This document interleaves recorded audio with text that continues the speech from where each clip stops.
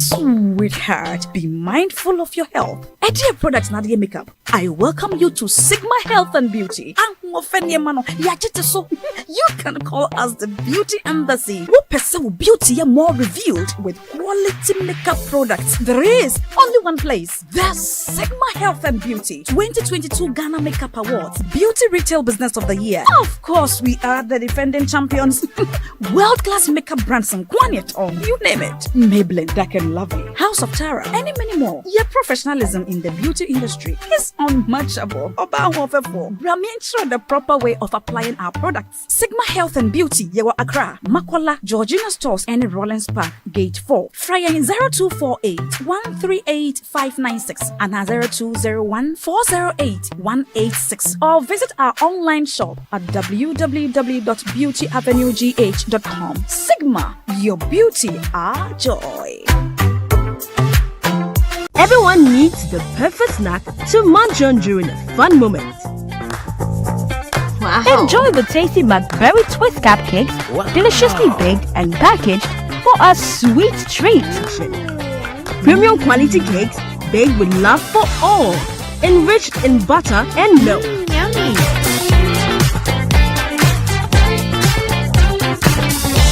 Oh, McBerry Twist cupcakes, simply irresistible. Try one today. This advert is FDA approved.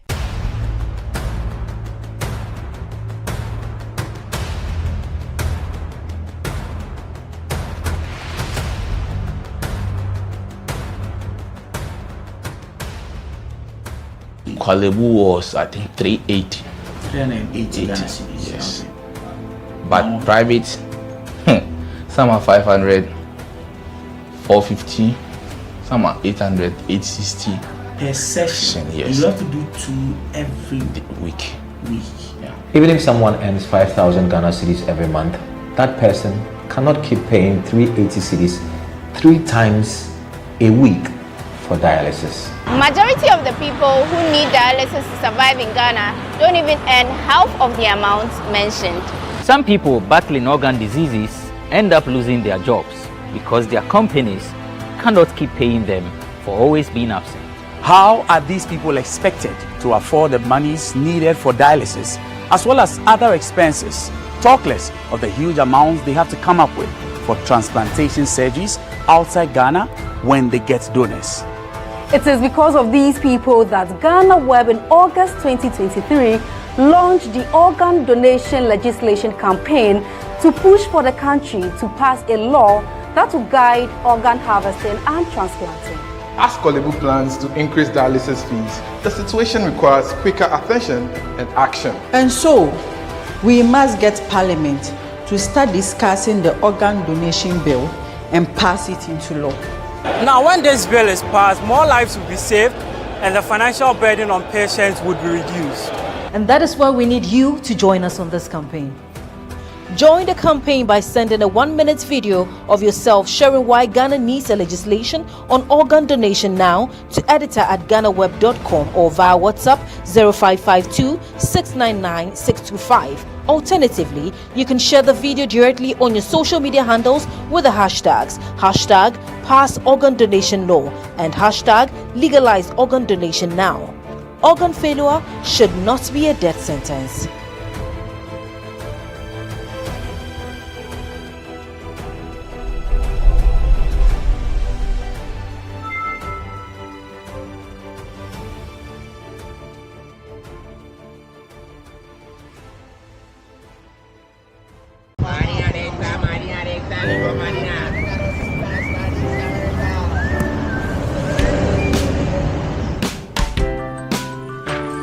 I want you so bad, I'll firecracker. I want you. I wanna say yes, I can't resist. I want you. Ooh, I want you, Alpha Cracker. I want you so bad, Alpha Cracker. I don't recall one casa. Have a goodness rich in milk and butter. In Alpha Cracker. Yummy and deliciously crunchy. But I can't resist you. Alpha Crackers. Simply irresistible. This advert is FDA approved.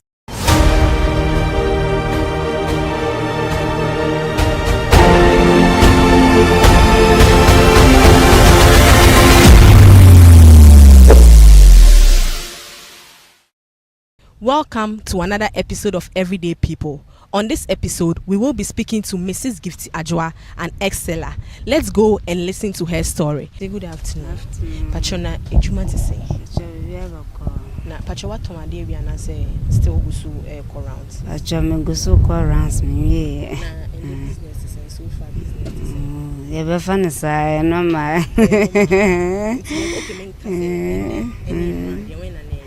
I'm not bad this time na kaka to every by na de and that's what they me go so.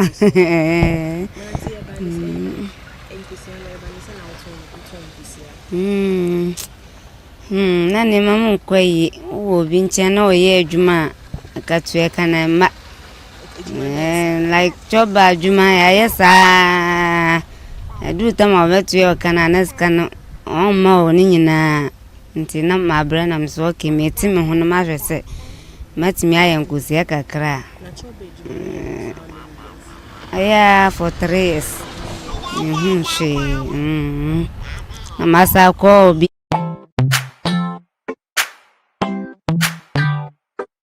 Sweetheart, be mindful of your health. Adina products Nadia makeup. I welcome you to Sigma Health and Beauty. You can call us the Beauty Embassy. Who pursue beauty more revealed with quality makeup products. There is only one place. The Sigma Health and Beauty 2022 Ghana Makeup Awards Beauty Retail Business of the Year. Of course, we are the defending champions. World-class makeup brands and Kwabena, you name it. Maybelline, Dark and Lovely, House of Tara, and many more. Your professionalism in the beauty industry is unmatchable. Brahmin the proper way of applying our products. Sigma Health and Beauty, Yewa Accra, Makwala, Georgina Stores, and Rollins Park, Gate 4. Fryer 0248 138 596 and 0201 408 186. Or visit our online shop at www.beautyavenuegh.com. Sigma, your beauty, our joy. Everyone needs the perfect snack to munch on during a fun moment. Wow. Enjoy the tasty McBerry Twist cupcakes, deliciously baked and packaged for a sweet treat. Premium quality cakes baked with love for all, enriched in butter and milk. Yummy.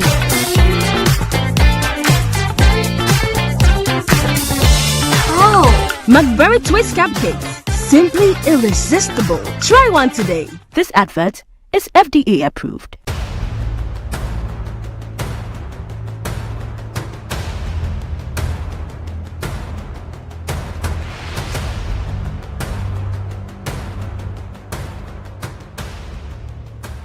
Kwabena was, I think, 380. 380 Ghana cedis. Yes. But private, some are 500, 450, some are 800, 860. Per session, yes. You have to do 2 every week. Yeah. Even if someone earns 5,000 Ghana cedis every month, that person cannot keep paying 380 cedis 3 times a week for dialysis. Majority of the people who need dialysis to survive in Ghana don't even earn half of the amount mentioned. Some people battling organ diseases end up losing their jobs because their companies cannot keep paying them for always being absent. How are these people expected to afford the monies needed for dialysis as well as other expenses, talk less of the huge amounts they have to come up with for transplantation surgeries outside Ghana when they get donors? It is because of these people that GhanaWeb in August 2023 launched the organ donation legislation campaign to push for the country to pass a law that will guide organ harvesting and transplanting.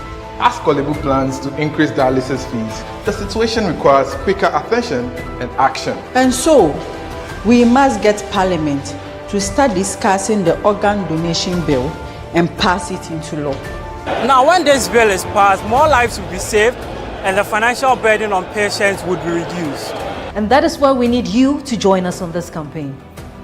Join the campaign by sending a 1-minute video of yourself sharing why Ghana needs a legislation on organ donation now to editor@ghanaweb.com or via WhatsApp 0552 699 625. Alternatively, you can share the video directly on your social media handles with the hashtags #PassOrganDonationLaw and #LegalizeOrganDonationNow. Organ failure should not be a death sentence.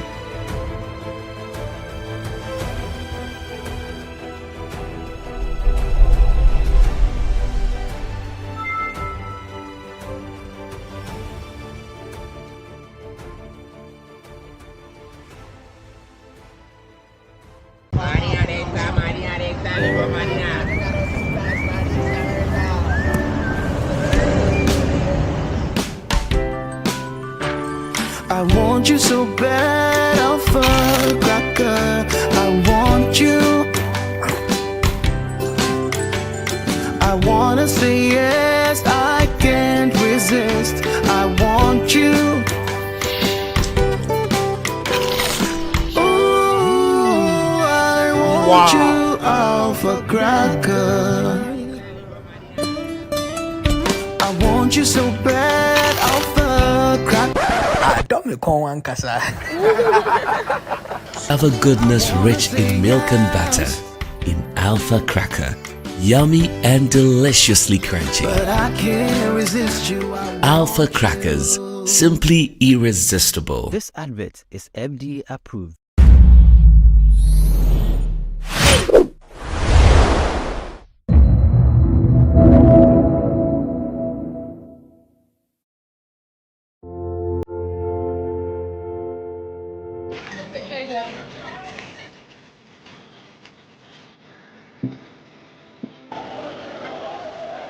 Every year, thousands of people around the world fall victim to online fraud. From investment fraud, romance scam, recruitment scam, to online shopping fraud, criminals have developed various ways of using the internet to dupe people of their monies all around the world. Investment fraud, okay, where people create various businesses on social media and ask people to deposit some amount of money with them, and within a short period of time they guarantee you very high returns. Okay, now people send their monies and they do not hear anything again, where people assume the profiles of other people, soldiers, military men working in, various countries, okay, and then they try to lure people, date them online, and then through that they are able to defraud them of several amounts of money. Recruitment scam also has to do with job seekers on social media. So someone creates, again, a page or a profile on social media, sometimes impersonating our various security agencies like the police, the military and all of that, and then they start making posts that we are recruiting and the processes involved and all of that. Now people also go on there and then they become victims. By when they go through the process, they are asked to pay certain amount of monies and they do not hear anything again.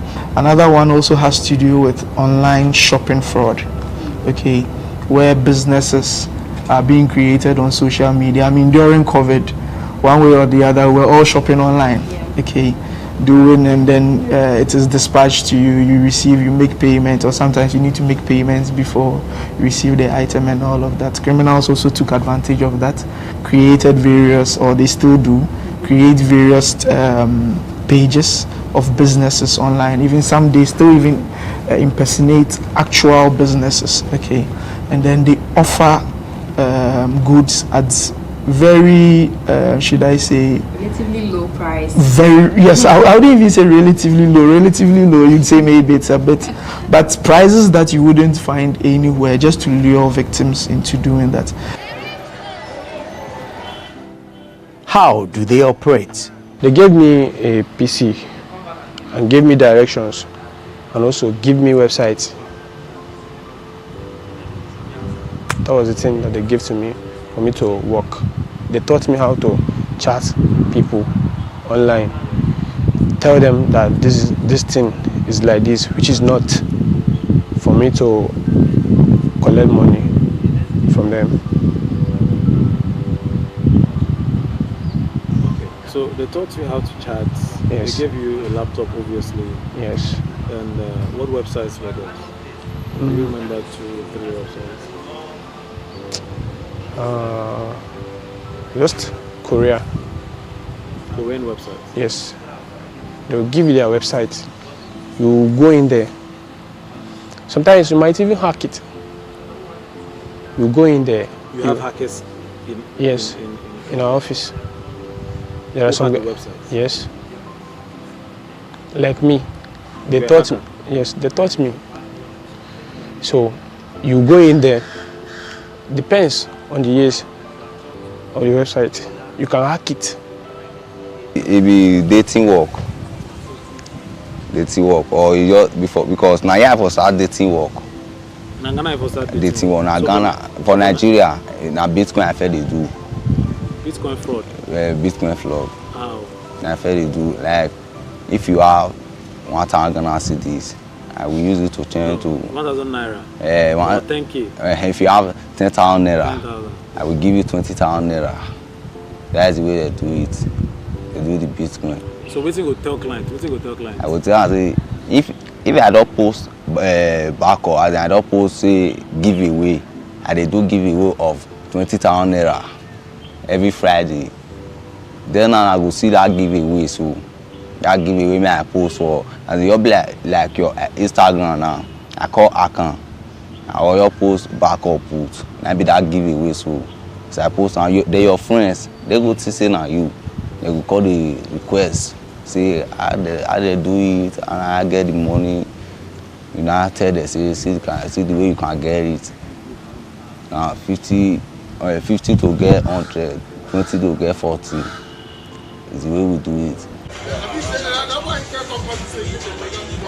Between 2019 and 2022, over 6,000 reports of online fraud were made to the Cyber Security Authority.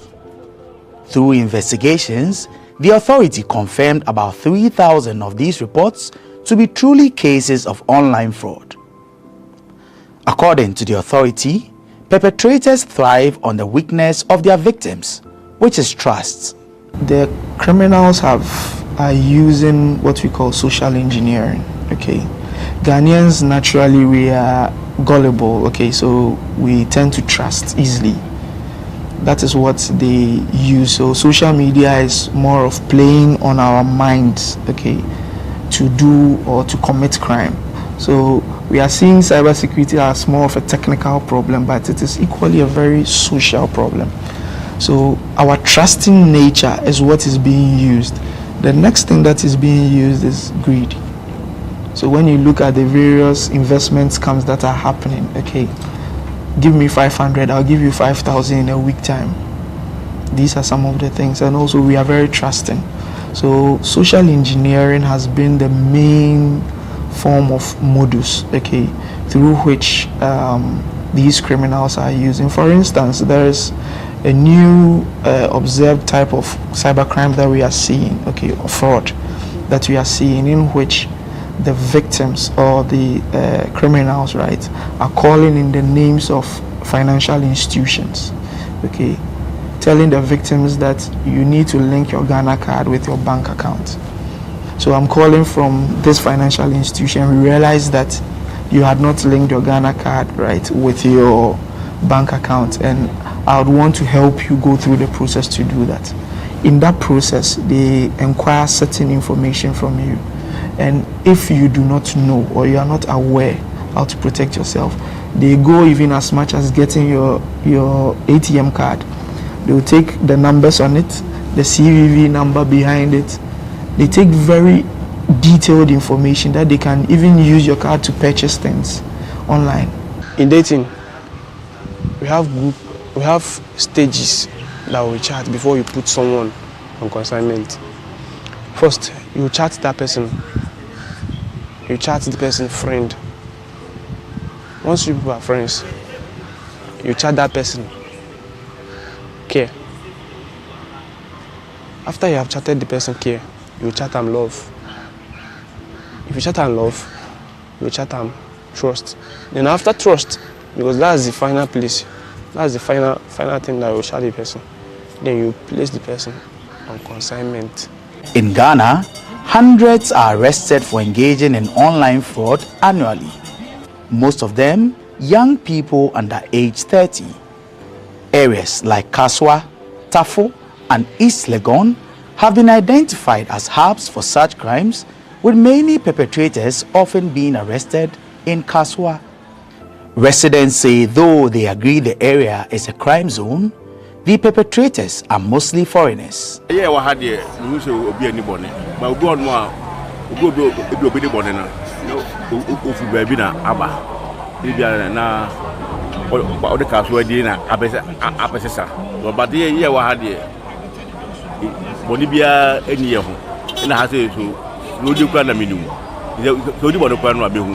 I've been for Kaswa 30 years now. There's no any problem in Kaswa here. But those from outside, that Liberia peoples and Nigeria peoples who come enter now, they are giving problems and all that they call it. So if you are fighting, then you fight about that peoples. They went one club 50 and I say there was a time a point mammy by say he pay one one me say ke bia begina na aya ho kwan na no mu yi om e was second bus stop on ubisa won say ah we omo kwan ade bechi no yes we yes ka so ade bechi no wati we nsem bebre otete nsem a e maka so anya kono say e say nka yetna ha but e kura ahoto infan say enema ekoso ntemtem e wo kuro ni mu but edin aka so ekita no Emma sadly nipa kon no so mbeba abetuna kuro. Could this assertion be true? This is not anything new in the system. For some time now, this has been going on, and we have even, at times without number, we have came into contact with some of them who have escaped from their masters. So, and then we have been able to repatriate some of them back to Nigeria. So it's no news. It has been in the system, and we are trying our efforts to see what we can do about it. These people are in the hiding places. They will go and hire a place.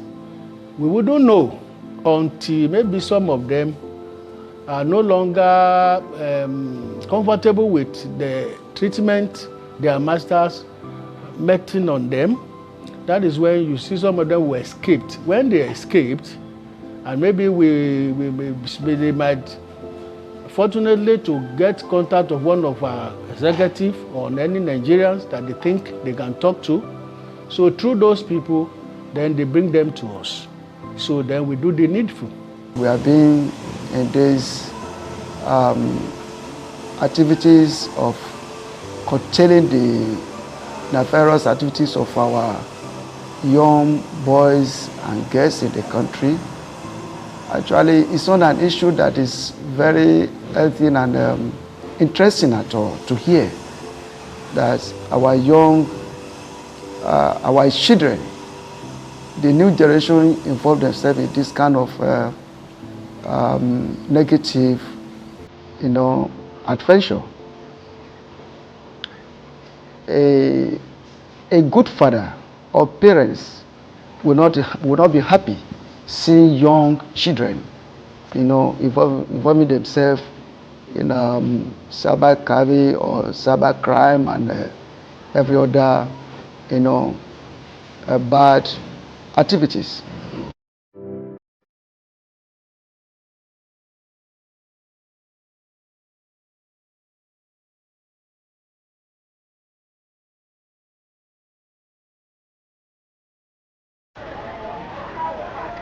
Criminals, they may be called, and guilty might be the verdict they get if they stand in a courtroom, but have you ever wondered how and why they do what they do? Imagine being locked in a room with phones or computers 24 hours in a day, but these gadgets are not to be used for your pleasure, instead for work. This is the story of many young Nigerians who come to Ghana to make money through any means possible. Victory, Austin, and Victor are three of these young men. I met a friend in the company where I work. So his brother is in this Ghana. He was the one, that my friend, that introduced me to that his brother. But before I come to this Ghana, I was not aware that it was fraud I'm coming here to do. He just told me that this kind of job that I'm doing in Nigeria, there is a place in Ghana where I will do it. If I do it, they will pay me higher than what I'm earning here. So I was very happy when I heard the news. He was asked to pay 50,000 naira for the job, which he did, and he was given a date to move to Ghana.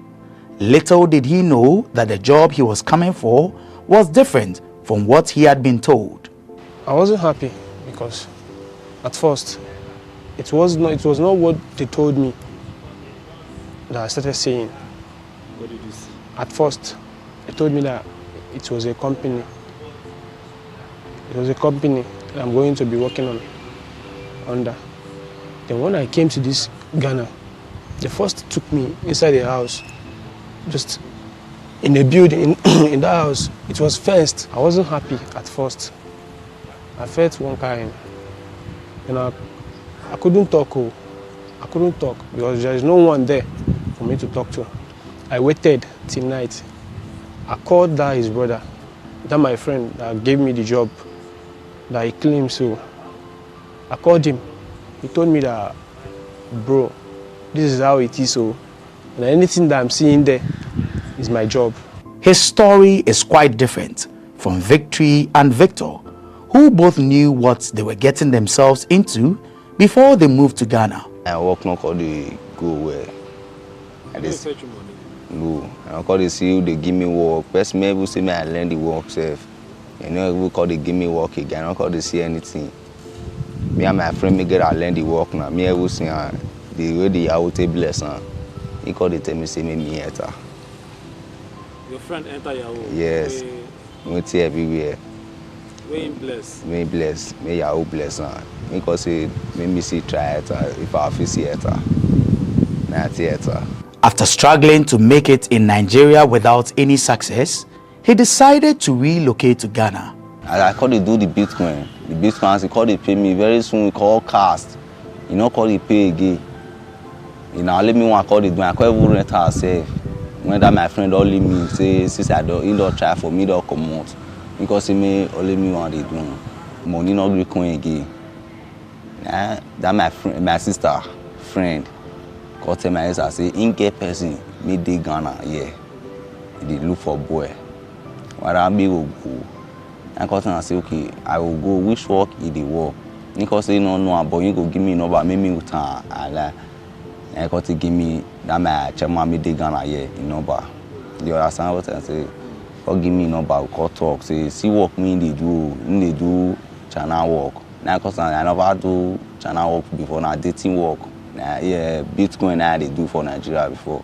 Then cause say, okay, man, no worry, say this one soon I just new all day. Whether I know what to be QQ, WeChat. That's why I don't know that before. See if I come before 3 weeks to 2 months, 1 month if I don't collect money. See when I come. Now waiting tell me. He packed bag and baggage and moved, but what he was promised wasn't what he got. As a carry me when I go his house. He locked me for his house. Yeah, he told me say see the way that they do now. Because our phone now we they use. That time I have to tell people my line break on this country. This Ghana so as God they tell me say see the way that they do now. I go say okay, I say I'll fit do one. Me I all the work and the work. Don't use 1 month, 2 months. Money no the come. I call tell me say, you know the collect money. Boys may call me for there. They never say collect money. About 5 boys may call me for there. An entertainer who wanted the fast way up, Victory met some people when he went for a gig and asked them for help. He got their contact and tried several times to reach them, but they blocked him. He then resorted to text and finally got through to them. The next Monday I started calling, Tuesday I calling. So they say it's wrong number, they don't wanted to help me before. So as the 9 minutes of it, like on Saturday, they called me because I was texting them through SMS. They blocked me on WhatsApp because they are big boys. So I was texting them on WhatsApp, so they go through my texting, like they say, like this person will be intelligent and know how to chat with women. So let them just give me a try if they can carry me along. So at the 9 minutes, they put me on call. Hello, is this Victor? I say, yes, I'll be waiting for your call. Okay, come and meet me so and so estate. So I'll be waiting for you there. So that is how I left. When he went to meet them, they asked if he was willing to move to Ghana with them the following day, but he refused due to his previous experience in the country in 2018. They, however, convinced him to come with them. They were like convincing me, like, no, don't worry, you are safe, and I'm not like that. I'll give you everything you want to work, this. So I'm not coming to stay for months or a year or so. But according to them, they say they want to rent apartments for like 2 months to look for money so that December time we'll be going home smiling. So when I saw the settings, I said, okay, let me go for the 2 months. I said, okay, well, as far as you have given me your words, let your words be your words. But according to my phone, it's not good. He said they will change it for me. So I concluded in going with them the next day. On getting to Ghana, he met 5 other boys and they were sent to another person while the men looked for an apartment for them to stay in. Get to Ghana 8. So we stopped at Accra Mall. So when we got to Accra Mall, they booked a taxi and took us to the first office. They have not found the apartment. So when we found the apartment, it was night. We can't go daytime so that we don't know that multiple of boys want to enter that place. So we go at night so that they will not know. So we'll get there at night, but the place was like a police station at the junction. They will enter a little bit before the place is East Legan. East Legan. It's an estate where big people stay. So when we'll get there, so we start running the office work. Many unsuspecting house owners give their homes out to these criminals without proper checks. The Department of Rent Control has this word of advice for all landlords in the country. Before a foreigner comes into our country, the person needs a working permit or a residential permit, and that has to be done by the immigration also. But what is interesting is that for now, we are trying to review the 1963 Act. And what we've input in there is that before you give your premises out as a landlord, you need to do a background check of the person you are giving the premises to. So even if the person used the bush to come into the country without passing through our legal entrance and he evade the immigration, before you rent the premises out, you need to check all those things. If you don't check, and we come to realize that you've given your premises to somebody who is coming to do illegal, immoral services, just like fraud and all those things, then you will be liable to answer. So Parliament has given us the assurance. The bill is part of the bill that they promised to pass before they rise for this sitting. So the new law, just as I've mentioned, is going to make sure the landlord do due diligence, make sure you do a clear checks on the person, whether local person like Ghanaian or a foreigner. You need to know what the person is doing, the kind of business activities the person is doing, so that you know about somebody who is coming to do illegal things in our country. So let me rest assured everybody that when that bill is passed, we will make sure that it's implemented to the full. The sweet words they receive before agreeing to relocate disappear once they arrive in Ghana. The next day, he called one boy to come and pick us up from the office to the apartment where I rented, where we can work for the 2 months. So one day I was like happy, this is a very beautiful place. I never know I came to kill myself by my hands. So when we get into the house, so we bath, like started talking about how the work will be. Say we will not come down, we'll be upstairs there. So those who their phone is not good, they will be replacing it tomorrow. I said, okay, fine. So the next day, I wanted to swap my phone. My phone was having an issue. So they said we swap it. So I wanted to transfer some important things inside the phone that will be useful for me later. I wanted to pass it to another person's phone so that when they will bring my phone, the new one, I will transfer it back. I never know they have booked a cab outside. Oh no, where is the other person? He said, the other person have not brought his phone. I said, I wanted to like explain, so I wanted to transfer. I've not even completed the statement. All I can see is a punch on my nose, blood started coming out. Like, give me slap, hit me to the wall. I was like, drag the phone out of my hand, then they left. This is the same cloth I was putting on, like blood stain all over. I went to the bedroom to clean the blood, to spit it out. I was not happy when I saw. These were the same person talking to me kindly, like. So this is what they brought me to Ghana to come and do. I get discouraged. The bosses of these online fraud rings have very strict rules to follow, and anyone who goes against them has to endure severe punishment. For those who are not fortunate, death could be their end. I don't know what happened. He ran into one boy, like he beat him mercilessly. Even injured the boy hands and his faces. I was like, God, what kind of place have I come now? I was like, it's not me beat another person, so it's not my concern. What I'm concerned is about the work.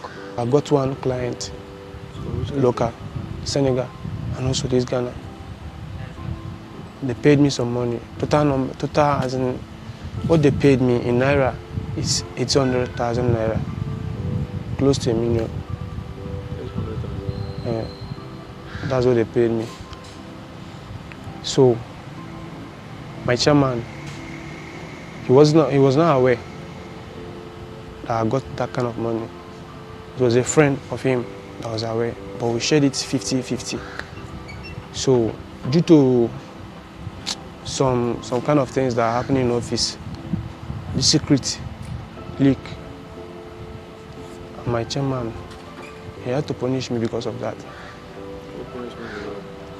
They will lie you down, flog you very well. They can use PC wire to flog you, and also they can use machete, because in that place you don't have anyone. Even if you cry from now till tomorrow, nobody will hear you. Like I've said before, the rules there are many. Even if you are perfect, there is no how you'll be perfect. You must fall for it. So the rules are many. Most guys that went to that place in any office that comes out without a mark on their body, that means you didn't stay there up to a week or 2 weeks. We don't stay there for 1 month, for 3 months. Money no dey come. If friend may get office like other one boys they collect money. Other one go they put away body see. All those boys, you know they before you know they touch us. So when that one cut it and say boys they collect money, whether you know they feed the talk to us, you know they give us a spirit, may we walk. From there and then your things change. Sometimes all those boys we all pack their con, we all be like three con join us. We also use all of them. We also say aspirin. We also finish us. Like that be aspirin like finishing. They also finish us. If they all finish us, finish. Also maybe they cause the work. How you cause me? Aspirin na the beating. Na the beating. The okay, so the term high spirit. Yeah, na beating. We all come, we all give us all of us aspirin. We all beat to our we all do. Isn't it take beating now? Also like wire. This other boy wire that strong wire. This TV wire so. And they repeat us. Even chairman have that small bottle, that one, but when we are there, we call it bottle ass. Bottle ass. That's small axe. You have to say. That's why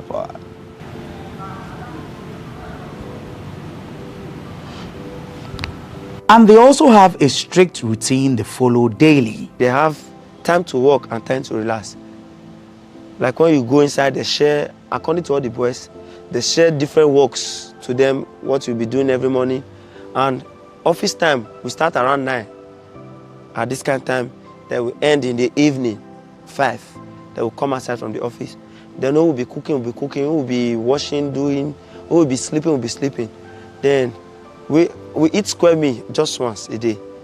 So we eat around 9 in the night. Before that, we will go on from 6 to prepare food. We take 8, 9, then we'll eat again. Then we'll not even have time to rest. Then we'll go up again to start coming online again to chat or to start looking for who to talk to.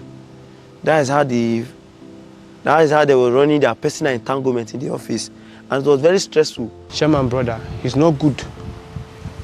He's not a good person. He's very, very God. He's very, very wicked to the extent that he doesn't give boys at the office food. Before you eat 2 days, 3 days, still yet you'll be doing your morning duty and also working. Why do they choose to relocate to Ghana to commit this crime, you may ask? Because me not call the girl money to the bear, so we get the girl. This one, because if I already also Ghana, they know the city light, steady light, the steady soap, the network, they very good. I take on. They can't carry Ghanaians now, like they know it's just we in Nigeria. They carry us here to work based on the free electricity, everything is current here. So they tell us to come and work here so that the work will be faster here. Because everything we need is being provided here already in Ghana. So that is how they brought us from Nigeria to here to work.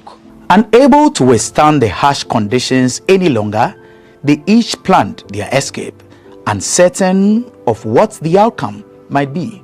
They had a fight in the office and they bust his head and also used machete to butcher his face here. From this place to this place. It now looks like he has 2 mouths. So some people that the guy was nice to had to pick call, as in had to pick phone, snap the picture of the guy's face when he was lying on the floor and call chairman that he should come to us, he should come online on WhatsApp. Let them show him something. When he came online, they forwarded the pictures to him. He saw it. He got very, very upset. Then he said that everybody at the office should leave the office, else he's going to put everyone in jail, as in give everybody that is inside our office to police. So some people, not some people, people like me, I had to look for my way on time. But I didn't look for my way that particular minute. I waited till next day. And that next day was the day that police people came to the office. They arrested 28 boys in the office. They took 28 boys with them. So the rest of the boys had to fly fence and run for their lives. Not just that, they arrested them, they were beating them with stick. They broke some of them, their heads here. Yes, beating them. So that's it. Me, I escaped through fence. So I jumped fence. I had to run for my life. I don't have to wait till till the police will put handcuff on my hands before I will know that I had to look for my way. So that's how I escaped. Call lock the door, call go short. And we call say okay, I will cut it down. Call follow again 1 mile, made the day up of silly. That up of silly, so now we got to follow the mile. As we follow the man, we call go inside silly. We look everywhere. Now we call the break all those blocks. Made the set all those edge. Call the break and come on. Before coffee break and after we break and come on. That under so the PVC may say do one. Now we call cotton. Call his knife tear and we call come outside. Now we take come outside. We come outside. Now we look everywhere. Nobody because we want Ghana road. And that Ghana road, I can show a circle for you. So when I come to the parlor, they lock the front door. So I checked the back door, it was open. I say, wow, thank God. So I climb upstairs so that they will see me for the last time, so that they will not notice my movement. So when I come down, I met phone, I met laptop. I wanted to steal it so that when I get to Seko, I will sell it. But anything stealing, I'm not in part of it. It's a bad name, I don't like it. So I don't want anything I will get involved with. I came to this place to steal phone. Because definitely I know one day we'll meet in Nigeria. So I just leave their properties and I left. Though when I get to the back door, there was protector everywhere and cameras everywhere. So I've made up my mind, so I jumped to the other apartment. So when I get to the gate, then I notice the gate, you need to use a key to open it before you open. You don't have those drawers that you open it. I say, what? God, fuck, I'll get myself into another mess now. He couldn't go back and there was no way for him to escape. So the only thing he could think of doing was hiding behind the generator in the house. But the estate security caught him on camera and came asking questions. The people monitoring the house saw me on camera. They've called my Oga like, somebody came out from your apartment. Who is that? What is he doing now in the house premises? Like, it's okay. I don't know where my chairman went to. When they were coming like aggressively. They were coming in a very tough way that they can kill yourself. So they go inside the house, don't spend like 2 minutes, they come outside again. They observe the gates. If I've run out, they try to observe. Then the security called again. This person is in the back. What is he doing? So they traced me to the back and they saw me. I was very scared. Because I know there was camera. I said, God, I don't come out. I never know this is how it will be. There was security everywhere outside the house. I said, God, help me. I don't want to go back to the house. So when they saw me, like they wanted to play kindness to me so that the cameras looking at us will notice that they want to throw aggression on me, like make good friendship with me. I noticed what they were up to. So I was like playing with them also to the tricks. Like, why do you come outside? Go inside now. Like I said, bros, I don't want to go inside again. They say, why? Don't worry, we'll sort it out inside. Not knowing that I've set the way they will finish me inside. And I know, and God have already spoken to me, and my mind have told me this is what I want to do to me. So the luck I have is that they did not go with me to inside the house. Like according to the first chairman, because there are two chairmen, there are two friends. So the first one said, oh yeah, now Muko go inside the house. Like the other one that is very arrogant and that can keep person, just say no, leave him, give him keys so that he can go inside by himself, so that the camera won't notice there's anything going on. That is where God answered my prayer. And in that case, in the process, the gate was still open. I say, thank God. So when I was going, they left me so that they just leave me so I will go first. They were like looking at me. So the luck I have is that when I get to the doorstep of our apartment, I drop the key and I turn back. I say, Chairman, I've gone. No, I don't want to get myself engaged in this your nonsense work and this is not how you tell me. This is not how I came to meet it. So he said, no, wait. So I walk out. So I noticed they wanted to chase me. Then I pick a race. Then some Ghanaians were outside like, Charlie, what's going on? What's going on? I never even mind them, just to run inside the bush. Life after the escape hasn't been any better for all three, whose only wish was to go back home. Because they think if we recycle now, the tell them say person will call our sister, our brother, they'll call us, make the same money come. All those ones, because they don't first send me money before. That's why they don't feel send me money again. I don't feel come my sister made the Nigeria. He made the Jamie before me send me money. Now I don't feel send me money. And my chairman I shop the money because they tell me say na lie, say not be my chairman shop on. Say na me. Me, go coffee contact my chairman, me we talk together, say I take chop the money when I tell him, green. Now I call use my guy phone, man come meet for Seko here. See the shots and he call you block me. And this my guy tell locate. Yes, she all block me. And this my guy call tell locate me go this our church. This church. So right now you sleep for Seko. I sleep for Seko for that part. Since you escape, how the experience take you? You sleep? How the job? When I did that circle, so like but now I don't complete 2 weeks now. Now those Ghana, sometimes I figure meet Ghana say CIB, they pursue me for Ghanaians. I figure meet the sit out to the say CIB, they pursue me for which I don't know anybody for here. If you say okay, you know, if you give me money to go Nigeria, see what I do it. If you give me 50 cedis, 20 cedis, 10 cedis, I go see give me a season the shop. That park man they sleep so. Now that park man go now I can't sleep. But now they don't they say they know they give me the sleep inside again. Now inside we be they sleep before. They know they give me the sleep and outside we can't sleep now. Now you want to go back to Nigeria? Yes, now I go back to Nigeria.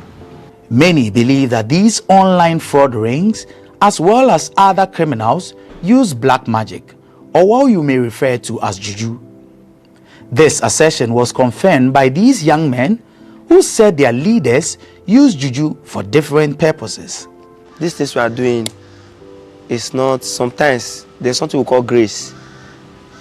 You can just jam a helper, he will come just help you. And some that they are forming stubborn and you see they have money. You can't just let go of them like that. You can just go and tie them. That's where they are in juju part is being involved. Not the juju to rescue us. Anything juju, we are not doing it for our own self. We are using it to lock those people there to favor us. I don't know if you are getting what I'm saying. So that is where the juju aspect is being involved. Maybe so the chairmen are not protecting themselves with that, like not juju, they are not doing the juju to protect themselves.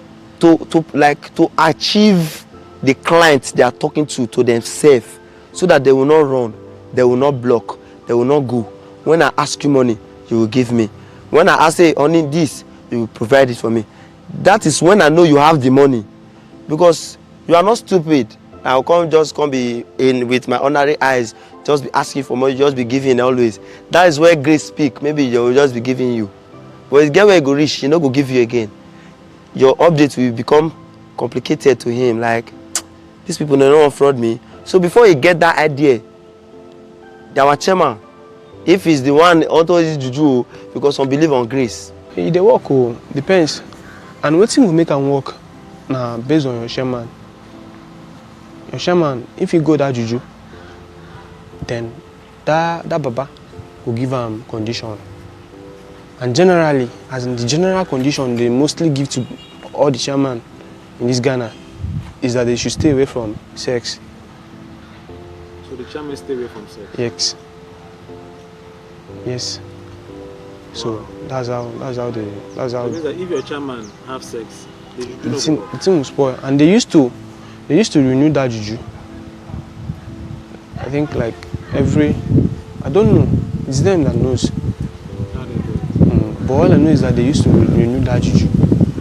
So once they tell them to stay away from sex, it's them that knows whether if they can do it or not. But most of the chairmen, they won't, and that is the reason why boys are not collecting money from the office. Like my chairman, he changed women like boxer. I never ever use juju. And only my chairman they bring something they commando juju things. Now you be like soap, so I see water, soap. You bring and come out to the bath. I don't know whether you know this thing. Baby, you're black. That charcoal me that they cook. You know those abokite they warm. Yes. Yeah, this thing. All those small, they go pack up inside. Go put fire, smoke, they come out, cover all of us for inside. You cover all of them? Yes, same old they tell us, say what we need. Tell the this, say what we need, say we need money, make clients. As we they born, make clients, they accept us. As we they use the juju now, you know they work. Leadership of the Nigerian community in Ghana are hopeful this menace will soon become a thing of the past. We are planning to set up a tripartite task force to clamp on those their masters, because it is these their masters that we think by the time we can be able to get some of them and we let the Lord deal with them, I think maybe that will reduce. Nigerians are doing more good than harm in Ghana. But one thing about life is that the negative news travel far, travel more than whatever good you are doing. If you see Ghana today, Nigeria has contributed to the GDP of Ghana. You cannot be overemphasized that in Ghana today, if you want to talk about foreigners who are doing great to the economy of Ghana, Nigeria will be number one. Count the industries, the corporate institutions, the banking sector, all of this, Nigerians are taking lead in those areas. But there is a saying in Ghana that in every house there will be a Mensa. So the issue is that the only news that is traveling far is the mention they are mentioning more than the good ones. If you want to see the quota of Nigeria, these people are just about 5% of Nigeria who are living in Ghana. But as you know, and they say the good ones, the evil men did. It's on brass, but the good ones will be on water. The new administration is trying every effort to make sure that we curtail this situation and make sure that we probably put an end to it. We will discontinue these nefarious activities of our young ones, and with that's what we are going to put in place. Well, I'm very sure we'll go a long way to make sure that we control, not only control, finally, resolve the matter. I think if there's a unity between all the communities of Nigeria in Ghana, Hausa, Yoruba, Arewa, and Igbo community, if you all come together as like we are having all Nigerian community ANC to see to this thing in one voice and to fight it together, it will go a long way to curb all these things. Because as we are all in Ghana, that is not our home. If any one of them, on one of those boys is caught, they will say Nigeria. So on that note, each community has to come on board in order to fight this, so we can have a good name for Nigeria in Ghana or in any other place. Victory, Victor, and Austin have returned to Nigeria with the hope of living a better life, and they don't look forward to returning to Ghana anytime soon. All efforts to get more details of activities of these crime rings from the Ghana Police Service proved futile. A report by Dorcas Ankuma and Adiola Babatunde for GhanaWeb TV and My Nigeria.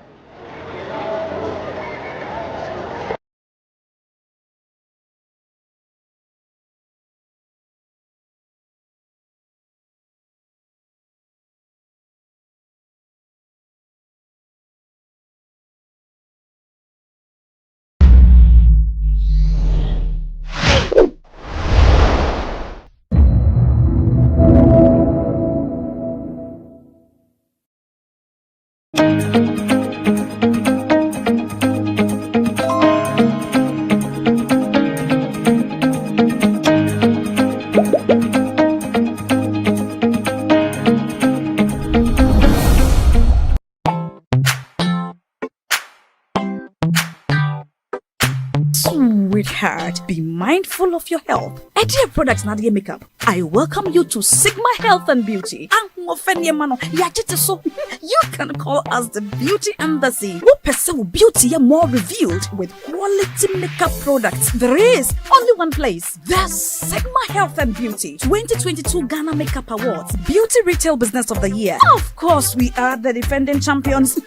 World-class makeup brands and Kwabena, you name it. Maybelline, Dark and Lovely, House of Tara, and many more. Your professionalism in the beauty industry is unmatchable. The proper way of applying our products. Sigma Health and Beauty, Yewa Accra, Makola, Georgina Stores, and Rollins Park, Gate 4. Fryer 0248 138 596 and 0201 408 186. Or visit our online shop at www.beautyavenuegh.com. Sigma, your beauty, our joy. Everyone needs the perfect snack to munch on during a fun moment. Wow. Enjoy the tasty McBerry Twist cupcakes, deliciously baked and packaged for a sweet treat. Premium quality cakes baked with love for all, enriched in butter and milk. Yummy.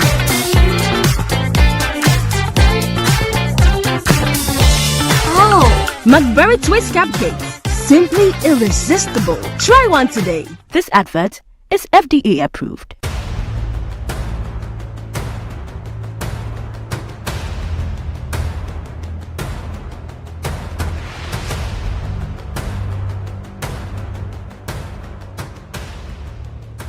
Kwalebu was, I think, 380. 380. Yes. But private, some are 500. 450, some are 800, 860 per session. Yes. You have to do 2 every week. Yeah. Even if someone earns 5,000 Ghana cedis every month, that person cannot keep paying 380 cedis 3 times a week for dialysis. Majority of the people who need dialysis to survive in Ghana don't even earn half of the amount mentioned. Some people battling organ diseases end up losing their jobs because their companies cannot keep paying them for always being absent. How are these people expected to afford the monies needed for dialysis as well as other expenses, talk less of the huge amounts they have to come up with for transplantation surgeries outside Ghana when they get donors? It is because of these people that GhanaWeb in August 2023 launched the organ donation legislation campaign to push for the country to pass a law that will guide organ harvesting and transplanting. As Kwalebu plans to increase dialysis fees, the situation requires quicker attention and action. And so, we must get Parliament to start discussing the organ donation bill and pass it into law. Now, when this bill is passed, more lives will be saved and the financial burden on patients would be reduced. And that is why we need you to join us on this campaign.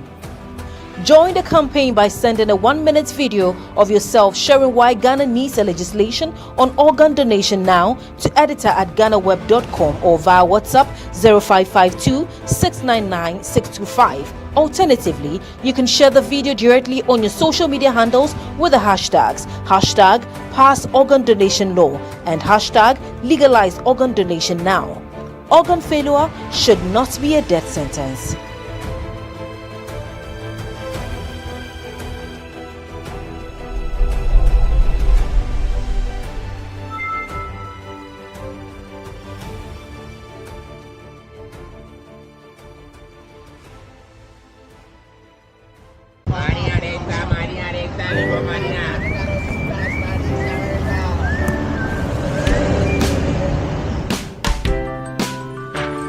I want you so bad, Alpha Cracker.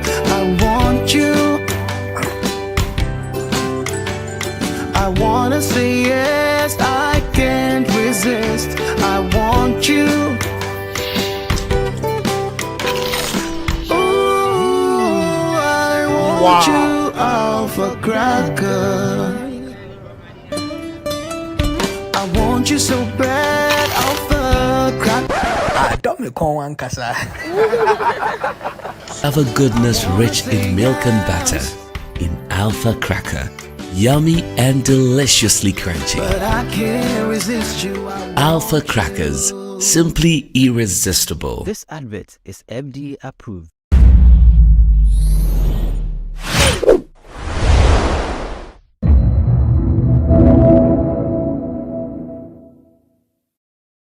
I have a cousin who's a nurse whom I was laying down one time and she was like, yeah, it's definitely fibroids because you can see that it's like poking out, you know. So I went to the hospital to have them check, you know, do a scan.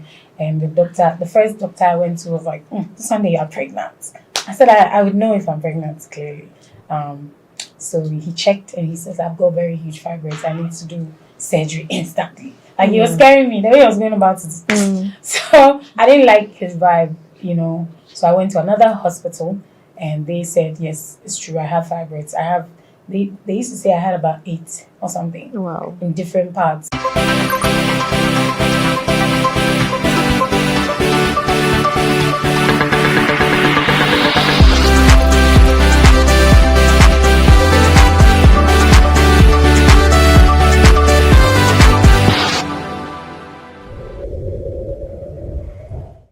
And we are on for another exciting edition of Talkatainment right here on GhanaWeb TV. As usual, I am your host, Elsie Lamar. Today's conversation promises to be very interesting as we have one of Ghana's finest multi-talented singers joining us right here in the studio. We have the multiple award-winning Adina Thembi. I don't know how to pronounce the full, but help me. Yeah. Thembi. Then the last one is what? Ndamzi. Ndamzi. It's a South African name, I guess. Yes. Oh, okay. So fill us in with your relation as far as South Africa. Yeah, South Africa is concerned. Okay, so my late dad is South African, and so basically half of my family is South African. Well, that's where I got my name from. Adina Thembi Ndamzi. Oh, okay. Did you grow up there? I'm also Araba. Araba. So. Hey. So you are also from Tadi? No, I'm actually from Ejimako. Ejimako. I'm from the central region. Oh, okay. So I'm Fanti. My mom is Fanti. Oh. My dad is South African. Oh, okay. So you speak Fanti too? Yeah, I speak Fanti. I don't speak Xhosa. Oh, so okay, you're from that tribe that. Yes. Apparently, Zulus and like other tribes also do the click, but Xhosas do it more than. What did you say? More? It's Xhosa. Let me just spell it because me can't know how to pronounce. So pronounce a word using the Ngwa list. Oh no. Okay, my cousin is called Sinkobile. I don't know how to do it. I apologize to all my South Oh wow. Yeah. I see. So how often do you visit South Africa? I visit when I have the time or chance. I've been in and out for about. It's been a while since I went, but yeah, I go whenever I get the chance. Yeah. And then give us some of your fond memories for us. South Africa. Yeah. It's fun always. The food is cheap, and there's so many fun places and fun things to do. It's always good to catch up with family.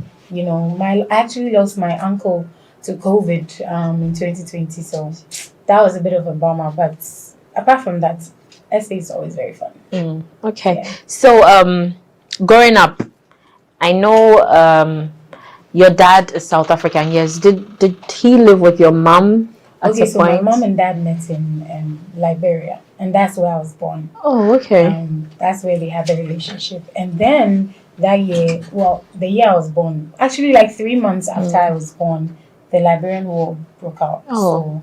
So we had to flee and come to Ghana. And he was stuck somewhere else, so he went straight to Back to South Africa. Yeah. And he died like 4 years after. But did you get to see him before? Wow. Yeah. Sorry, I didn't mean to make this. But how was that for you? I mean, I didn't know he had passed away till I grew up. I was like 18, trying to like get more information about my family because we lost, touch. The only thing we remember was a letter that he wrote that got to my mom, and that was the only connection we had. We knew he was there. The numbers that he provided for us to call had all been this. It's not like nowadays that you can keep a number for so long. Back then, if they give you a number and after a while you call, so we were not able to reach family back there. So my mom just raised us by herself, with the Ghana side more. And I found out when I grew up that he had died. What's your last memory about your dad? My dad. I don't remember. I was a baby. Nothing. I don't have any memories. You don't have his image, how he looks like? I do have photos.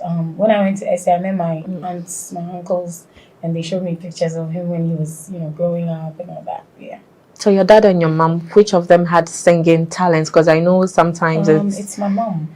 Because Okay. my dad, nobody said anything about him singing.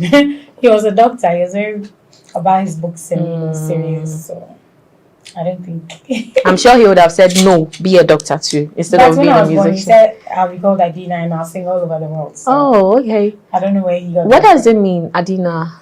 Adina means gentle.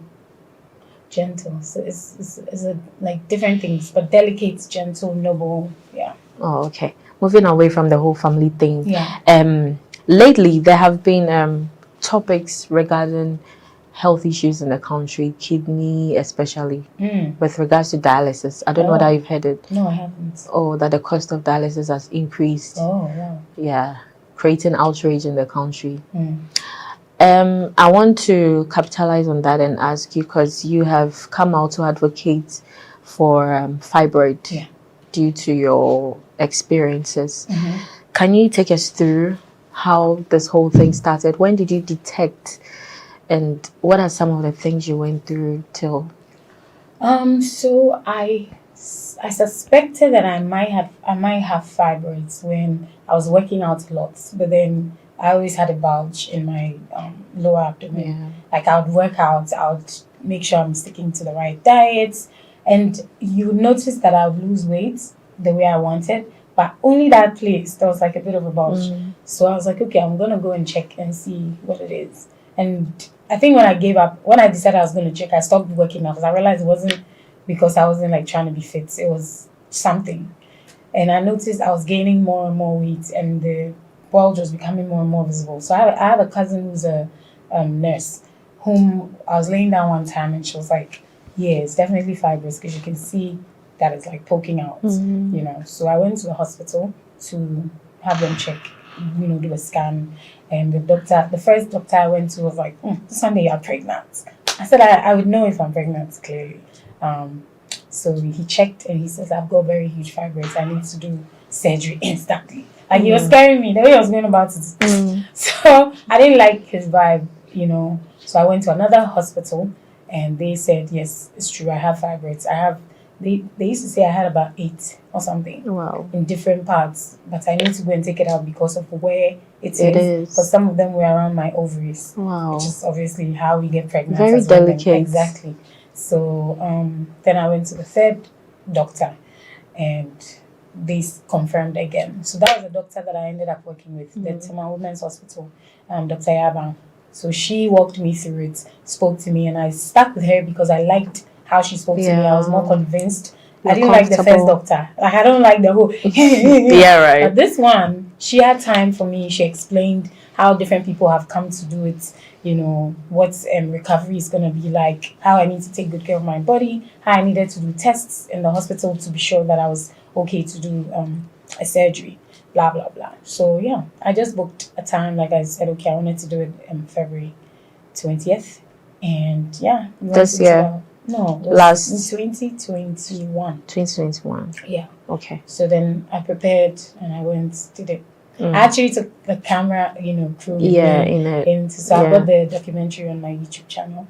Yeah, and they took 16 out. So that's the thing. When you go and do the scan, you know, obviously because the machine is not inside your body, they will see what they will see.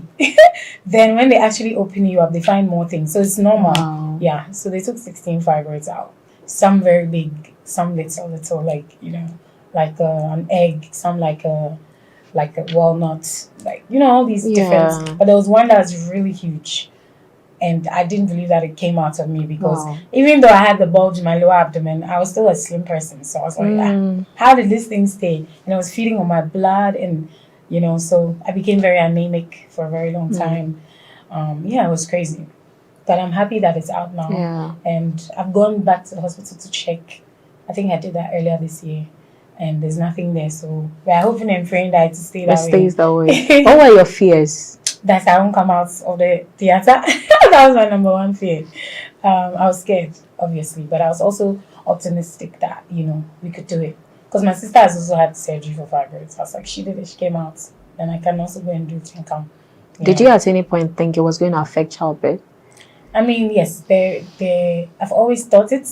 I guess I would never know until I try to give birth and see if it's a problem or not. But they assured me that in the hospital that a lot of people have done it and come back and been able to give birth. So that's not really, like, it's not, once you have fibroids or you have the surgery, it's not guaranteed that you're never going to be able to give birth. It depends on how your body is, how your body heals. Some people develop keloids, you know, some people swell up when they're healing. So some people end up having their tubes blocked. So the normal process of conception is not possible. But if you realize that that's your problem, the doctors can insert the sperms and make sure that you also so there are different ways to look at it. You just need to be in touch with like a very trusted doctor, someone that's knowledgeable enough to walk you through.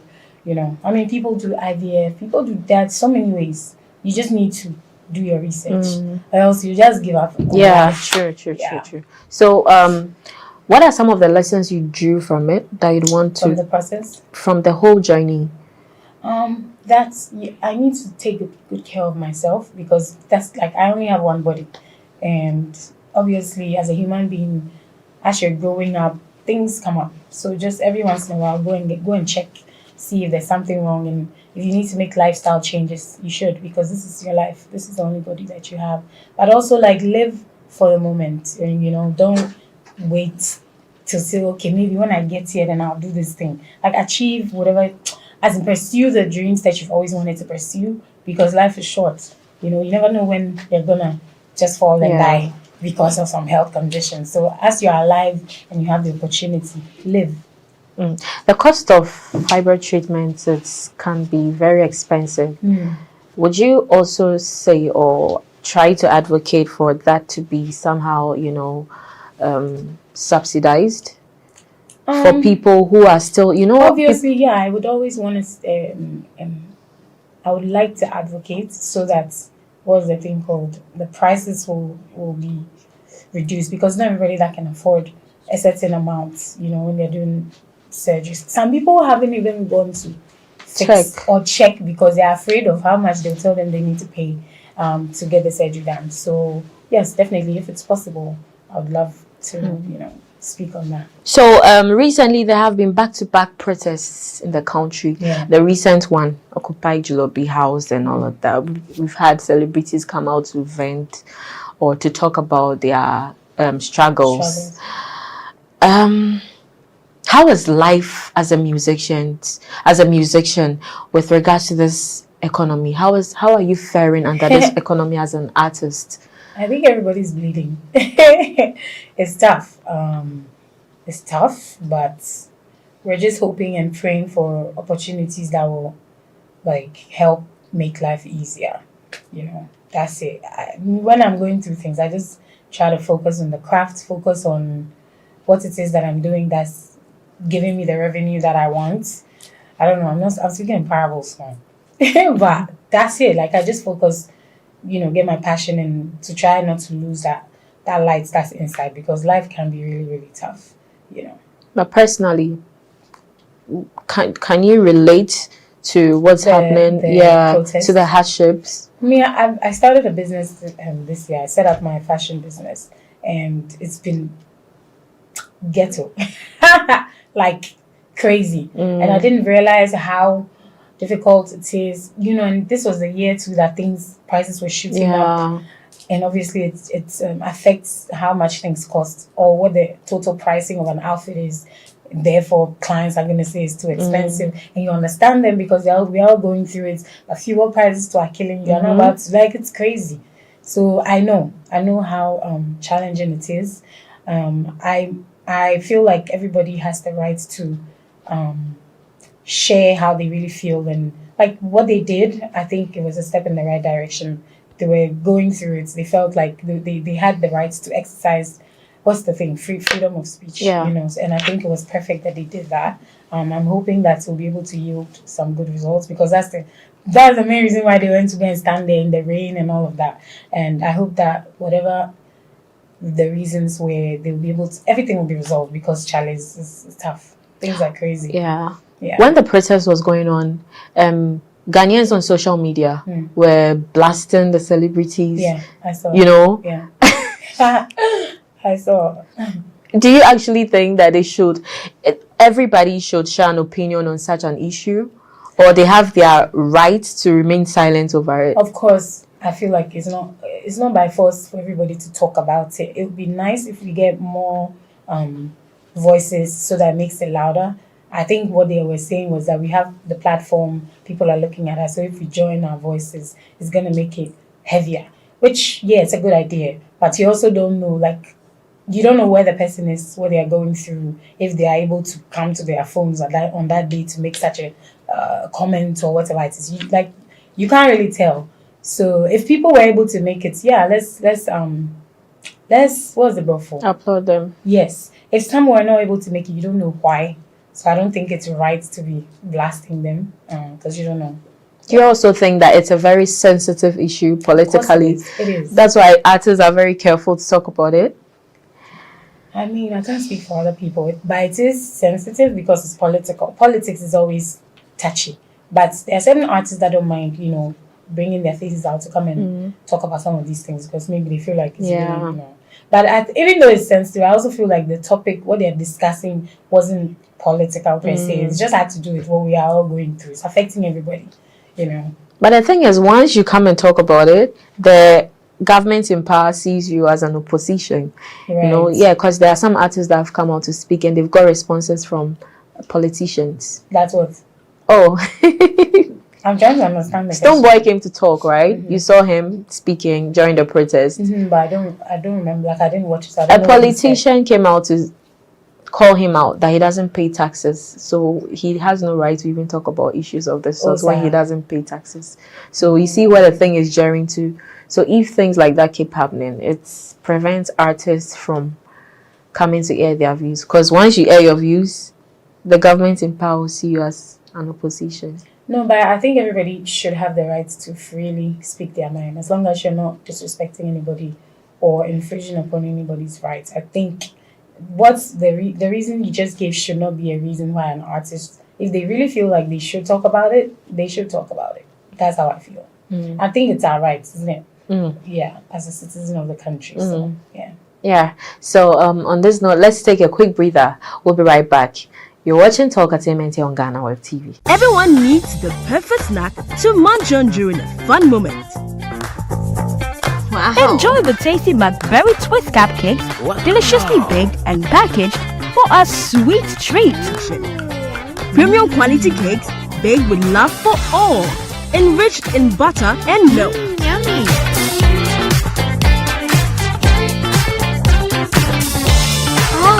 McBerry Twist cupcakes, simply irresistible. Try one today. This advert is FDA approved. And we are back here on Talk Entertainment, right here on GhanaWeb TV. And I'm still here chit-chatting with the beautiful Adina. You know my favorite song of yours? No, tell me. I'm on my way to the top. Never fear, no one ever stop.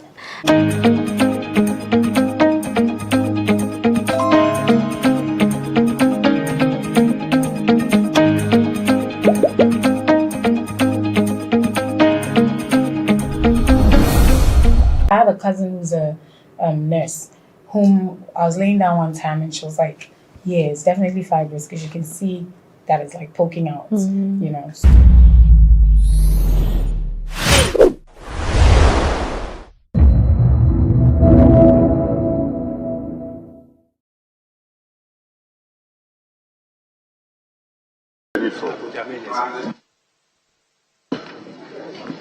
Yes. Mr. Speaker, we do not have any hesitation to allow our colleague, the Information Minister, to do this, but let it be known that the application to allow him to do it was just made. So it's not as if it's something that was pre-arranged. But we don't have any problem with him making the statement. But the only thing is, after the statement, you spend a bit more time with us in the house. Spend a bit more time with us in the house. Well. So, honorable members, we are changing the order. We are jumping urgent question, that is 5, and question 6. We are moving to 7. We will come back to 5 and 6. So, let me invite Honorable Minister for Information, who is one of us, a member of Ofuasia Iribi, to give us a statement on government position to ensuring safety of journalists in Ghana. So, Honorable Minister, you have the floor now. Mr. Speaker, I'm grateful for the opportunity to make this brief statement.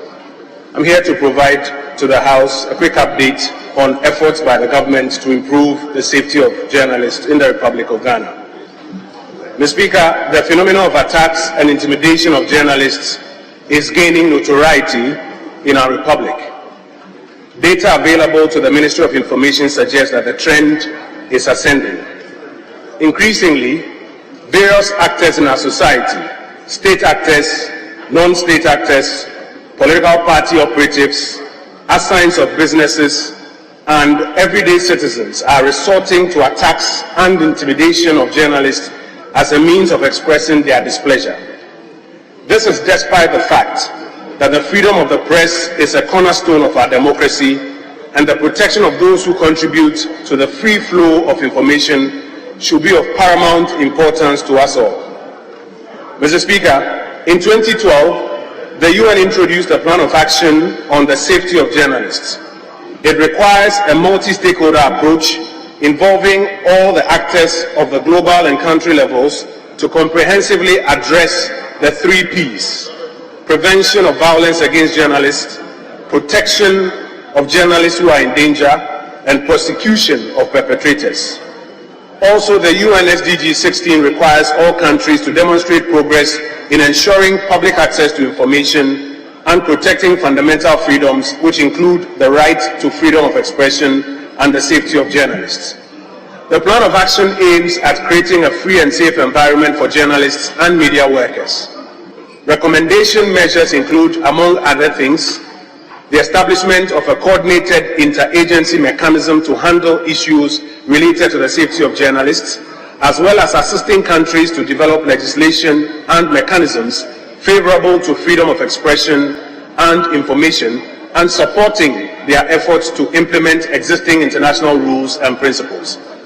Mr. Speaker, in line with this, the Ministry of Information of the Republic of Ghana first engaged with stakeholders of the media ecosystem in 2018 to design programs aimed at responding to challenges in the industry. The coordinated mechanism on the safety of journalists was birthed from that engagement. In collaboration with the National Media Commission, an office was established on the 4th of May 2021 to operate Ghana's mechanism under the leadership of the NMC. And Mr. Speaker, the mechanism for Ghana has 4 main parts.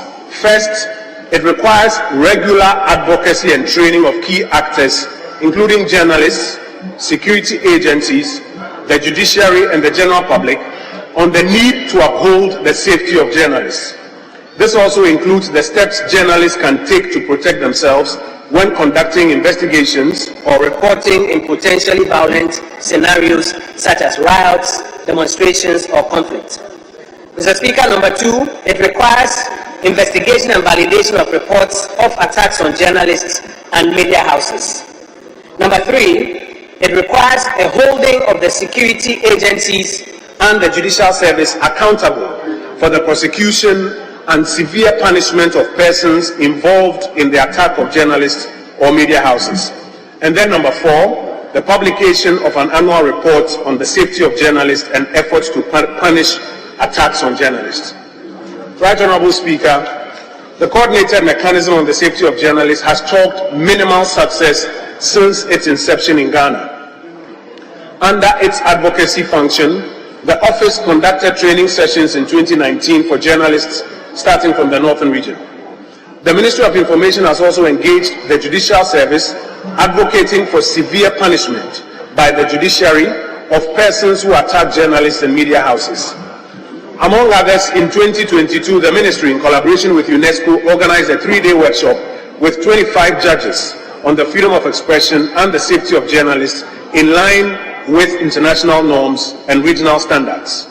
The report by the office determined that the handling, in accordance with international standards. Mr. Speaker, on the matter of investigation, the office was instrumental in investigating the attack on a CTFM journalist, Mr. Caleb Kuda. The report by the office determined that the handling of Mr. Kuda was excessive and unprofessional. Subsequently, the National Security Ministry dissolved the SWAT teams that operated under it and returned officers to their mother agencies. Other incidents of reported attacks on journalists have also been investigated by the office, with findings conveyed to security and prosecutorial agencies for action. Mr. Speaker, under the function of accountability, the mechanism has not been very successful, I regret to say. The need to hold the investigative, prosecutorial and judicial agencies accountable for the incidents reported to them cannot be overemphasized. In some instances, the Ministry of Information has had to intervene and make direct reports ourselves to the Ghana Police Service, as well as demand accountability on the investigation, prosecution and punishment of perpetrators. Holding the judiciary and prosecution accountable on a sustained basis must be the norm. In conclusion, Mr. Speaker, permit me to make 3 requests which will help for greater success in operating this mechanism. Number 1, it will be helpful for Parliament to assist in holding the agencies accountable for the incidents that we have reported to them. And I call on members and this House to partner the National Media Commission in this effort. Number 2, closer collaboration among stakeholder groups in the public communication sector is required. As we have argued from the Ministry of Information, no single stakeholder group can successfully tackle this issue on its own. Greater collaboration and cooperation is what is required. And here, Mr. Speaker, I want to make special mention of your Committee on Communications for their support in this endeavor. Mr. Speaker, thirdly, the NMC requires more resources to succeed at implementing the mechanism. The Ministry of Information has supported with our limited resources, and we are grateful to some of our partners like UNESCO, who have also supported the NMC in this endeavor. But we urge more support from our development partners and from the central budget to the National Media Commission to be able to execute the mechanism effectively. If we do not support the constitutionally established Independent National Media Commission to implement this, all our talk and best intentions will be in vain. And I want to call on the Special Budget Committee of Parliament to advocate for more resources for the NMC to implement this. A well-funded mechanism is essential to provide the tools, the training, and support needed to enhance the security of our journalists as they carry out their vital roles in society. Mr. Speaker, as I take my seat, I want to make the point that the safety of journalists is not negotiable. Journalism is not a crime. It is a major national service necessary for the advancement of our democracy. We must invest more resources, we must advocate for more support, we must strengthen our collaboration, and hold the police and judicial service accountable for the attacks that we have reported to them. These will go a long way to deepen our democracy and strengthen our society. I thank you, Mr. Speaker, for the opportunity. Thank you very much, Honorable Minister.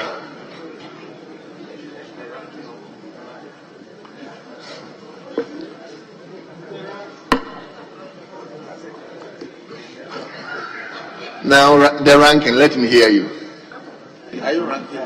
Thank you very much, Right Honorable Speaker, and thank you, Honorable Minister, for the statement you've made. And Right Honorable Speaker, this statement by the Honorable Minister is a very bold one, given the situation of press freedom in our country. I hold the view, and I commend the Minister highly, because to have the boldness to make such a statement at this time would be the beginning of finding the solution to the problem of press freedom in our country. Because if you don't accept that you have a problem, you can't fix it.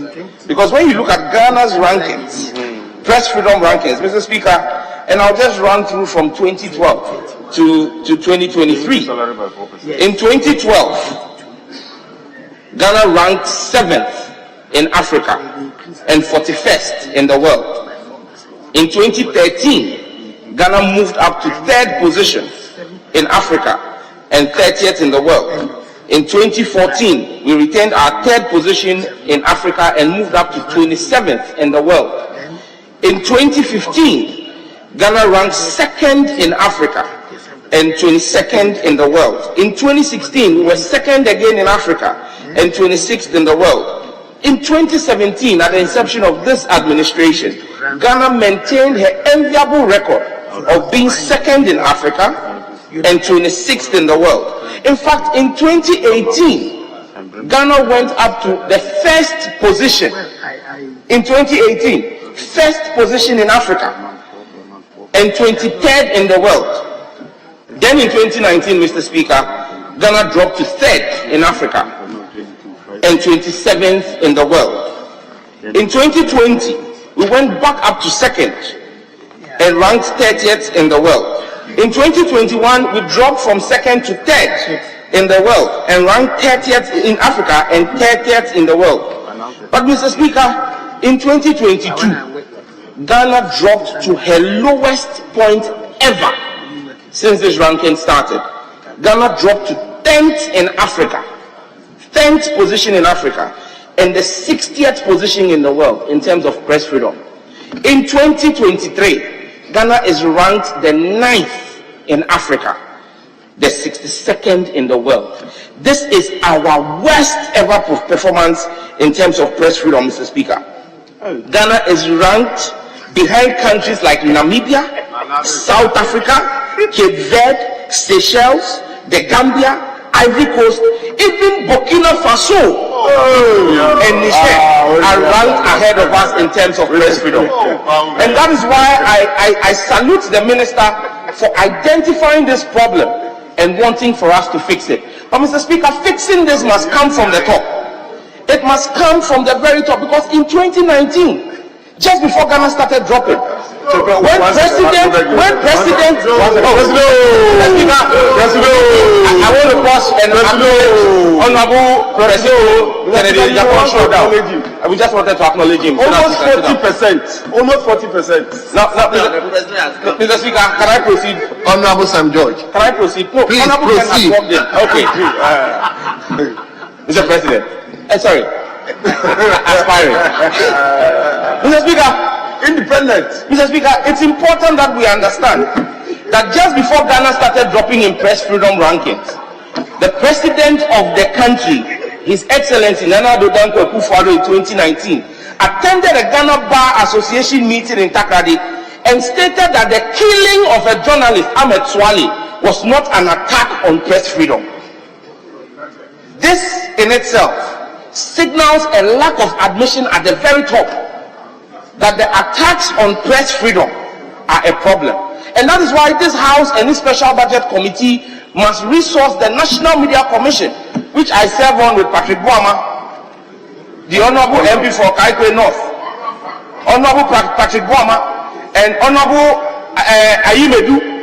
You must ensure, the Special Budget Committee must ensure that the National Media Commission is properly resourced, because right now it is the Ministry of Information that supports the National Media Commission's work in ensuring press freedom. But the Ministry of Information in 2022 was given less than 1 million Ghana cedis for its goods and services. Less than 1 million Ghana cedis. If you even look at how much Honorable Kennedy Japan is alleged to have given delegates, it is more than that 1 million Ghana cedis. We need to make sure that we put our money where our mouth is and ensure that press freedom, Mr. Speaker, the press are the ones who carry our work here.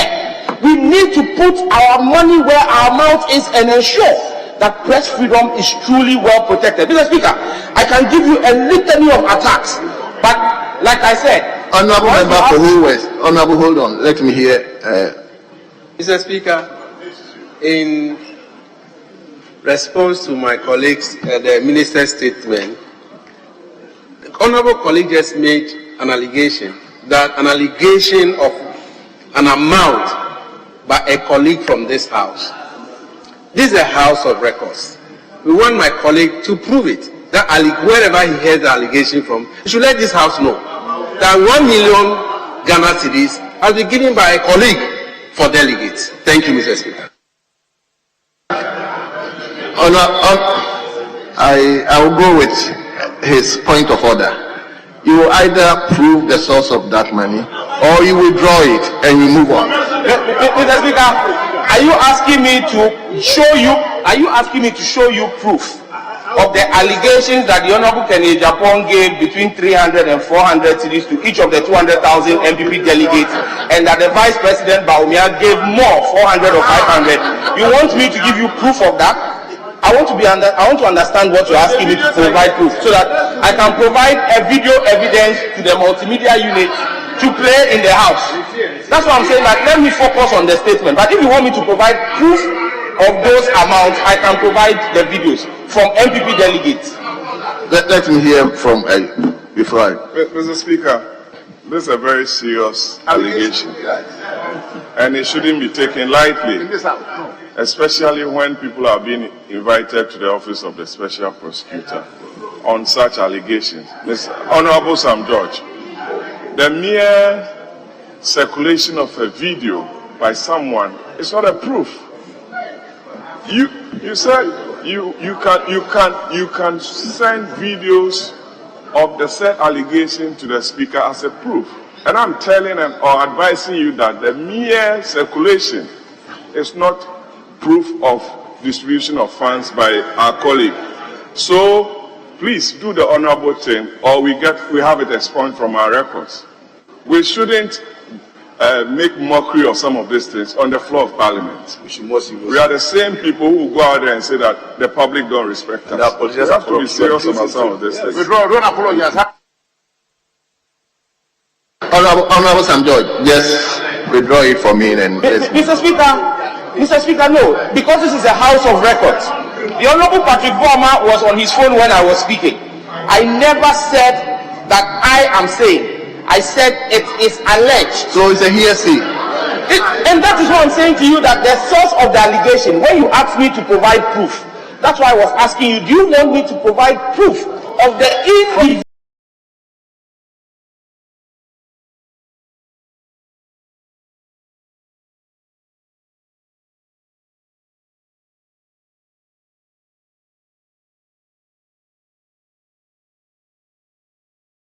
Who are alleging this statement that has been made, I withdraw the fact that has been made. Wonderful. So I mean, irrespective of the spirited attempts by the Honorable Patrick Boama to derail me from the important statement made by the Minister for Information on issues of monies paid by, allegedly paid during the MPP primaries. Mr. Speaker, I will stay focused. Mr. Speaker, it is important that this House protects the media who carry our news to the world. The sittings of this House go out because of media men. Mr. Speaker, if we are not careful, the efforts by the Minister for Information to ensure the safety of media men in our country will come to naught. Mr. Speaker, just between 2021 and 2022, there are over 30 press freedom violations that are recorded against Ghana, despite the spirited efforts of the Minister of Information. But he can only do so much. If you are giving him less than 1 million Ghana cedis for his goods and services, how much can he help the National Media Commission with? But we have money for other things. We have money for a cathedral. If not the vigilance of this House, we were voting 80 million Ghana cedis for a cathedral when the press freedom was not guaranteed. And so, Mr. Speaker, the press at the fourth estate of the realm, we must protect them. Because, Honorable Napo, if who is the Minister for Energy? Matthew Boku Prempe. And a potential Vice President nominee. Mr. Speaker, if we do not protect the media and allow the things that happen, for example, in Radio Ada, Friends of Napo, what happened in Radio Ada in March 2023, where people stormed the media house and brutalized the reporters, or where, for example, in August 2022, the Adana Traditional Council said they were banning the media from covering the traditional festival. Mr. Speaker, we cannot see the gagging of the press. Else, how would the street lights you are sharing, Honorable Matthew Boku Prempe, be publicized if the media is gagged? We can't allow that to happen. And that is why, Mr. Speaker, we need to be careful. Because, and you see, Mr. Speaker, again, let me end, and I end by saluting the Honorable Minister for Information, Honorable Kojo Okonkuma, who has decided to be bold, to take the bull by the horn, and look at the political establishment, be they NDC or MPP, like the alleged MPP members who attacked Connect FM journalist Adina in February 2022. Face them and tell them that this is wrong. Politicians should not happen. This must not happen. Or like what happened at the NDC Greater Accra office, where a City FM reporter was attacked. Mr. Speaker, we cannot allow this. And we must say enough is enough. So, Honorable Minister, you have the support of your committee and this ministry and this house and members of this house to support you to rein in the excesses against our press freedom and move Ghana back to its enviable record of #1 country in Africa, as it was under President Mahama and in the first 2 years of President Nana Addo, before it has gone to its worst record today, as we see under President Nana Addo. Ghana must retain and regain her prestigious #1 position in Africa as the most press freedom friendly state, and that hope is coming. Thank you very much.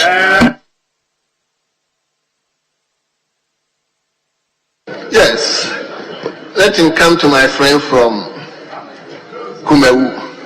Yes. Thank you, Mr. Speaker. I would like to commend the maker of the statement, the Honorable Minister for Information, on efforts to improve on the safety of journalists in Ghana. We know the media plays a major role in protecting our democracy, and it's something that as a government and as a people, we need to protect these people. I would like to highlight on the third major function of the mechanism that was set up by the minister. Oh, reference. What is the meaning of reference? Honorable members, he's not reading, he's just making, he's not reading. Reference, Mr. Speaker,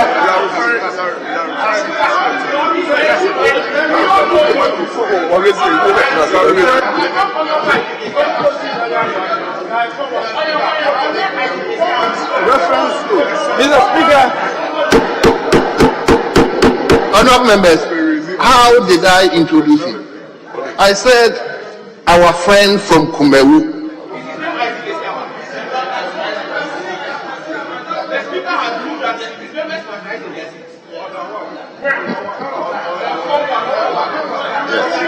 Yes, Mr. Speaker, thank you very much. I heard the honorable member for Bole saying he can't read. Even the British House of Commons. British House of Commons, people read. So why can't you read? Even in the British House of Commons, MPs, ministers read. What do you mean? Let's be allowing to read. Thank you. Honorable member for Sudan, I am not addressing this issue just because he was reading. They have actually said they are not saying that. They wanted him to. So, honorable member, let's hear you from your seat.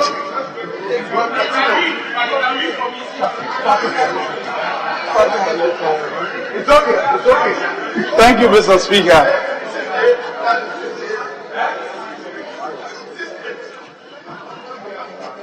I was earlier making a reference to the statement by the Honorable Minister for Information, and I believe that my colleagues might have gotten it wrong.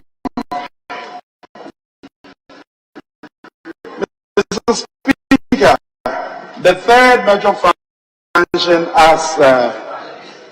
as indicated in the statement from the Minister, we hold the security agencies and the judicial service accountable of some of these things. When the media gets in some of these actions and we do not protect them as a state, I believe that and the judicial service has a major role to play in ensuring the safety of journalists and our media. And I believe that once cases are reported to the security agencies, the steps that are taken by the agency are one key thing that would ensure that some of these occurrences do not happen. So we would want to impress on the security agencies and the judicial services, when matters like this gets to their quarters, what steps do they take to ensure that the security of our media is protected. Sometimes reports are made to them and nothing is done by the security agencies. And matters when it gets to the court, sometimes all these delays that account for some of these issues that happen with the media. So we would impress on the security agencies and the judicial service that matters that affect the security of our media should be taken seriously and they should be protected because they are protecting the democracy that we are enjoying as a country, and we believe that they have a major role to play to help ensure the security of our media.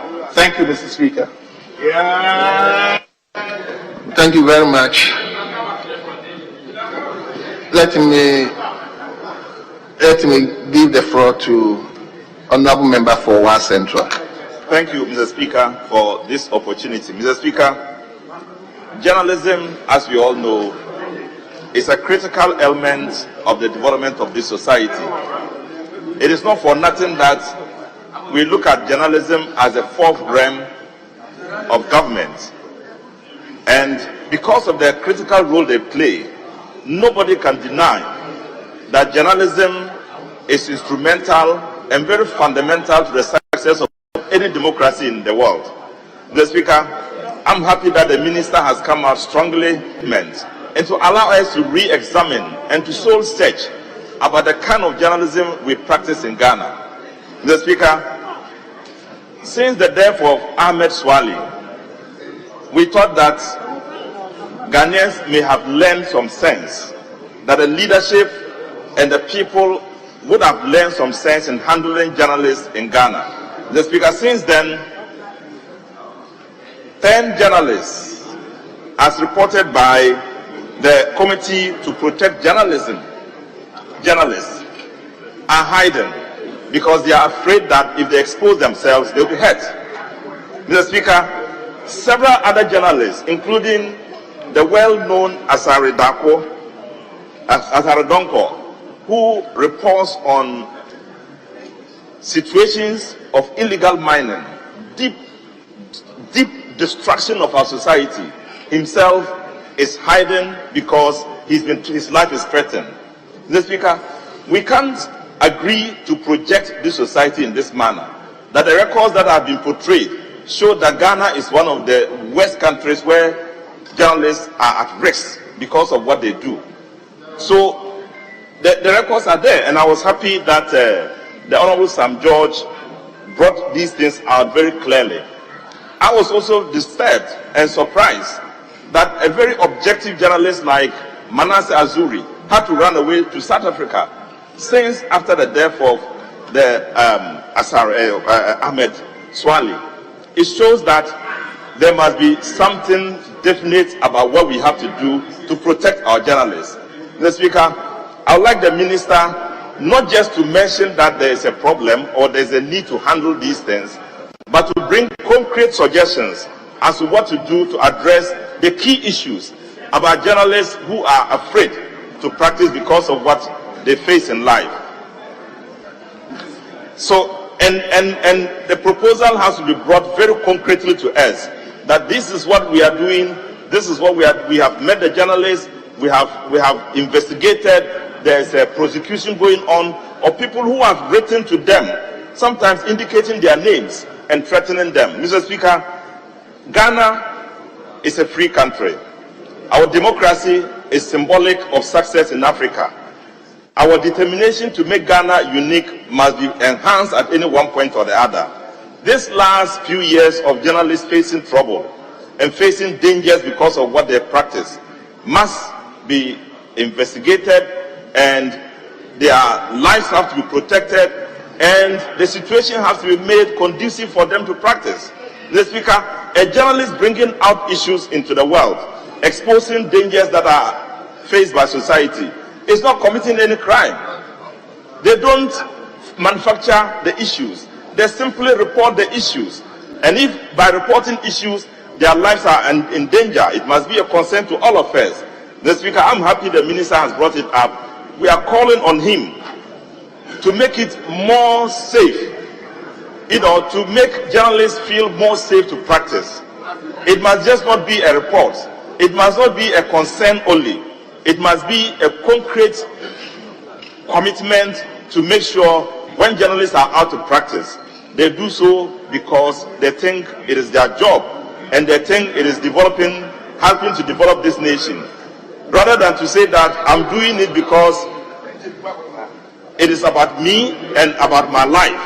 Mr. Speaker, that cannot be allowed. This impunity of crimes against journalists, Mr. Speaker, must be brought to an end, and more concrete action by government, led by the minister, must be shown that journalists are protected and journalists can practice without any fear of their lives, and that Ghana must not be seen to be one of the worst countries when it comes to dangers in practicing journalism. Mr. Speaker, thank you for the opportunity.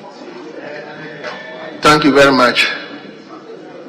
Let me take one more and come to leadership, and nobody from this side. Yes.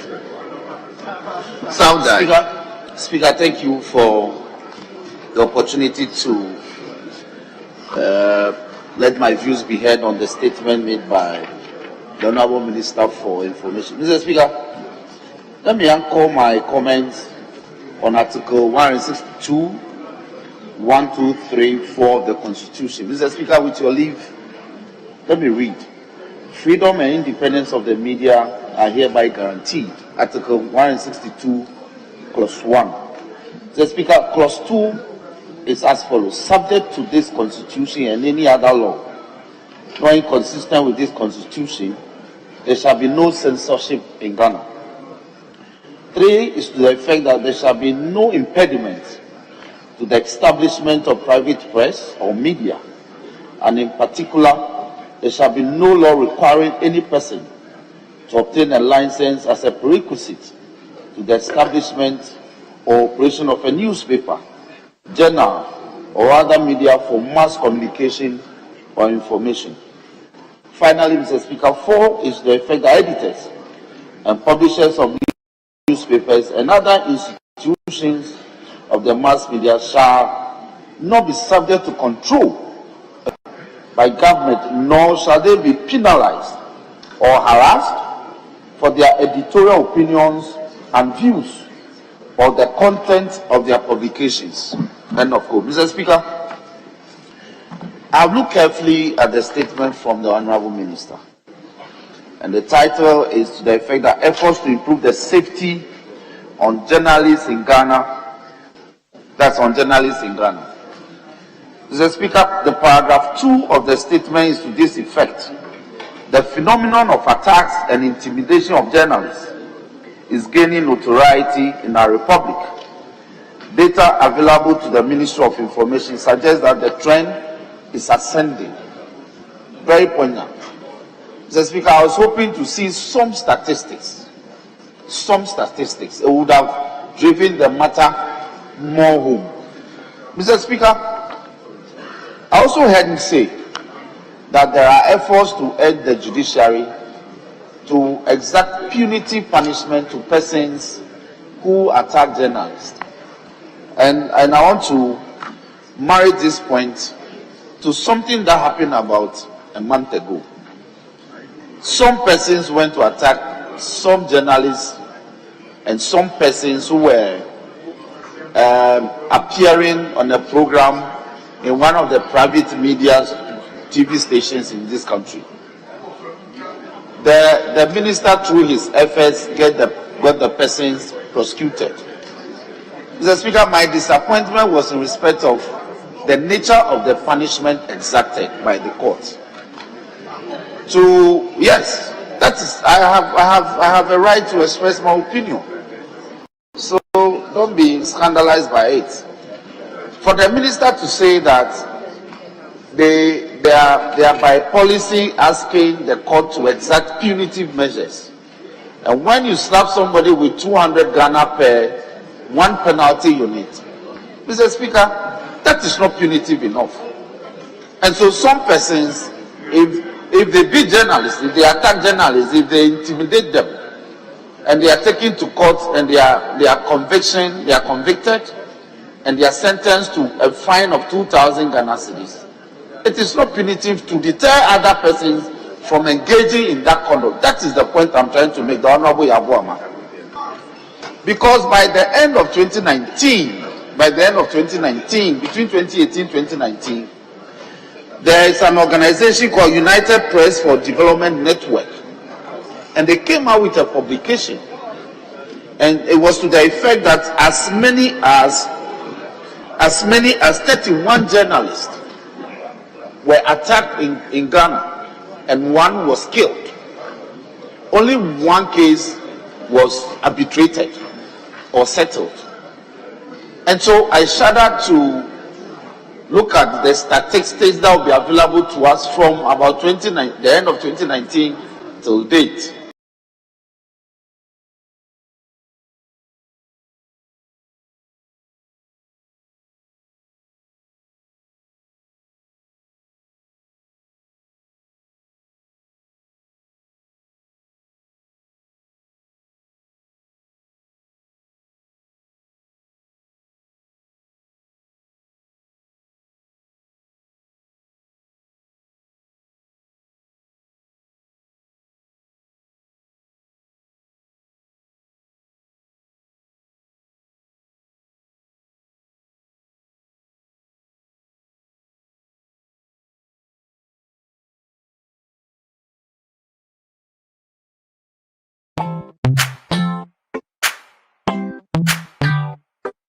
Sweetheart, be mindful of your health. Adina products na dey makeup. I welcome you to Sigma Health and Beauty. You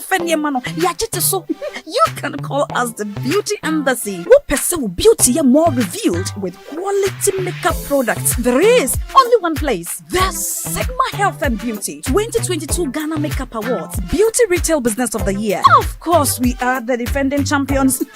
World-class makeup brands and Kwanyet on, you name it. Maybelline, Dark and Lovely, House of Tara, and many more. Your professionalism in the beauty industry is unmatchable. Bramian the proper way of applying our products. Sigma Health and Beauty, Yewa Accra, Makola, Georgina Stores, and Rollins Park, Gate 4. Fryer 0248 138 596 and 0201 408 186. Or visit our online shop at www.beautyavenuegh.com. Sigma, your beauty, our joy. Everyone needs the perfect snack to munch on during a fun moment. Wow. Enjoy the tasty McBerry Twist cupcakes, deliciously baked and packaged for a sweet treat. Premium quality cakes baked with love for all, enriched in butter and milk. Yummy.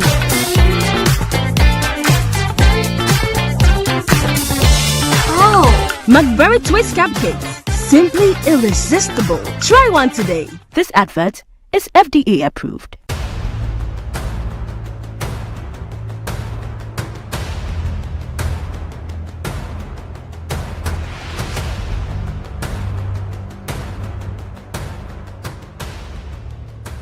Kwalebu was, I think, 380. 380 Ghana cedis. Yes. But private, some are 500, 450, some are 800, 860. Per session, yes. You have to do 2 every week. Yeah. Even if someone earns 5,000 Ghana cedis every month, that person cannot keep paying 380 cedis 3 times a week for dialysis. Majority of the people who need dialysis to survive in Ghana don't even earn half of the amount mentioned. Some people battling organ diseases end up losing their jobs because their companies cannot keep paying them.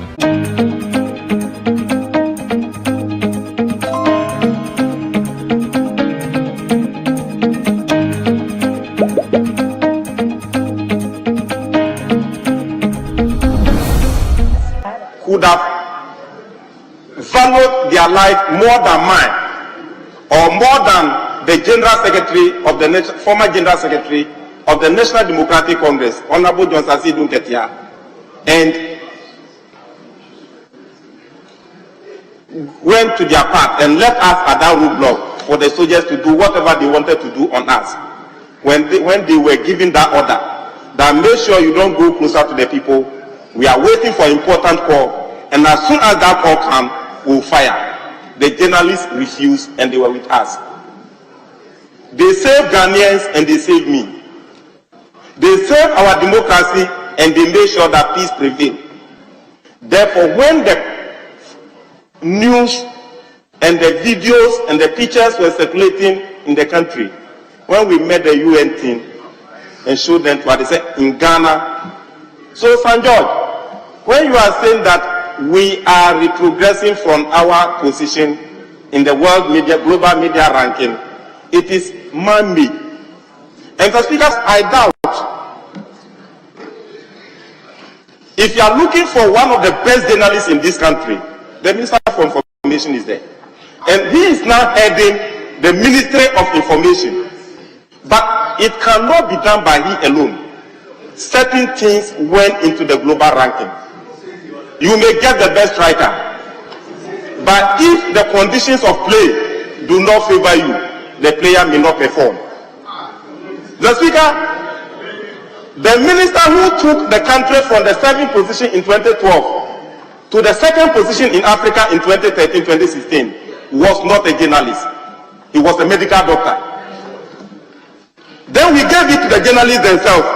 Head your ministry. Then now you are brought out to number 10.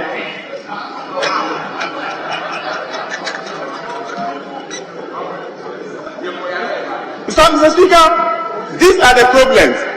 But the question is, why are we at number 10?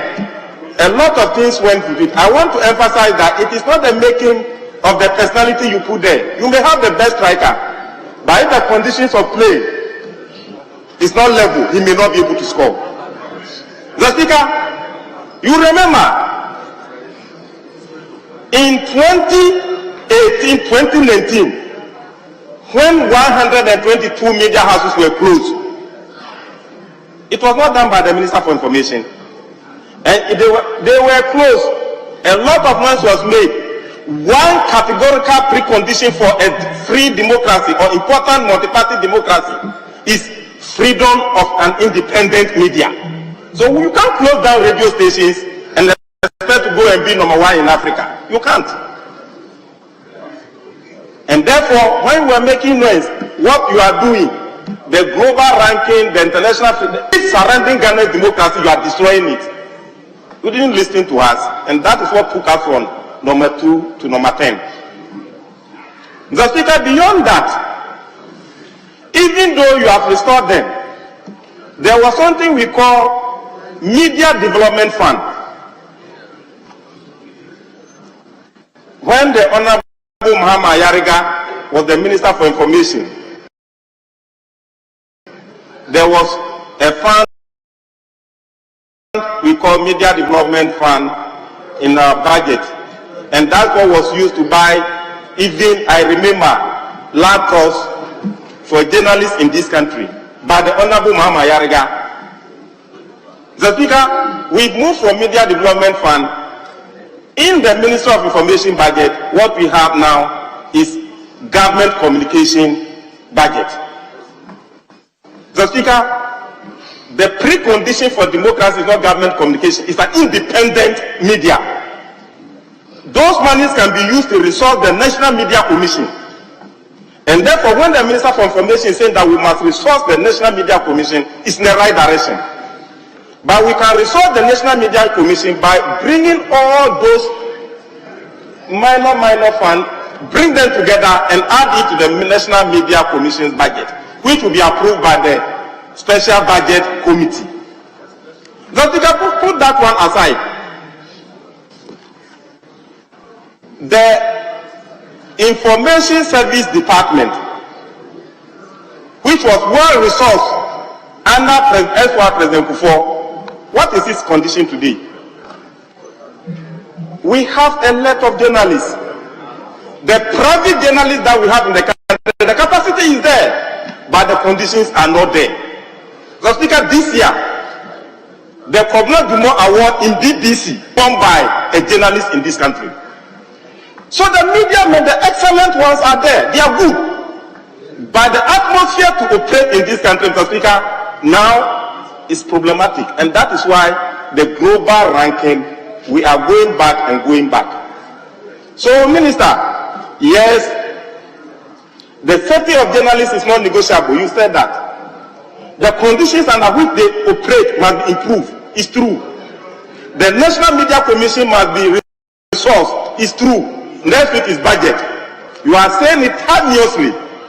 And therefore, when the budget for National Media Commission comes before myself and the chairman of the Special Budget Committee, who happens to be the leader of the House, I know leader will speak on this, and he will give you assurance that he will make sure that the budget for the National Media Commission, when it is about to be approved by the Special Budget Committee, your concern will be taken into consideration.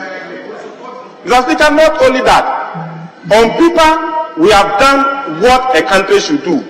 We have put the Right to Information Bill into law. You have the right to information, you have government communication, you have what. But if the right condition and atmosphere is not created, journalists cannot operate as they are supposed to operate. Therefore, in conclusion, I want to commend the maker of the statement for bringing it as harmoniously at this time, where we are going to take into consideration this statement in itself and make sure we bring finality to the matters happening to journalists. But Mr. Speaker, I cannot conclude by now commending the president of the Ghana Journalists Association. The journalistic landscape in this country, Mr. Speaker, is on the high morale. Matters about journalists is always brought to the limelight, and that is why most of these issues we are all hearing. I happened to meet in a program at the Pentecost University, Millennium City, during the Moral Lessons Conference that was organized by the Church of Pentecost. Mr. Speaker, when he spoke, it gave me a sigh of relief that this is the president of the GJ speaking without fear or favor. And what he said, if it could be taken in good faith, the matter of attacks on journalists will be brought to a halt. Thank you, Mr. Speaker, for the opportunity given me. Yes, let me come to majority leadership.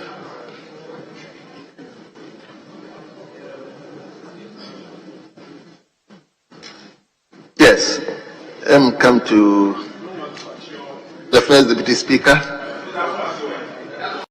Thank you very much, Mr. Speaker, and I thank the Honourable Minister for bringing up this very important matter. Indeed, nobody can underrate or underestimate the value of a press that is free, that is well researched, but that is also responsible.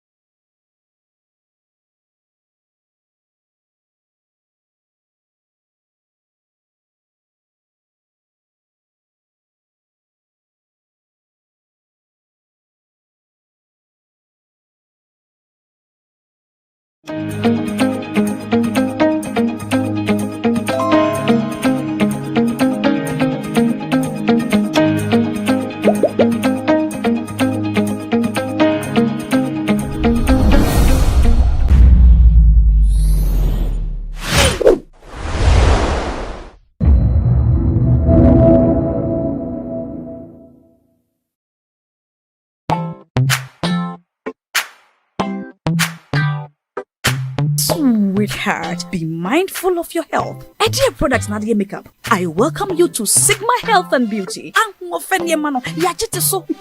can call us the Beauty Embassy. Who pursue beauty more revealed with quality makeup products. There is only one place. The Sigma Health and Beauty 2022 Ghana Makeup Awards. Beauty Retail Business of the Year. Of course, we are the defending champions. World-class makeup brands and Kwanyet on. You name it. Maybelline, Dark and Lovely, House of Tara, and many more. Your professionalism in the beauty industry is unmatchable.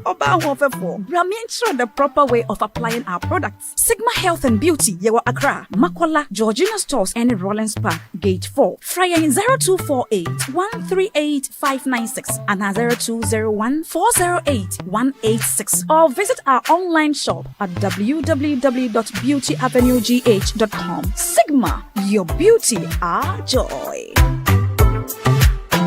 Everyone needs the perfect snack to munch on during a fun moment. Wow. Enjoy the tasty McBerry Twist cupcakes, deliciously baked and packaged for a sweet treat.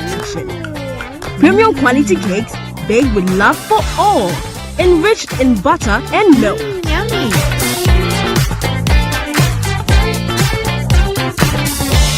Oh, McBerry Twist cupcakes, simply irresistible. Try one today. This advert is FDA approved.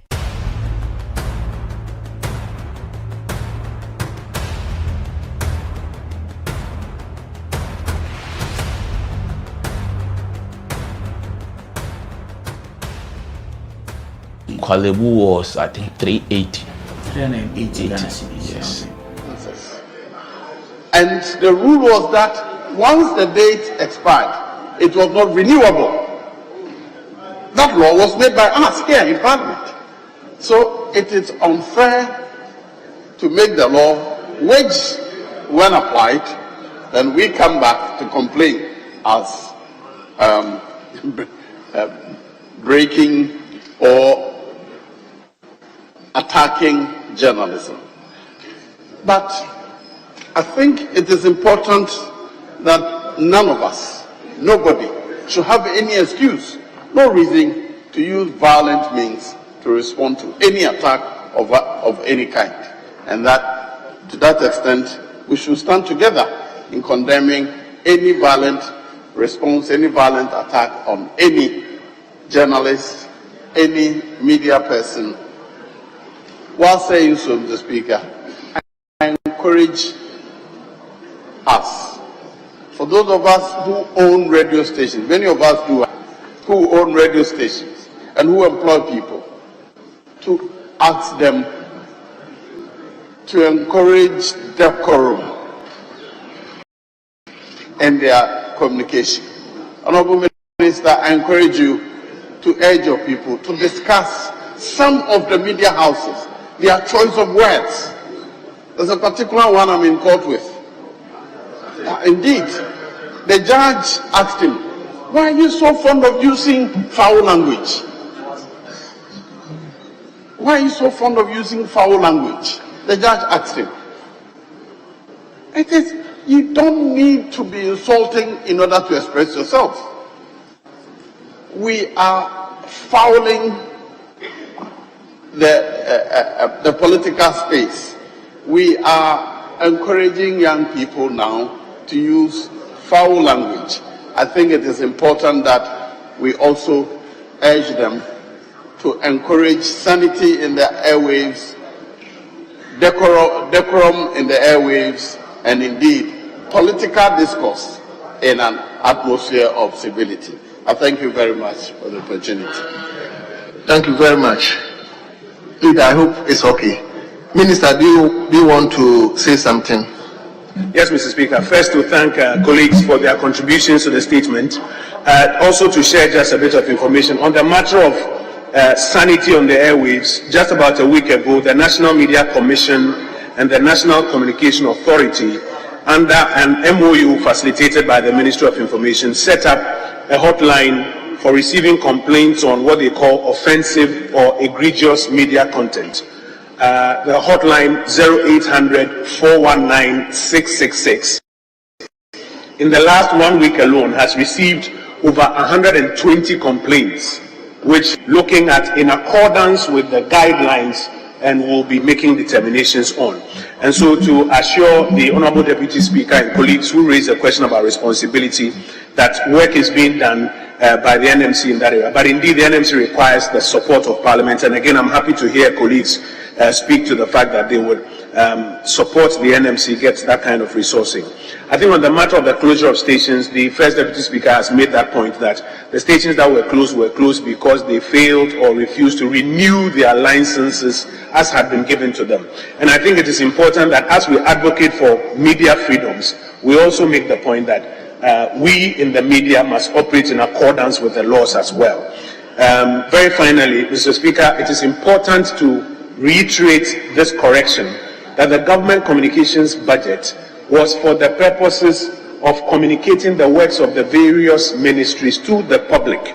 The government communications budget cannot be a substitute per se for what we rightly must do, which is to fund the National Media Commission. And then, Mr. Speaker, very finally, you would recall that the Ministry of Information itself was closed down in the last 4 years before 2017. There was no media development fund per se. If there was, a fund is set up in accordance with legal processes. We will know the legal processes in this house. There was an administrative decision taken by that administration to buy laptops, RLG laptops, for some selected journalists. But a fund called the Media Development Fund did not exist. We did not inherit any such fund. And then very finally, a request by the Honorable Rashid Pepo that something concrete must be done. Actually, the statement I have read here is about that something concrete that is being done, the success and the failure. We are being open with where we have failed. And we are asking for Parliament to help us pay attention to a particular thing, which is holding the judicial and the prosecutorial agencies accountable for even when we make reports of people who've attacked journalists. And I think that it's not about something concrete being done. It's about all of us rallying behind and helping to point attention to the prosecution and severe punishment of people who are doing this. I thank you, Mr. Speaker, and I thank colleagues for their contributions. Thank you very much, Honorable Minister. Leader, are we following the statement? I think Honorable Minister for Energy is here. He's supposed to also.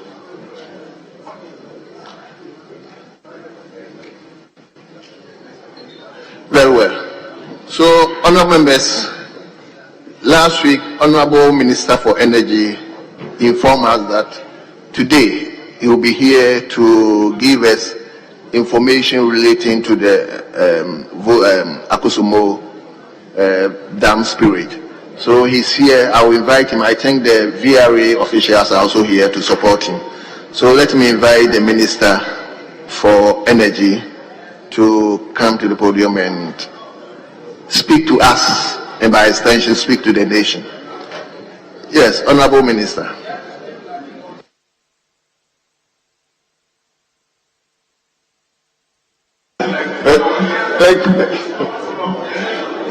Thank you, Mr. Speaker. Mr. Speaker, I wanted further directions because the majority leader felt that VRA may have to come and do a presentation to the Joint Caucus, which we are ready to do if you so desire. And I also made myself available for a statement if that is the direction of the House. Or we can do both if the House so desires, because there are things that we want to see. Very well.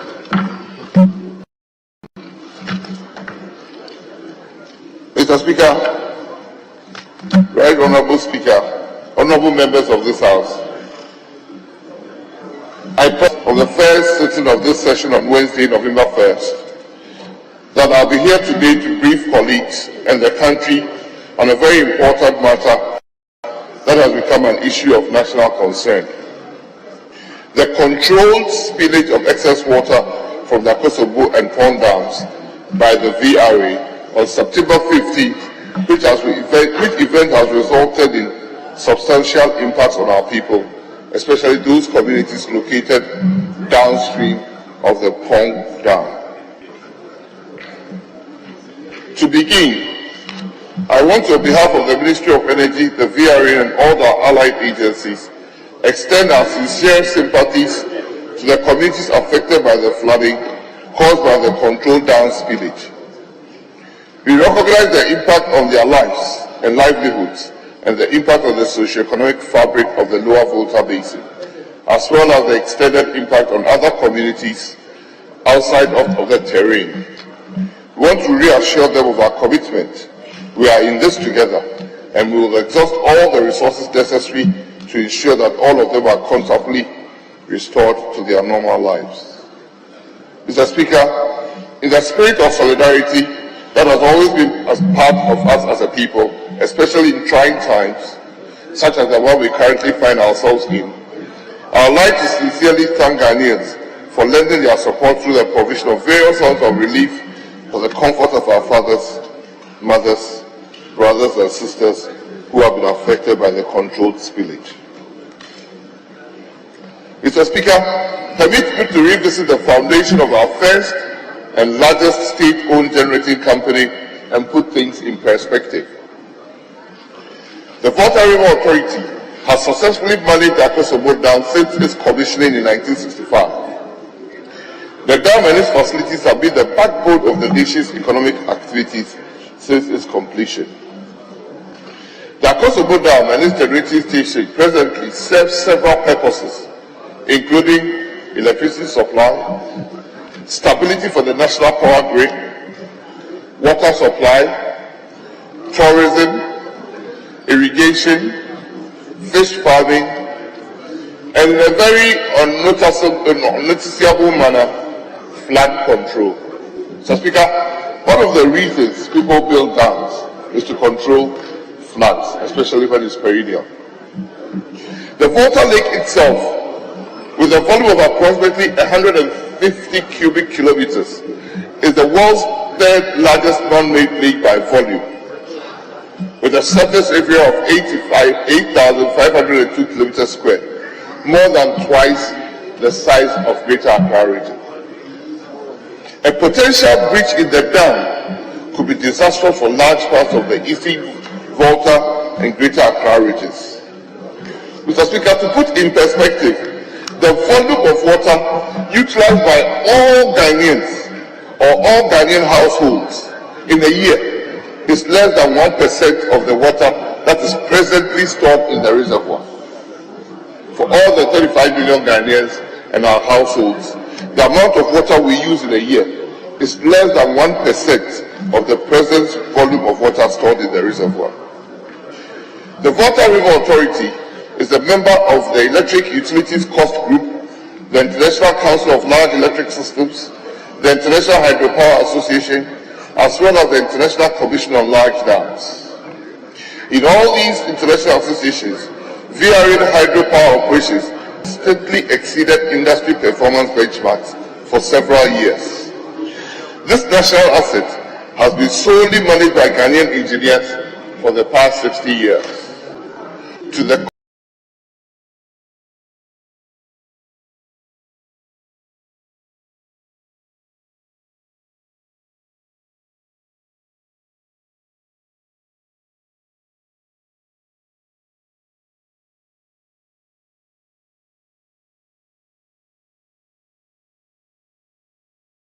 recommendation and admiration of hydropower observers worldwide.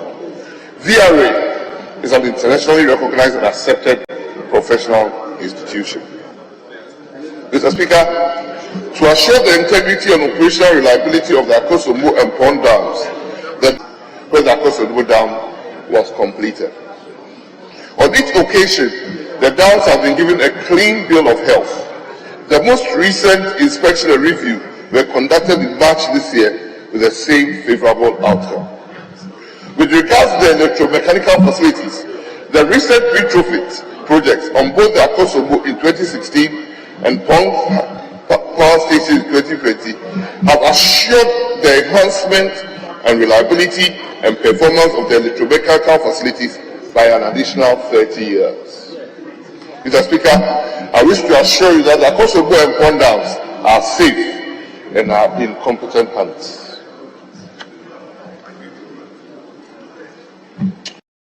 Akosombo Dam controlled spillage and the sequence of events. I'll start with the history.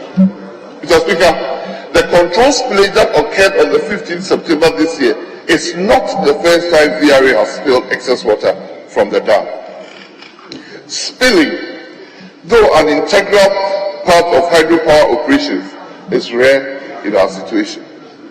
The most recent spills occurred in 2010, which was 13 years ago, 1991, 32 years ago, and prior to that, in 1974. There were also spills in the early years of the operations of the Akosombo Dam, 1968, 69, and 71. Spillage is the last resort when there's a threat to the dam and its stability, or its facilities, in particular, the spillways. Mr. Speaker, dams have spillways to prevent dams from catastrophic collapse. Between August and October this year alone, there have been dam breaks in Norway, Libya, and India, all resulting in loss of lives and property when the spillway gates and dam operators were unable to discharge the right volumes of water. We are all aware of the adverse impacts of the annual discharge from the Bakri Dam in Burkina Faso. The decision, therefore, to spill or open the spillway gate, Mr. Speaker, as well as when to open the gate, is one that has to be done with utmost and timely judgment to preserve lives and minimize the level of disaster. In the wake of controlled spillage, Mr. Speaker, many concerns have been raised regarding the preparedness of the Volta River Authority for the current Akosombo Dam spillage. Mr. Speaker, according to the International Commission on Large Dams, an average of about 50 dams fail each year, with an estimated annual cost exceeding $1 billion. There's a very thin line, Mr. Speaker, between a spill and a dam break, since one could easily lead to the other. Delay in a spill may damage the dam perpetually. Early spill will prevent a dam from breakdown. A spill in the nomenclature of dam operators is thus an emergency, and so following the last spill in 2010, Mr. Speaker, the VRA, in consultation with all relevant stakeholders, invested significantly in the development of an emergency preparedness plan, establishing protocols and making provisional arrangements to preserve lives in the event of future spill. Mr. Speaker, in 2010 there was a spillage and the lessons were learned. The plan covers the identified areas to be potentially impacted in the event of a spillage, including Siojaman, Lower Menya Krobo, Ada East, Ada West, Shai Osudoku, North Tong, South Central Tong, South Tong, Kita, and Aloga districts.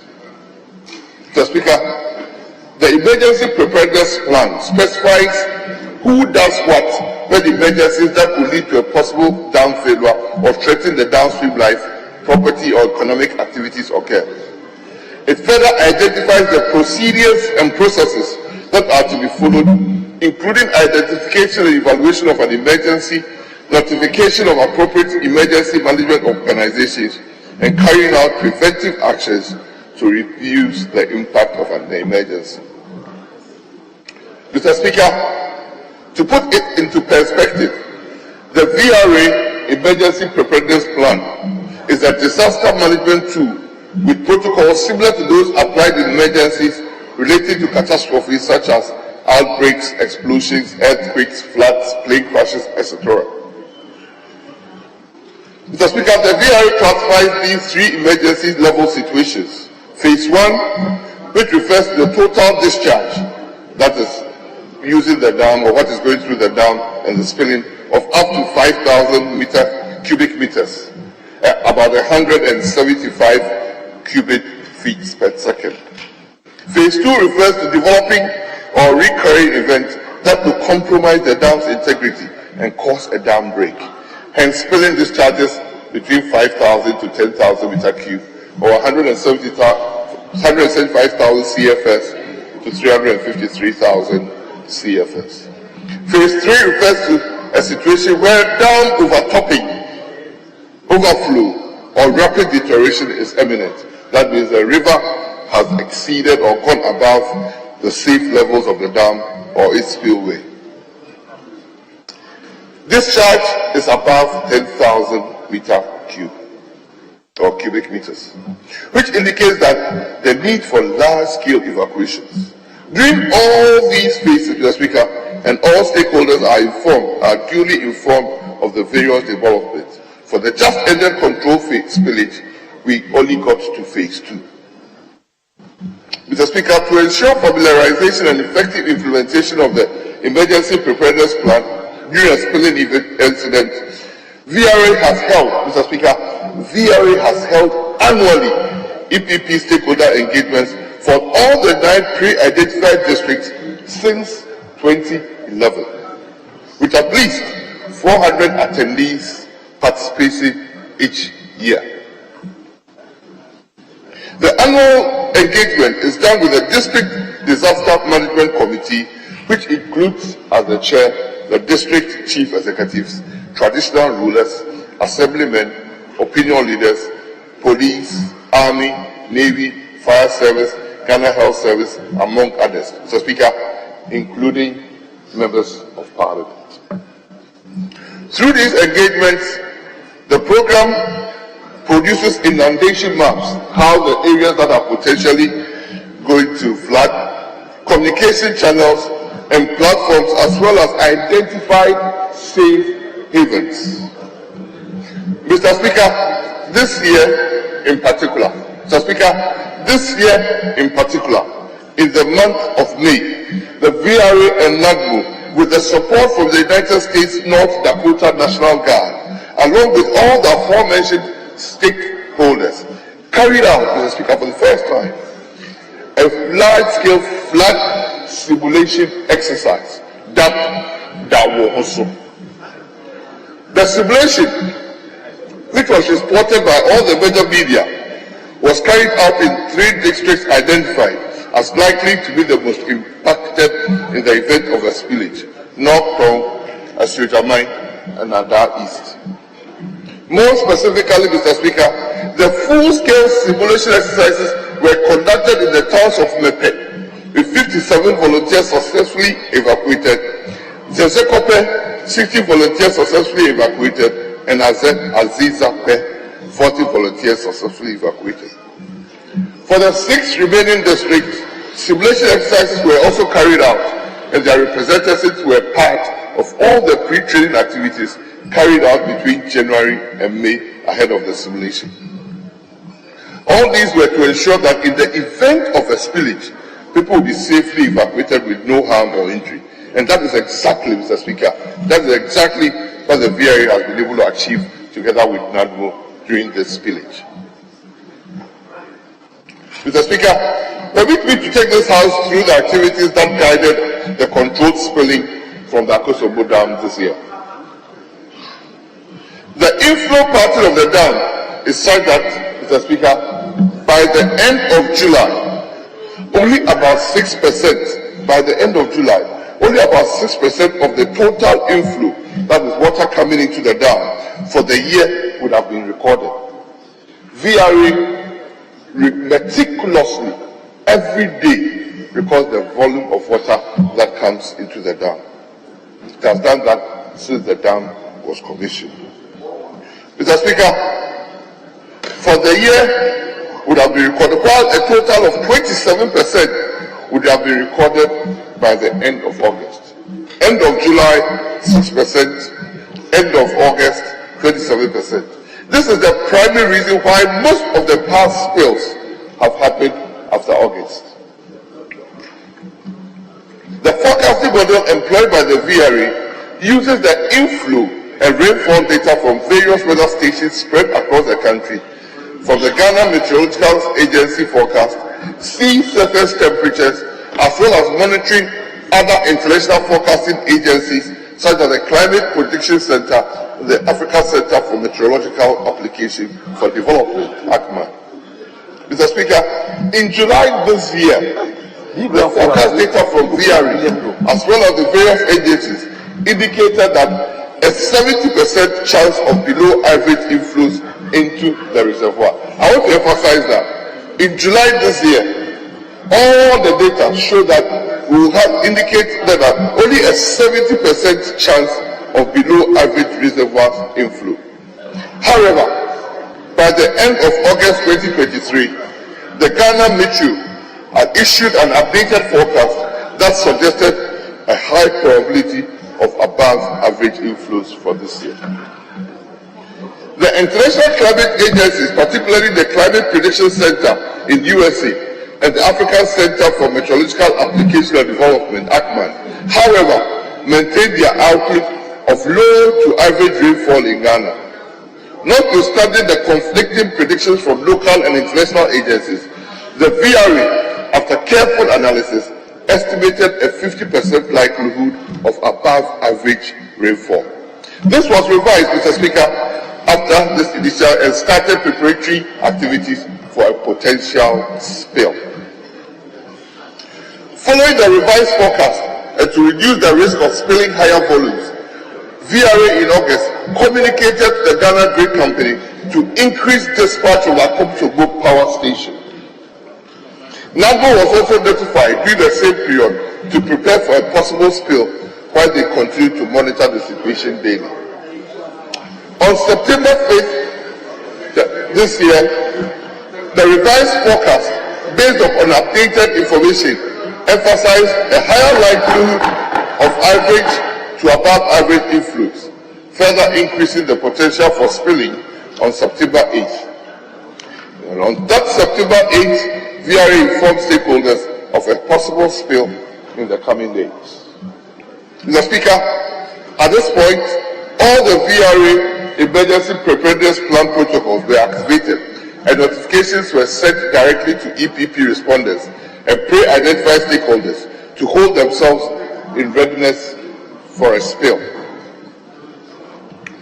On September 12th, a press release was also issued notifying the general public that a consistent rise in the inflow pattern and water level of the Akosombo Dam had been observed and that there was a need to commence controlled spilling. VRA sent notifications to all stakeholders as per the protocol on the commencement of the spilling from September 15th. Mr. Speaker, as per the notifications, VRA commenced the spilling on September 15th at a low rate for 23 days while they monitored the situation daily and served additional notifications to give the residents time to mobilize and move to higher grounds and or identified safe havens.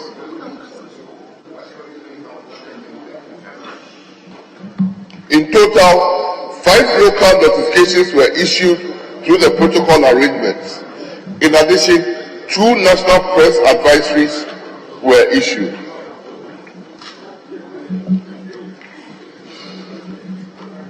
Mr. Speaker, contrary to the average rainfall outlook predicted by the Climate Prediction Center and the Center for Meteorological Application and Development, this year's rainfall pattern in the VRA catchment area turned out to be significantly higher than the long-term average by as much as 74%. In the second week of October, the inflows into the Akosombo Dam were observed to be as much as 400,000 cubic feet or 11,300 meter cube per second. This was over 180% of the long-term average for that time of the year. Mr. Speaker, on 9th October, at the graduated spill rate of 90 cubic feet per second, the elevation of the dam was 276.43 feet, which was over 1 feet below the targeted upper mark of 277.5.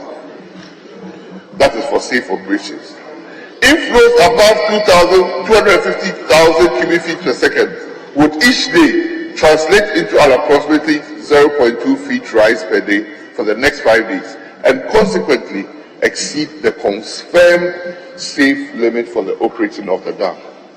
There was therefore the need to increase the spill rate to approximately 180,000 cubic feet per second to safeguard the integrity of the Akosombo Dam and prevent a possible dam break situation, which would have had an unimaginable catastrophic outcomes. Delaying the decision to increase the spill rate would imply risking the integrity of Akosombo and pond dams, the need to increase the spill rate to close to 300,000 cubic feet per second in the ensuing days to make up for the delay. This would have resulted in a much larger impact than what we have witnessed. This would also mean that some of the identified safe havens could no longer be used for that purpose. Additionally, Mr. Speaker, the Sogakope Bridge also stood of the risk of being compromised if higher volumes were spilled. The Sogakope Bridge, to refresh our memory, is the longest bridge in the country and a critical infrastructure that facilitates trade between Ghana and our neighboring countries. To avoid the risk of a dam break, which would also have resulted in a much greater catastrophe, the only option to the dam's operators was to spill at the recorded rate.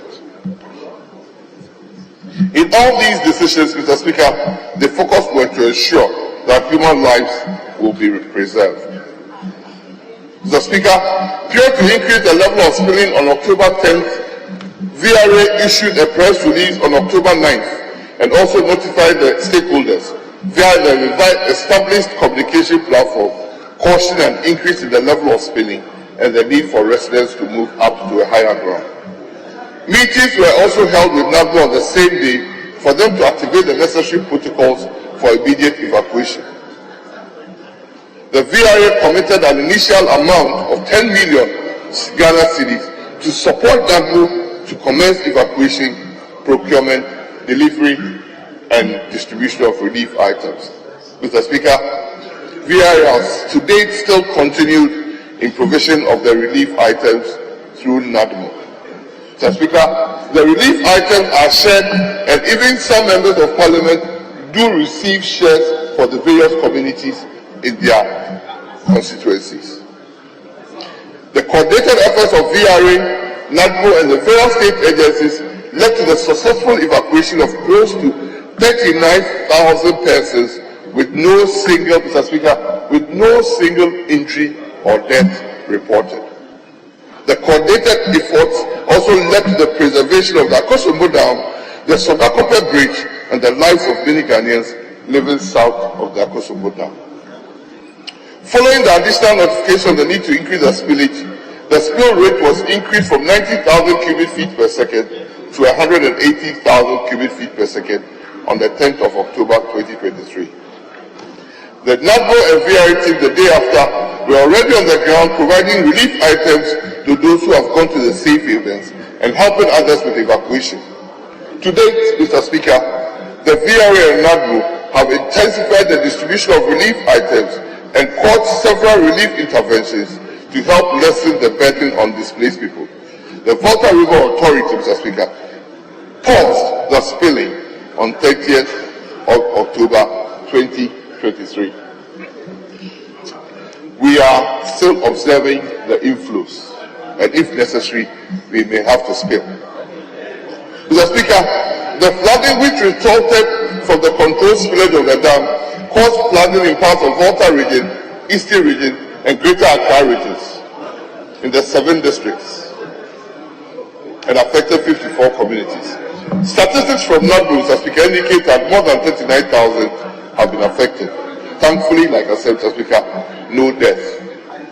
Mr. Speaker, aside from displacing people, the flooding has caused the loss of properties, livelihood, and economic sustenance of the people in the lower Volta basin and in other communities, and also raised various concerns regarding the psychological, health, educational, and undergoing rehabilitation, restoration, and resettlement of affected persons. Mr. Speaker, the relief responses. Please permit me to provide an overview of the emergency response and relief interventions that have been put in place so far. Since the controlled spillage began, VRA assigned various directors to the respective districts to monitor the progress of relief items sufficiently, consistently, and the need for replenishment. Monitoring teams from NADMO and VRA are also assigned to aid in the distribution of relief items through the various safe havens in the affected districts. In consultation with the government, VRA has disbursed 10 million, which was subsequently increased to 20 million, to assist NADMO in the provision of relief support for the affected communities. Some of the items delivered include food and related items, drinks, mattresses, mosquito nets, coils, sachet water, used clothes, baby food, diapers, sanitary pads, toilet rolls, water storage tanks, solar lamps, sanitation services, medicines, and water filtration tablets. VRA has provided daily tanker service to some communities to supply water from the onset. It has also restored the community water systems in Avaimi in the Northern District, which was previously submerged. VRA has also installed a water service and treatment plant at St. Kitso School, one of the safe havens in Mepe. VRA has also created a 5 to 6 kilometer access road to St. Kitso Safe Haven to reduce the risk of persons using boats to traverse the flooded area. Together with ECG, they also restored electricity supply to St. Kizito, which had earlier been cut off due to the flooding. To help address any emanating health concerns, VRA and NADMO supported the District Health Directorate with medical supplies and teams. Mobile clinics were also set up in the respective safe havens. Following concerns brought out by displaced brothers, robust monitoring mechanisms have been established at the district levels to ensure that relief items are promptly, if effectively, delivered to the intended beneficiaries. Government is committed to ensuring that these relief efforts reach those in need and reach them promptly. Mr. Speaker, permit me to also touch on the sustainable actions deployed by government to ensure that we speedily restore the livelihoods and lives of our affected brothers and sisters.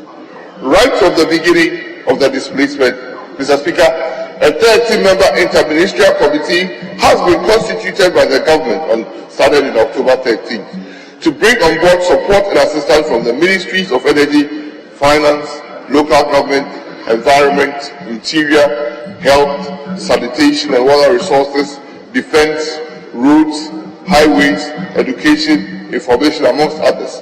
The Ghana Army and Navy have been at post since the onset to provide support to various communities. Mr. Speaker, please permit me to shed more light on what could have happened if the VRA had not carried out the spillage the way it had or released the volumes it had. The plain truth of the matter, Mr. Speaker, is that if VRA had not been proactive in spillage this year, the water coming into the reservoir would have overtopped Akosombo Dam, which would have had unimaginable catastrophic impact on the people. Since the year 2000, Mr. Speaker, there have been more than 200 notable dam failures worldwide, whose individual stories of impact and devastation assure no comfort, but only underscore why dam managers have to do all in their power to prevent compromising the dam's integrity. For dam operators, there is always the responsibility of maintaining the balance between ensuring the dam's integrity and protecting lives and property. Mr. Speaker, Akosombo Dam, according to records, holds one of the world's largest artificial lakes in the world by surface volume. This means our water dam is large enough to be seen from space. Mr. Imagine that for a second, if all that water is released to the lower dam. Recently, precisely on the September 10th and 11th, Libya experienced a dam break whose magnitude and devastation is only second to a 1975 incident in China. It just resulted in the death of estimated 11,000 people. Several others are missing. And where the dams were located is in absolute ruins. The storage capacity of these dams was of nearly 0.0225 billion meters square, which is only 0.15% of our Akosombo Dam. The cause of the dam break is attributed to the dam's operators who were not proactive enough to open the spill lanes when the consistent rainfall pattern threatened the swamp. Mr. Speaker, through the controlled spillage of Akosombo and pond dams, which has seen no deaths recorded and not personally affected has seriously affected downstream communities in their livelihoods. Mr. Speaker, the way forward. Mr. Speaker, honorable members of Parliament, the Volta River Authority is also actively engaging in additional resilient emergency response efforts, collaborating with government and relevant stakeholders on the development of a more robust emergency preparedness plan.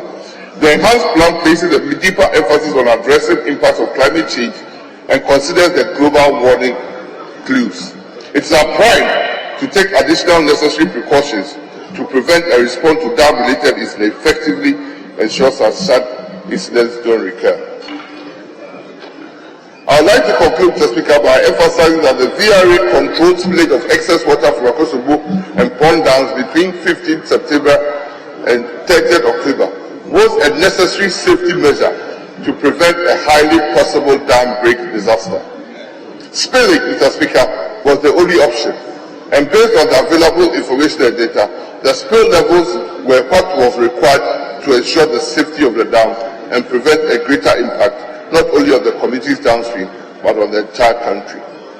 I extend my gratitude to each member of Parliament, civil society organizations, humanitarian organizations, religious and faith-based organizations, families of the displaced people, and the entire nation for their unwavering support.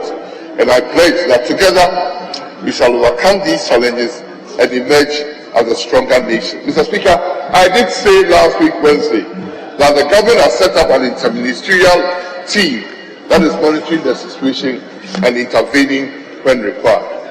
Thank you for your attention.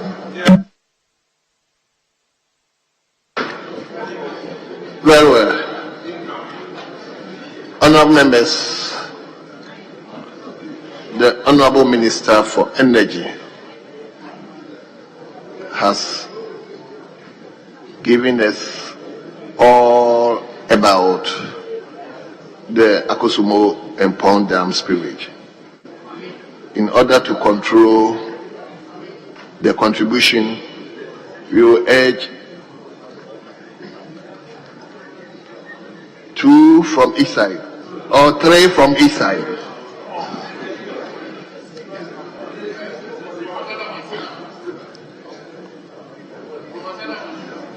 We want to give each side 3. Then we come to leadership. 3 from each side, then we come to leadership. Thank you, Mr. Speaker. Mr. Speaker, I want to plead with you that looking at the importance of this particular matter, you allow at least 5 from our side. We don't know if the members on the other side are not minded to contribute. That is okay. But on our side, at least allow us 5. 5 is okay, because this is a sensitive matter that we really want to articulate. Thank you. Yes, leader. Mr. Speaker, I guess the import of this statement is to brief us. It should brief us that is responding to the issues raised when the composite statement came to be read.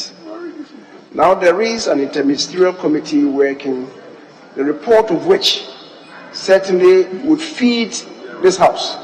So this is a preliminary issue that is raising to particularly respond to the matters that were raised in respect of the spillage. So, Mr. Speaker, I believe maybe a maximum of 3 or 4 from either side will be enough for the time being. Mr. Speaker, the matter indeed we must admit is a sensitive one. But clearly, like any other matter that comes to this House, we cannot have an inexhaustible list. We cannot. And that is why I'm saying that, and in any event, we have seen the Mesa responsible for lands and natural resources was here. It's hard to leave to make way for him, the Minister for Energy. After here, he would also come and make his own statement. There's a tall order of business for us in this house. So to say that it should not be limited, I believe that certainly. So I think, Mr. Speaker, if you should guide us, 3 or maybe 4 from either side, for the time being, it will be all right. Thank you, Mr. Speaker. Mr. Speaker, the reason why the minister was invited mainly came from communities that were affected, the members of parliament. And it is only fair that after the minister's presentation, we must at least hear from the honorable members in the very affected areas. And that's why we know where the interest is. And please, let's be fair. And the majority leader understands where this is coming from. It is only important that we allow, especially, we can reduce the minutes, but at least we should hear from the key members of parliament in the areas that were heavily affected. It is only fair. So, Mr. Speaker, I think we can stay with the 5. So we can allow at least many of these members to speak. Thank you very much. Mr. Speaker, I guess by way of compromise, 5 will be adequate. Maybe to guide us with the time allotment. That should be right. But, Mr. Speaker, it's also important to know that these matters relating to the spillage and the flooding does not concern those of them downstream of Akosombo alone. Perhaps if you go upstream, it's even worse. It's even worse there. But everybody is concerned. Well, as colleagues from Nigeria will say, it may be the worstest. But, Mr. Speaker, I guess 5, we will settle on 5. Very well. From either side. So, honourable members, we are going to time ourselves 3 minutes. 3 minutes.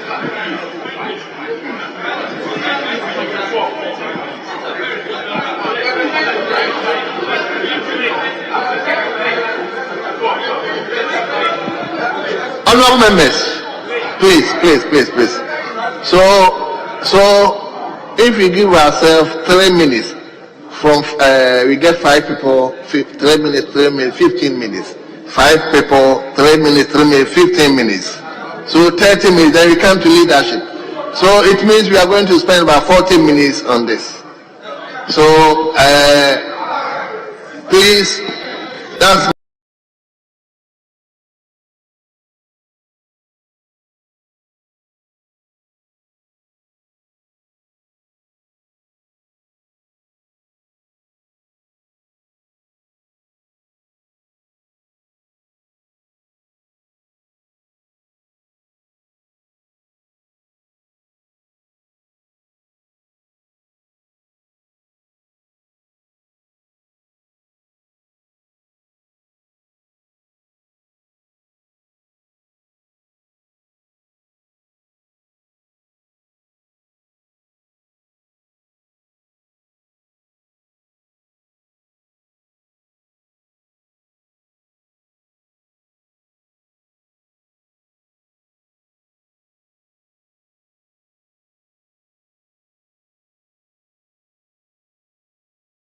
directives. Each Act, Section 10,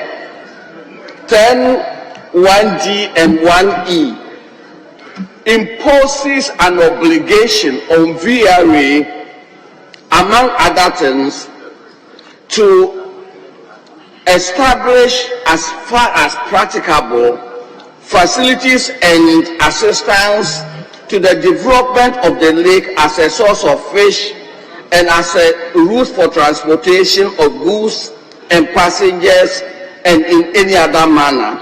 E says the development of the lakeside for the health as well as the well-being of the inhabitants and people living adjacent to the lake area. And for those of us north of the dam, the flooding started as far back as in June, July. In my constituency, Pru East, as we speak, there are 7 schools that have been totally relocated. not partially. There are 22 communities in Pru East that have been affected. And some of the communities cannot even go back to the original areas. The traditional rulers and the assembly have decided that they should be totally relocated to a new site. The amount of food crops that have been submerged under the flood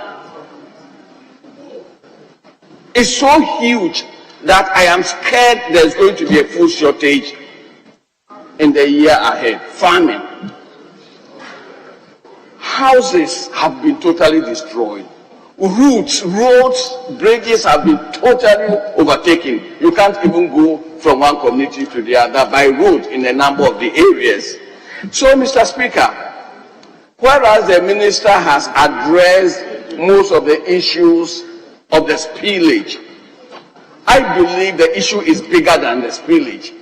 It is about flooding of the voter, and VRA has responsibility for the management of the lake. The lake is not just the reservoir or downstream of the dam. Mr. Speaker, in most of the relief efforts, in most of the narratives, the bigger issue of at least 32 constituencies affected by the flooding and the spillage have not been addressed. The health concerns northwards of the dam are huge. Mr. Speaker, I will kindly ask the minister and VRA as well as NADMO to throw their searchlight on areas north of the dam as well. This is not to say our brothers and sisters southwest of the dam should not raise issues. They should. But the issues are bigger than just the spillage. Mr. Speaker, economic effect of the flooding, and we have all been complacent in the flooding. Mr. Speaker, the flooding did not start in 1 year. 2 years ago, the rains... Your time is getting up, so wind up. Sorry. 2 years ago, the rains were heavy, and the voter did not recede back to its original boundaries. Last year, the same happened, and this year, the heavy rains just worsened the issues. So, Mr. Speaker, I will plead that whichever interministerial team, whichever team is being put in place, should look at the total picture and not just half the picture. Thank you, Mr. Speaker. Thank you very much. Yes, from this side.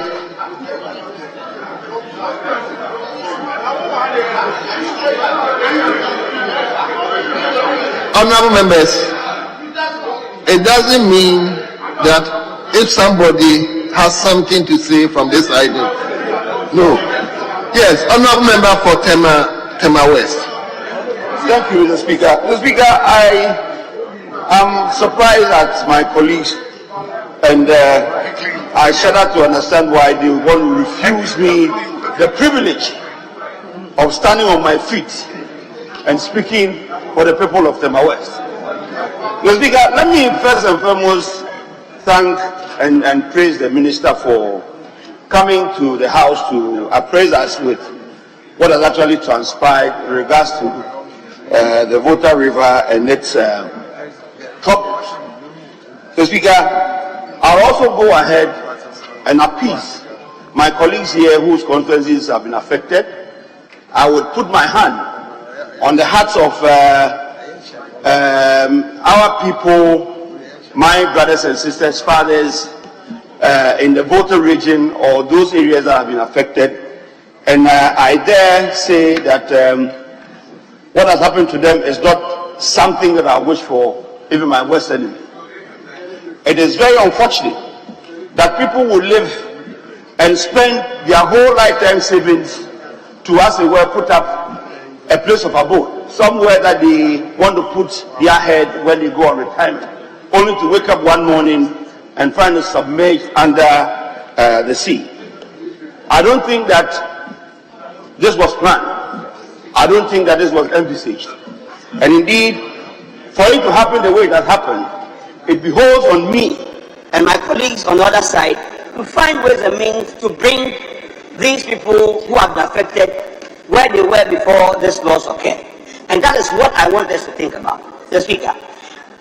But many a time what I hear is blame game, trying to hold VRA responsible, thinking that VRA will not do what they're supposed to do. Mr. Speaker, from where I sit and from what I know, if VRA hadn't taken the decision they took to get us where we are now, and that dam broke, Mr. Speaker, from Akosobo to Tema was going to be submerged underwater. Mr. Speaker, even beyond that, Mr. Speaker, I will repeat that my colleagues or my fathers and mothers and sisters in the areas affected have taken a very big sacrifice. In fact, an involuntary sacrifice, a sacrifice that they did not wish to, as it were, enter into. But they have saved some of us living downstream or living, below the riverbed. The Speaker,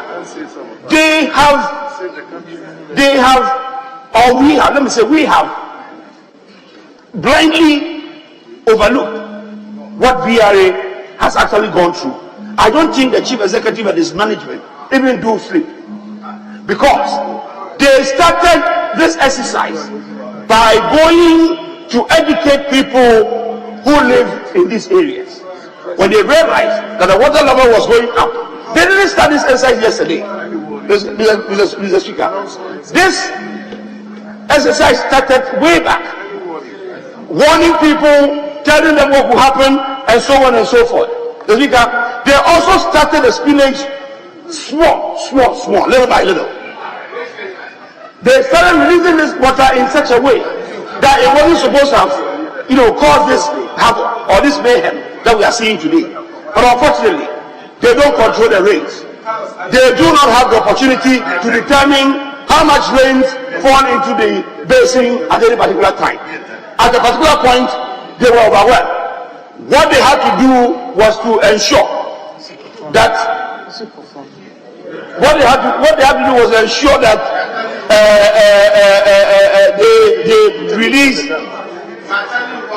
they release water in such a way that it will not affect those people who are down there. Can you imagine the havoc that would have gone through if this water has broken all the way up to Tema Harbor, let's say, and found us all underwater? Let's also not forget that over time, since 2010, when we haven't had any spillage of the water dam, people have come back to where Mr. Tua, once I'm running up, they have managed to come back to where they've been warned not to build, or where they were reallocated when the dam was built. Development has come anew, and people have taken over lands which hitherto were reserved for this spilling. So, Mr. Speaker, I will beg of you to urge the minister and of course the House. Let us all put our minds together and see how we can help our colleagues who have lost properties and not, apportion blame to people who have done things that have helped Ghana and not the community. Thank you very much, Mr. Speaker.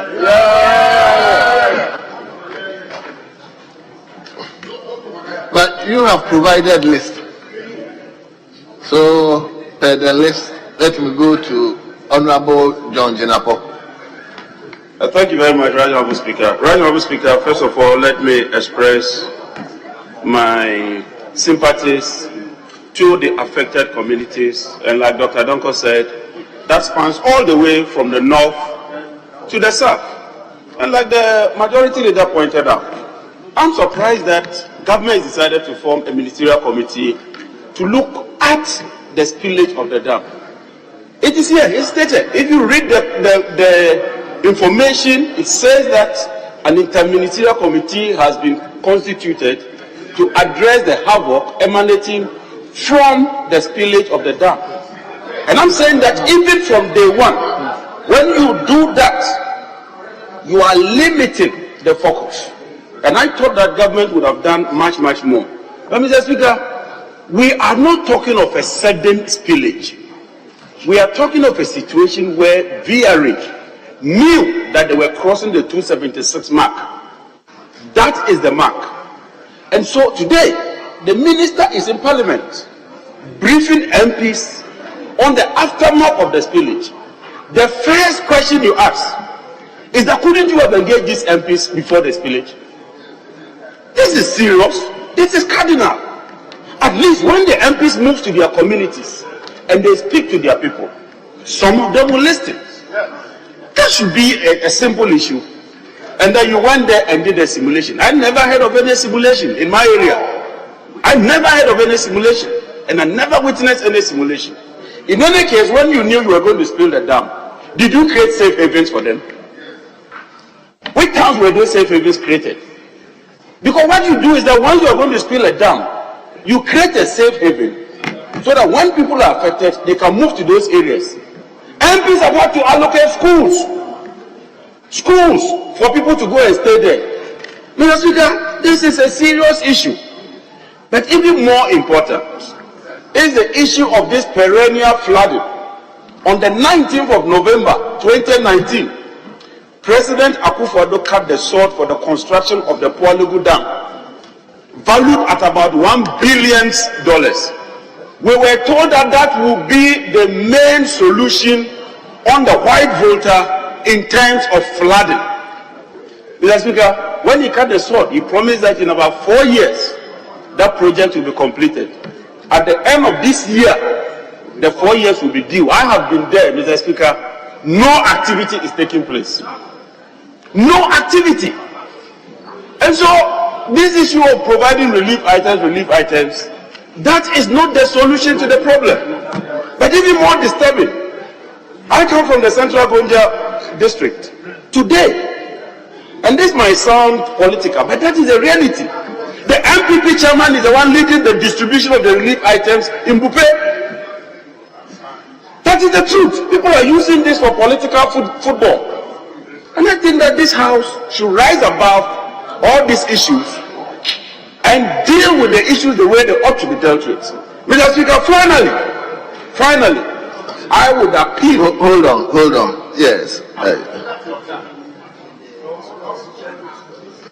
Mr. Speaker, with respect, we know the rules governing the business on the table now. I would plead with my respected colleague to withdraw that aspect of his submission to the effect that it is an MPP chairman who is sharing relief items. Mr. Speaker, earlier the position had been that nothing at all had been done in the constituency, and now it is changed to an MPP chairman. I hold the view that, in the words of the then acting leader, this is a sensitive matter. It is of national character, unquote. Shall we therefore focus on this matter and construct our in these lines? I thank you, Mr. Speaker. Very well. Mr. Speaker, this is indeed a serious matter. Hold on. And, okay. The Speaker, the Deputy Minority Leader, I thought was going to say that that point that was made was factually incorrect or was untrue. But he couldn't say that. You are saying that it's not true. You didn't say that. Please. Mr. Speaker, this is indeed a serious matter, and I don't take these things lightly. Mr. Speaker, this is a video. A video. This is the MPP chairman. These are the relief items, and the media can capture this. It is here. The media today. I don't come and stand here and just throw out things like that. The Speaker might decide to rule me out, but the people of the Central Gonja, they know the truth. And when I rise up and I speak the truth, instead of him to support me so that I will do the right thing, he says that what I'm saying is not the truth. You think I'll come and sit here and conjecture? You think I'll come and sit here and peddle falsehood? That is not John Jinapo. At least you are my friend. You know I won't do that. So when I raise this issue, it's a key issue. It's a very key issue. So, Mr. Speaker, we are dealing with an issue where we are pleading that when it comes to the distribution of these items, we should not politicize them. Your term is almost up. Mr. Speaker, on this note, I'll just end it. Thank you, Mr. Speaker.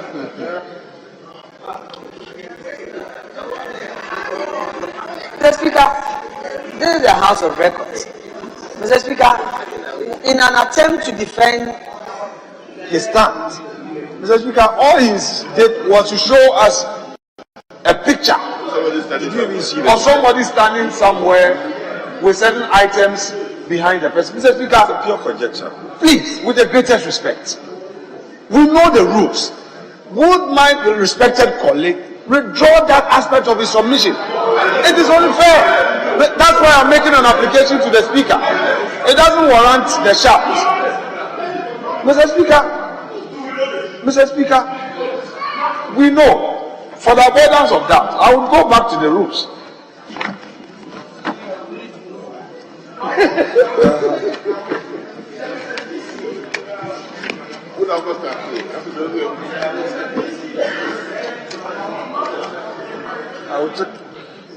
The honourable member is prepared to tender in the video evidence. It is very clear.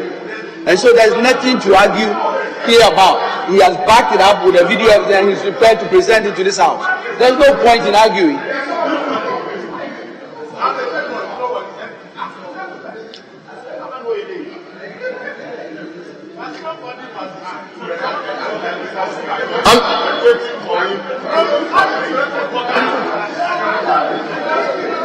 Mr. Speaker,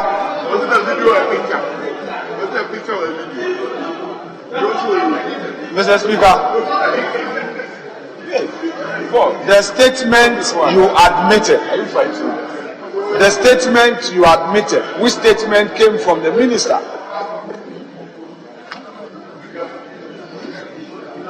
was admitted on the strength of Order 72. Mr. Speaker, the rule requires of us to make comments within the confines of that statement. That's exactly what our rule says. So you are not to introduce new matters, controversial issues, Mr. Speaker, bring matters of factual inaccuracies, Mr. Speaker, and if we allow this to stay in the record, Mr. Speaker, it will amount to giving, Mr. Speaker, an open check to any member to stand here to say anything merely by showing us a picture. Mr. Speaker, today he has that liberty in this House. Tomorrow he may not be a member of Parliament and somebody will be a member of Parliament saying certain things about him. He will not have a right of audience to immediately respond. The man you claim to be doing what you claim he did is not in this chamber to defend himself. Meanwhile, you do not have such evidence to support that claim. Mr. Speaker, I have made an application to you. Your duty is to consider the application to either, Mr. Speaker, dismiss it or uphold. I am inviting you to uphold it because I am fortified by the rules. When he was given the opportunity, he could not factually prove that indeed the man was distributing relief items instead of an official of NADMO. Mr. Speaker, Mr. Speaker, I leave it to you to get the record, that aspect of the submission expunged from the records. Motion. Mr. Speaker, I humbly ask that you outrightly reject his proposal because the honourable member has not only spoken but he has backed it up with evidence, clear evidence, and he's prepared to tender it in today's House, please. Mr. Speaker, he says that. Are you withdrawing it? No, I want to. If Mr. Speaker, you will, but I just want to give. Mr. Speaker, the deputy majority leader says that I spoke about things off the discussion. The minister is here. He spoke talk about relief items? Did the minister not talk about relief items? I think you would exercise patience, Majority Leader. So when I talk about the distribution of relief items in my constituency, and I raise a problem, it's a legitimate problem, Mr. Speaker. But in winding up, Mr. Speaker, he says I did not show evidence. I did not just show a photo. You are not watching. And next time, please pay attention. I showed a video. A video. It's here. The video. Now, Mr. Speaker, beyond this, Mr. Speaker, beyond this, Mr. Speaker, he says, where is the video? This is the video. This is the video. This is the video. It's here. This is the video. Instead of you to support us to do the right thing, you are showing. Honorable member, it's true. The minister. On this note, Mr. Speaker, I'm fortified by the truth, and I speak nothing but truth to power. Thank you, Right Honorable Speaker.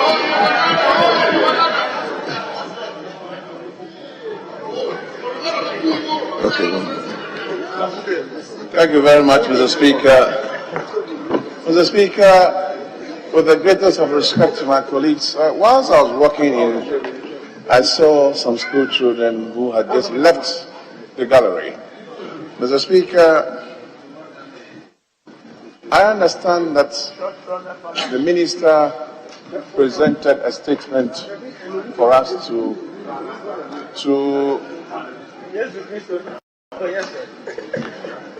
bringing the House up to speed about the unfortunate thing. Mr. Speaker, the Honourable Minister presented a statement bringing the House up to speed about what I call force majeure, natural disaster in the Volta region. Mr. Speaker, I want us to communicate to the world what exactly our practices in this plenary are. Was the statement made for us to debate it or for us to contribute? Because clearly, Mr. Speaker, from where I sit, the comments coming is contributing also.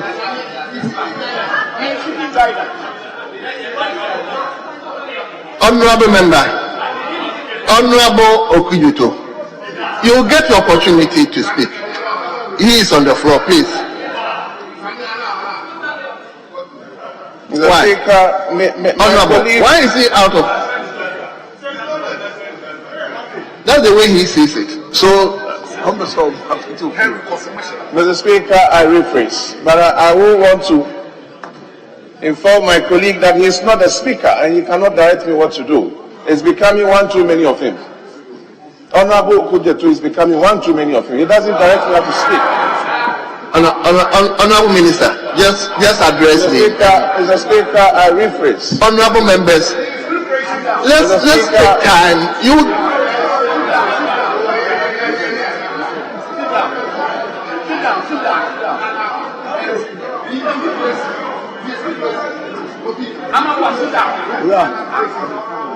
Mr. Speaker, Honorable, come again. What did you say? Mr. Speaker, he has not cut your eye. Hold on, I'm coming. What did you say? Well, Mr. Speaker, I need your direction respectfully. Is the Honourable Minister for Greater Accra suggesting that Honourable MPs cannot raise a point of order? That is what I got up to do. But which is very much within. And then, he goes on a tirade, launching a personal attack. Honourable member, I didn't allow you to speak. Yes. So I just. You wanted to come on point of order, but I didn't allow you. Yes. So it's not on the record. So why is he speaking on the record and going after my person? Honourable member, I asked you to sit down. You get your time. Yes, but so probably the minister. It's totally out of order, Mr. Speaker. I've asked him to address me. Minister, but he's attacked me on record. On the record. Minister, just address me. Mr. Speaker, thank you very much.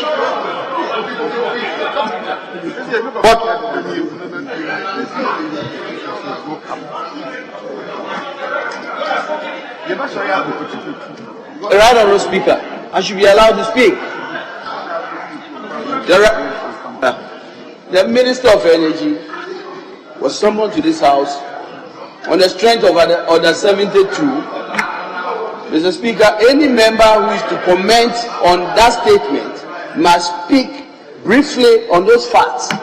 There was no mention by the Minister of Energy of a natural disaster. And he spoke. He made a statement about natural disaster. The honourable member was drawing his attention, and then he went on a tangent and attacking his personality. But honourable leader, if you are drawing my attention, you catch my eye. I should call you before you speak. I agree completely. Is that not the order? I agree completely. But I'm saying that, please. Mr. Speaker, I agree completely. But the honourable member, the honourable minister that I respect so much, knows that this is not a reason to attack a member of parliament the way he did.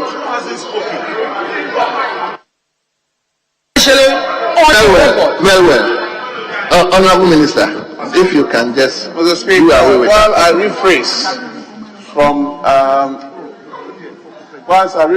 to the disaster, may I also say that I have not attacked Honourable Okudzeto. I only made an observation of he trying to interrupt me when I'm speaking without catching your eye, Mr. Speaker. Thank you very much, Mr. Speaker. Mr. Speaker, all I was trying to say is that this unfortunate incident has happened. The minister has presented a statement. I was expecting us to contribute to it meaningfully so we can find a way out. But clearly, it appears as if we are debating the statement that was ably made by the minister. And there are people who have come into the gallery to observe parliamentary proceedings. Mr. Speaker, I want to be guided whether this statement is up for debate or is for contribution. Thank you very much. Well. It's only that there's a thin line on this particular issue, but it's contribution. We are contributing to the statement of the minister. So we have had one here and one here. So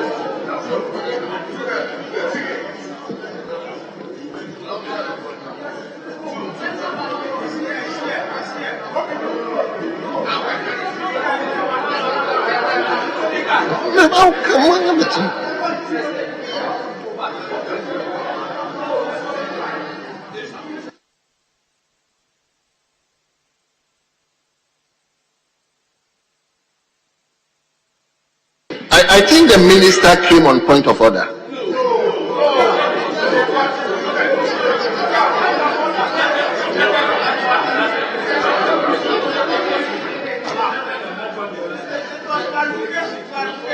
Yes, Minister. Mr. Speaker, with the greatest respect, the intervention of the regional minister certainly was not a contribution. He wanted to seek your indulgence to bring us back on track. That's all that he said. And indeed, the intervention by the Honourable Okudzeto, the point of order, and so on. He should know that it is not a debate. You can only seek a point of order when the House is debating a matter. We are not debating. So you cannot come on a point of order. The Speaker, respectfully, let's come back, because this is a very serious business before us. So I think the last person to have contributed was the Honourable Jinapok. Let it come to this other side, then we move on. Yes. Let me go to Ebuakwa North. Ebuakwa North. Honourable Deputy. Thank you very much, Mr. Speaker. I commend the Minister for Energy for the detailed presentation he has made to us. Because when this spillage occurred, there were too many misinformation to the public and too many politicization that we couldn't access the issue as it is or as it was. And with the contribution of Honourable Donko, it gave us also a wider understanding of the issues and why they happened. I was a bit traumatized when Minister for Energy said that volumes of water the Volta River was expected according to weather forecast, exceeded for about 74%.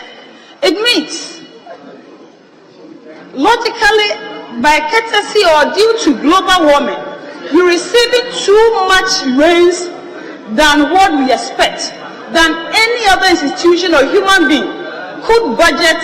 Honorable Minister, are you talking about the height?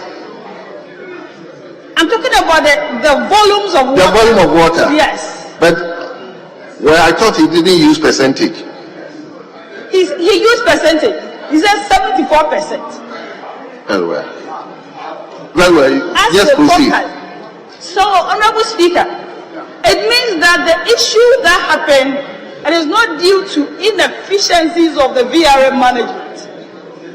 Again, because it's a natural phenomenon and nobody could predict, I plead to the House that let's consider what has happened more nationalistic than the way we're trying to tackle it. Because of the publications that we gave in the media and the way we took sides, it was supposed that it only affected only the districts downstream the Volta River. But then, from Honorable Donko, the effect is even higher up the Volta Dam than we thought they are. Again, by Honorable Jinako, talking about the chairman for LPP in Savannah distributing relief items.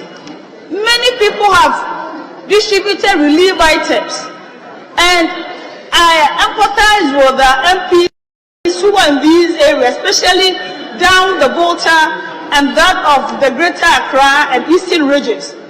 MPs headlines some relief items for their constituents. So the fact that any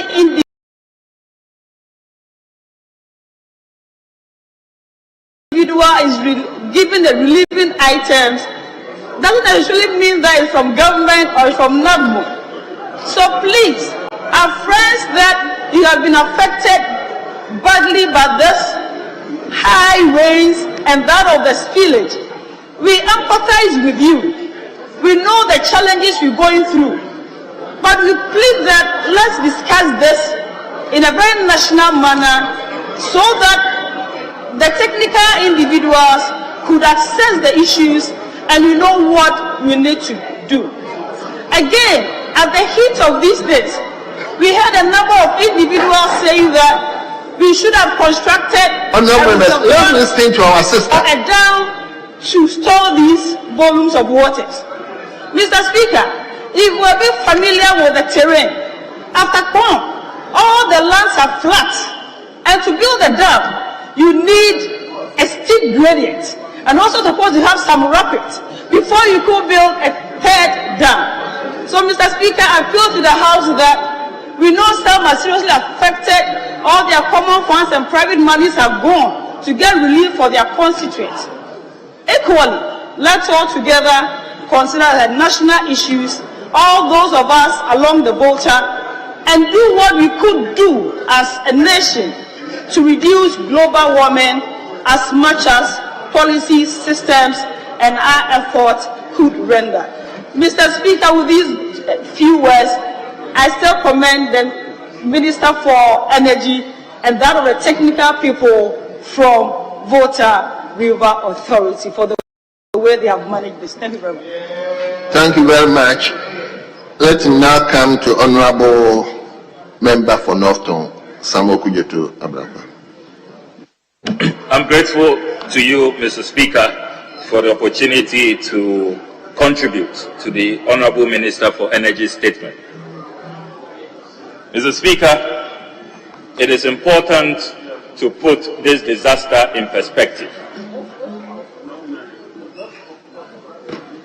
According to NADMO, Mr. Speaker, I have the NADMO records here, as of 24th October 2023.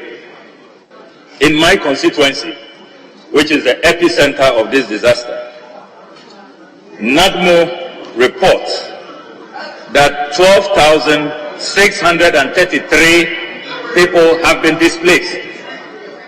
12,633 people have been displaced. According to NADMO,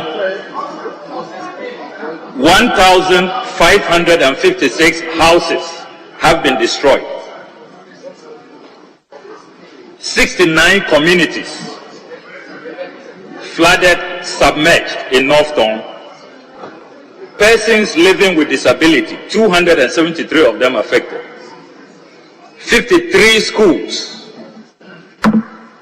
destroyed, according to NADMO. And Mr. Speaker, this has led to 21 displaced camps. I have consciously refused to use the terminology safe haven, because if you go to those displaced camps, it cannot be a haven. There's nothing safe about it. Imagine losing everything you have worked for your entire life. Your entire life. And you are thrown into a congested classroom. As we speak, Mr. Speaker, 5 weeks, and people are living in classrooms. Classrooms without washrooms, without toilets, without kitchens, no beds, and they call them safe havens. They find a nice terminology so they can paper over the real issues. Mr. Speaker, this is a house of records. There are two things the Honorable Minister has said. House must not allow to go unchallenged per our records. We are told that before VRA officials spilled, members of parliament were consulted, were part of the stakeholders consulted. I can speak for myself. I was never invited to any meeting. I was never consulted. I was never invited to any meeting. I challenge the minister to provide one name, one member of parliament who was consulted, who attended any meeting regarding this village. In the affected areas, my colleagues are here. Not a single member of parliament. Not one. Look, we have had enough. We are down. We are traumatized. We have lost everything. The last thing we will countenance are blatant falsehoods. We will not accept it. Another falsehood is that VRA is sharing relief items and that members of parliament have received their share. When? Which member of parliament has received shares of relief items? And such a dangerous statement for our constituents to now come after us. To come after us. As I speak, as member of parliament for Northton, the most affected constituency, no VRA official has given me relief items. Not even a grain of rice. Not a grain of rice. Not a bottle of oil. No member of parliament. If you have sent something to a district assembly or you have done your direct distribution, say so. Say so. Say you have done your direct distribution. Don't come to parliament. Don't come to parliament. Honorable members, you will get the opportunity to speak. Please. This is a house of records. Don't come and say members of parliament have received their share of relief items. So constituents will start calling us. You've never disclosed, you've never told us that you are keeping relief items from VRA. Where is our share? Do you know the implication of statements like that? Mr. Speaker, I am also totally appalled that in this entire statement, there has been no mention of resettlement. How long are my people going to live in schools? Look, the inhumanity, the indignity, Mr. Speaker, pardon me, the indignity that people are suffering, are going through. 85-year-olds, 95-year-olds, we all have mothers, grandmothers. Those of us here, will we accept to live in a classroom even for 2 hours, for 3 hours? Why is it taking government so long to announce a resettlement policy for those affected whose houses have been destroyed to be resettled? There has been no mention of compensation. Mr. Speaker, imagine losing everything you have. Your shop, your livestock, everything you have worked for. No talk of compensation. How long are my people going to live in classrooms? And as long as these so-called safe havens. Nothing safe, no haven about them. Honorable Member, your time is... Education is affected. The children can't have their schools back. So, Mr. Speaker, we are talking about a catastrophe, a humanitarian crisis. And some people think they can make light of this issue, put out falsehoods and concoctions, and make light of these matters. Mr. Speaker, this is not a natural disaster. Before they opened the dam, why didn't they make sure that people were evacuated? Honorable Member, your why time didn't they is make sure up. that people were evacuated to safe places? Honorable Member, You just open the dams your and people time ended is up in up. classrooms. Honorable Member, your time is up. Let us respect human dignity. Let's Honorable Member, your time is up. violating the rights of people. We will not accept that. Honorable Samuel Kujoto, your time is up. Yes. Let me come to Honorable Member from Prayeso first. I'll come to you. Minister, I'll come to you. Thank you. Thank you very much, Mr. Speaker. Mr. Speaker, I can understand the passion to which my colleagues on the other side will speak. But, Mr. Speaker, disasters do happen. Disasters do happen. But your response that you give to these disasters is what matters in times of crisis. Mr. Speaker, my colleagues on the other side are creating the impression that this government has been irresponsive to the issues that are happening in South that are happening along the Volta. Mr. Speaker, clearly, they admit that government agencies, government officials, quasi-government persons have been in their constituencies and distributed items. My brother Blackwell is creating the impression that the VRA has not even distributed any item in his constituency. Mr. Speaker, I am saying that... Honorable Leader, why don't you allow the contribution to flow? Honorable Leader, please, let's allow the contribution to...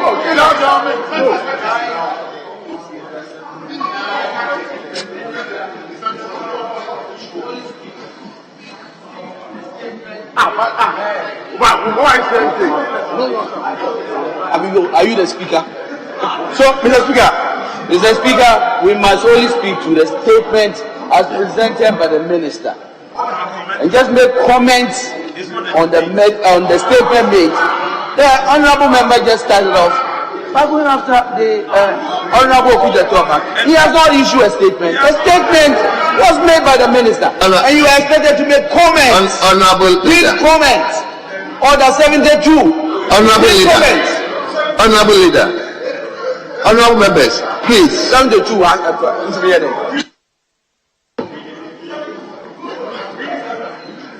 Honorable leaders. Honorable leaders. No. Read the order.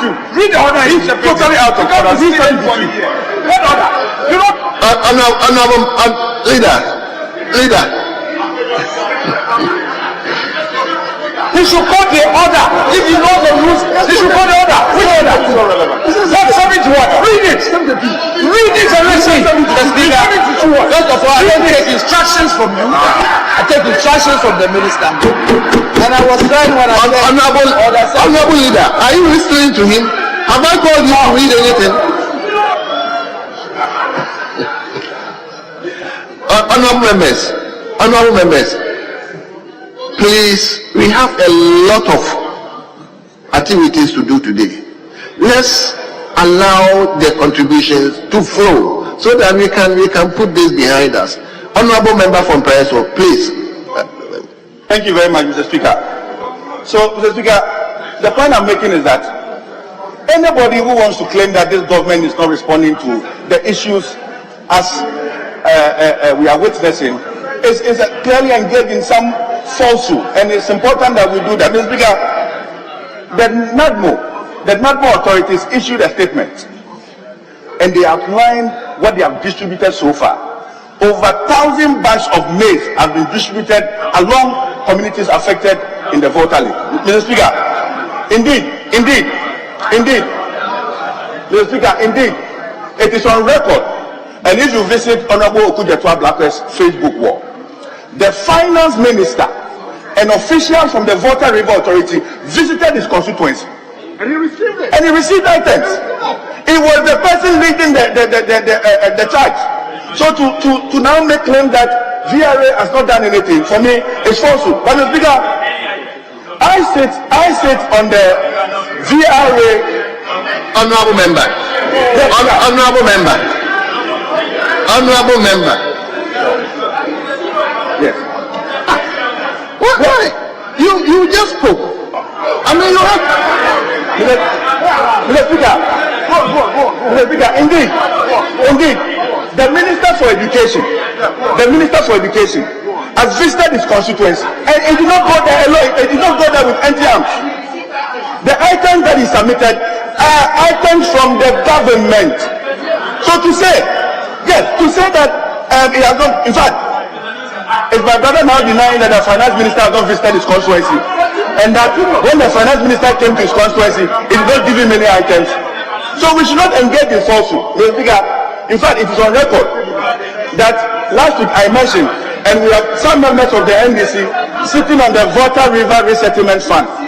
VRA has released an amount of 2.86 million to the resettlement fund for these purposes. And next, just tomorrow, what? Tomorrow, Mr. Speaker. Tomorrow, the board is meeting on this matter. The board is meeting on this matter. Honorable Kujetu, you hold on. You made your contribution, and the contribution was to the fact that the minister made reference to the fact that members of parliament have been receiving NADBO at staff, and you have not received anything. So you have already made your statement. No, he is also saying something. It's important. Honorable Kujetu, please. I give you a lot of respect. Honorable member, please contribute and let's finish it. I have not received anything from the finance minister. I have not. The minister of finance constituency, I have not received anything from him. This is a house of records. I will not accept you lying on me. These are blatant lies. Honorable Kujetu, are you respecting the chair? Mr. Speaker, you know I have enormous respect for you. Please, I haven't called you. Just resume your seat. We cannot accept it. We cannot accept it. Fine, that is fine. You resume your seat. Hey, honorable members, why? He will not withdraw it. You made a statement, he's made a statement.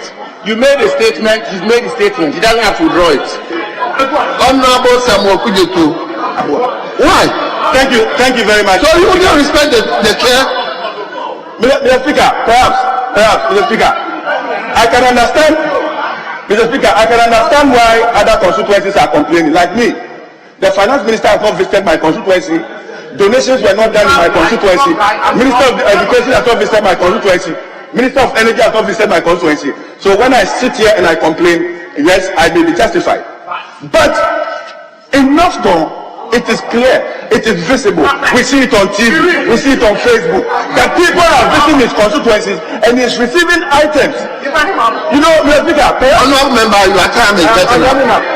Mr. Speaker, perhaps what we need to do, Mr. Speaker, what we need to do is to have a centralized body that is receiving these items and distributing the items to every constituency. People are affected in my place. People are affected in North Town. Honorable member, not just North Town. Honorable member from Breso. Thank you. Speaker, please. Honorable members, please. Then we cannot finish. I need to make this point clearly. This is where we are, Mr. Speaker of the Assembly. A minister of state may make an announcement or a statement of government policy. Any such announcement or statement should be limited to the facts which is deemed necessary to make known to the House, and should not be designed to provoke debate. Any member may make brief comment. Mr. Speaker, we should be sure that the honorable members will speak to the comments without provoking debate and spew lies. Frankly, that's not acceptable. Leader, that is all right. Thank you. So please, no. I'm not giving any. Honorable Member for South Dai, Honorable Appiah Sakyi, it is your time. Mr. Speaker, let the record be clear. The Honorable Okujeto Ablakwa has not been given any relief item by the Finance Minister. Let the record be clear. Honorable Member, he himself has said that. He himself said the Minister said release items are being given to the members of Parliament. And he said he has not received any money. So he's already made that thing clear. That is somebody's assertion. So, Honorable Appiah Sakyi, this is your time. Please take the floor. I'll divide it. Hold on. He must be passing. Honorable. No, Mr. Speaker. I haven't called you, Honorable Okujeto. I haven't called you.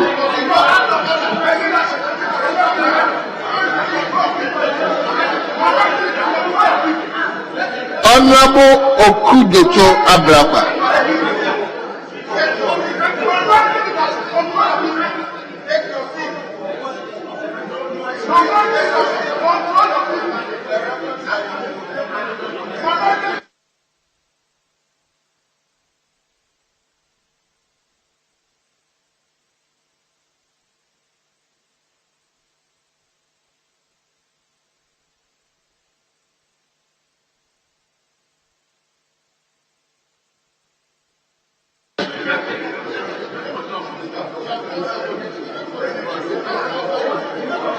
Sit down. You sit down.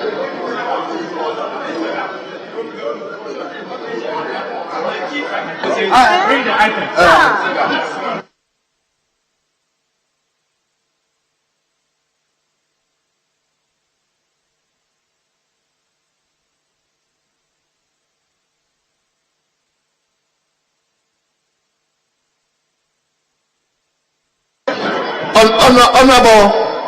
Honorable Opoku Evans, Davis.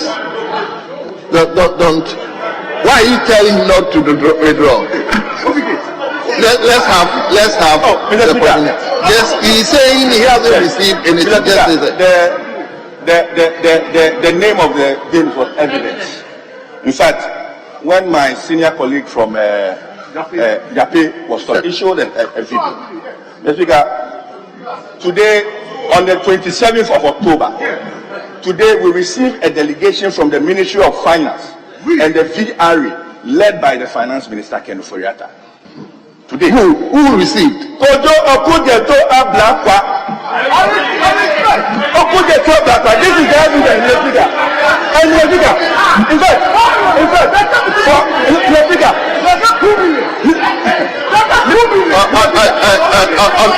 does he understand delegation? Honorable member for what's wrong with this guy?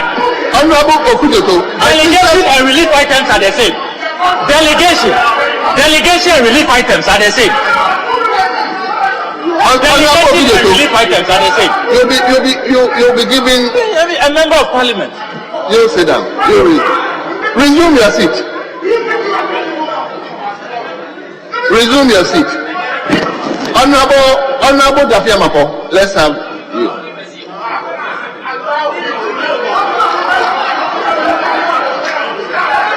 No, Mr. Speaker, the allegation against me is specific that I received relief items from the Finance Minister. I have never received any relief items. Were you not there when the delegation came? No. When you wasn't there? So when the Finance Minister met me later, when at the Deba with chiefs at the Sankizito camp, where there was no presentation. He had, according to media reports, he had done the presentation earlier with the district assembly. I don't get I wasn't there. I don't get DC's office. Is it about you or is it about your people? I was not there. Is it about you or your people? And nothing has been given to me. So in your constituency you are receiving. Nothing has been given to me. In your constituency you know what you are doing. And you are denying you know you are being mischievous. Thank you for you know you are being satanic. Thank you for you know what you are doing. Thank you for admitting. I have personally not received I won't take this lightly. For Ablakwa to never be a satanic. He knows what he's doing. I I have not described me as a terrorist. I have not. Mr. Speaker, I will not take this lightly. It cannot describe me as a terrorist. It won't happen in this table. Take him to the town. Now delegation is a terrorist relief item. Yes.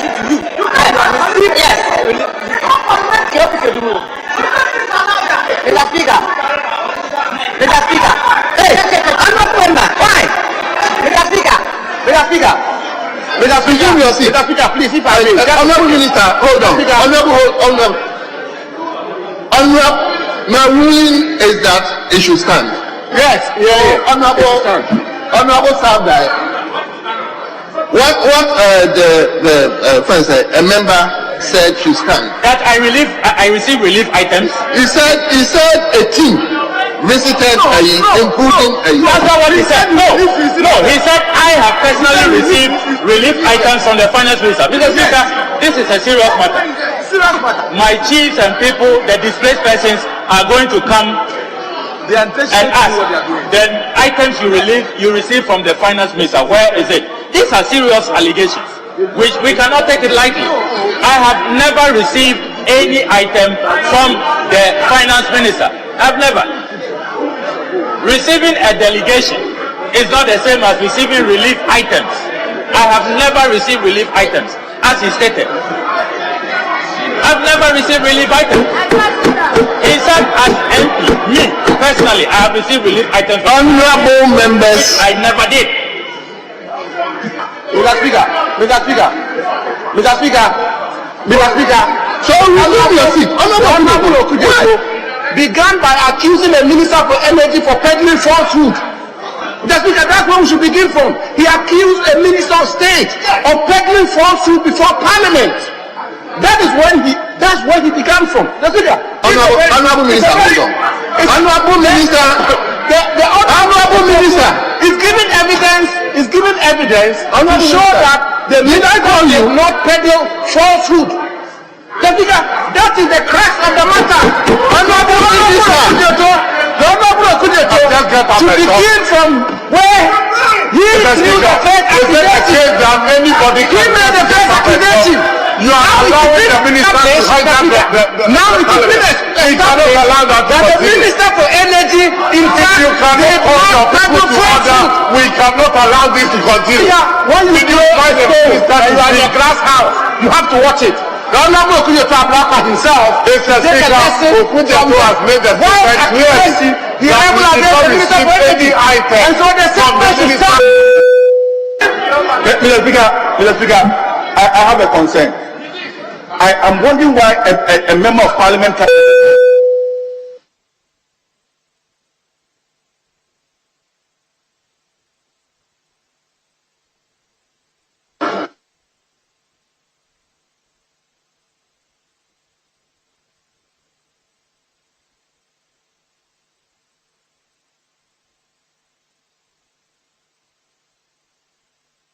yes, Adina.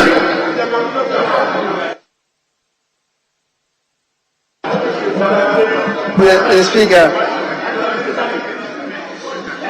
I believe that this indeed is an avoidable. Honorable OPK. What? Mr. Speaker, saying that this situation is avoidable.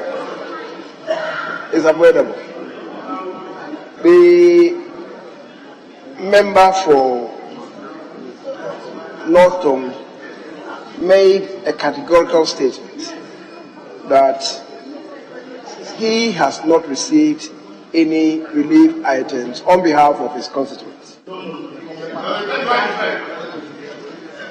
On behalf of his constituents.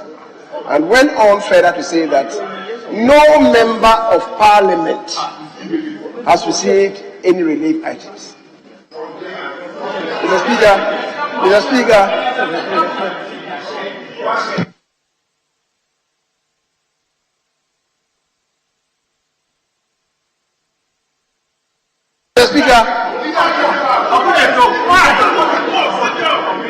he has made those categorical statements.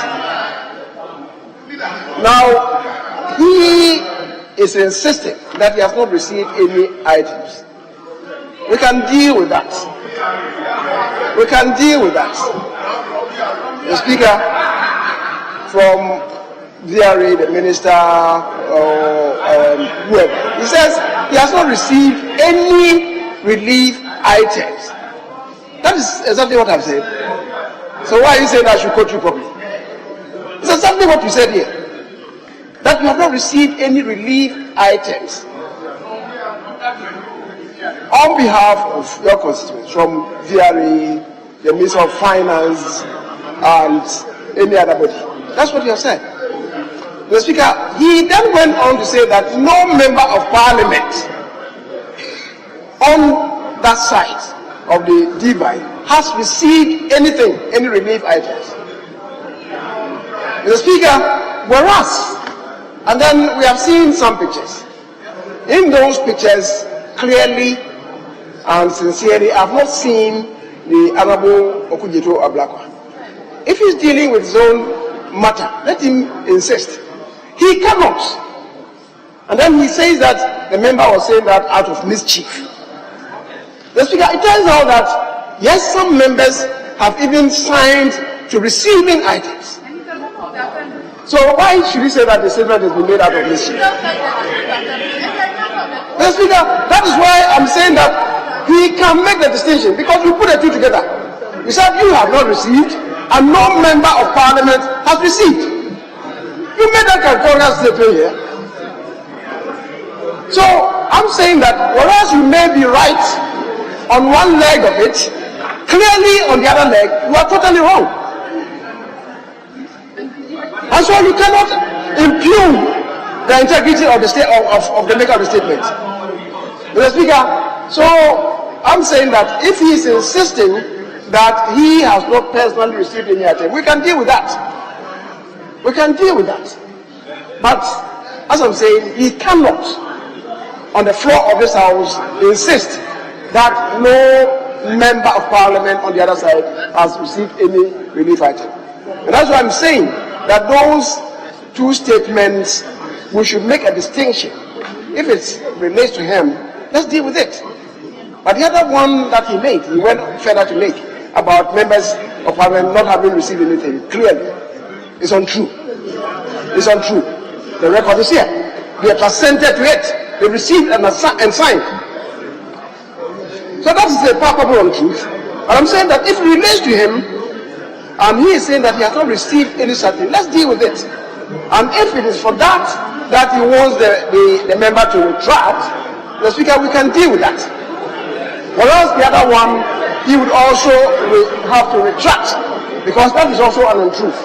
So, Mr. Speaker, I think because this is a serious statement, I will call on you, Mr. Speaker, in the matter relating to the member, the honorable member who made a statement, Davis Opoku, Empress Opoku, relating to the honorable Okudzeto Ablakwa, who is insisting that he has not received any such relief items on behalf of his constituents. The member could be asked to retract. Mr. Speaker, however, the other statement that Okudzeto Ablakwa also made, that no member of Parliament has received any such thing, he should also retract, and they will make progress. So, Mr. Speaker, if you may call on the Honorable Davis Opoku, so that we make progress. I think it balances it. Honorable Davis Opoku is not here, so I will direct that the records show. Yeah, Davis, come and withdraw that statement. With respect to Okudzeto, he is insistent that he hasn't received it. But Honorable Okudzeto, you cannot also speak on behalf of other members, but some of the members might have received relief items. They have. So some of the members have received. So you will also make that statement to collect that particular portion. You cannot speak on behalf of all of them. Mr. Speaker,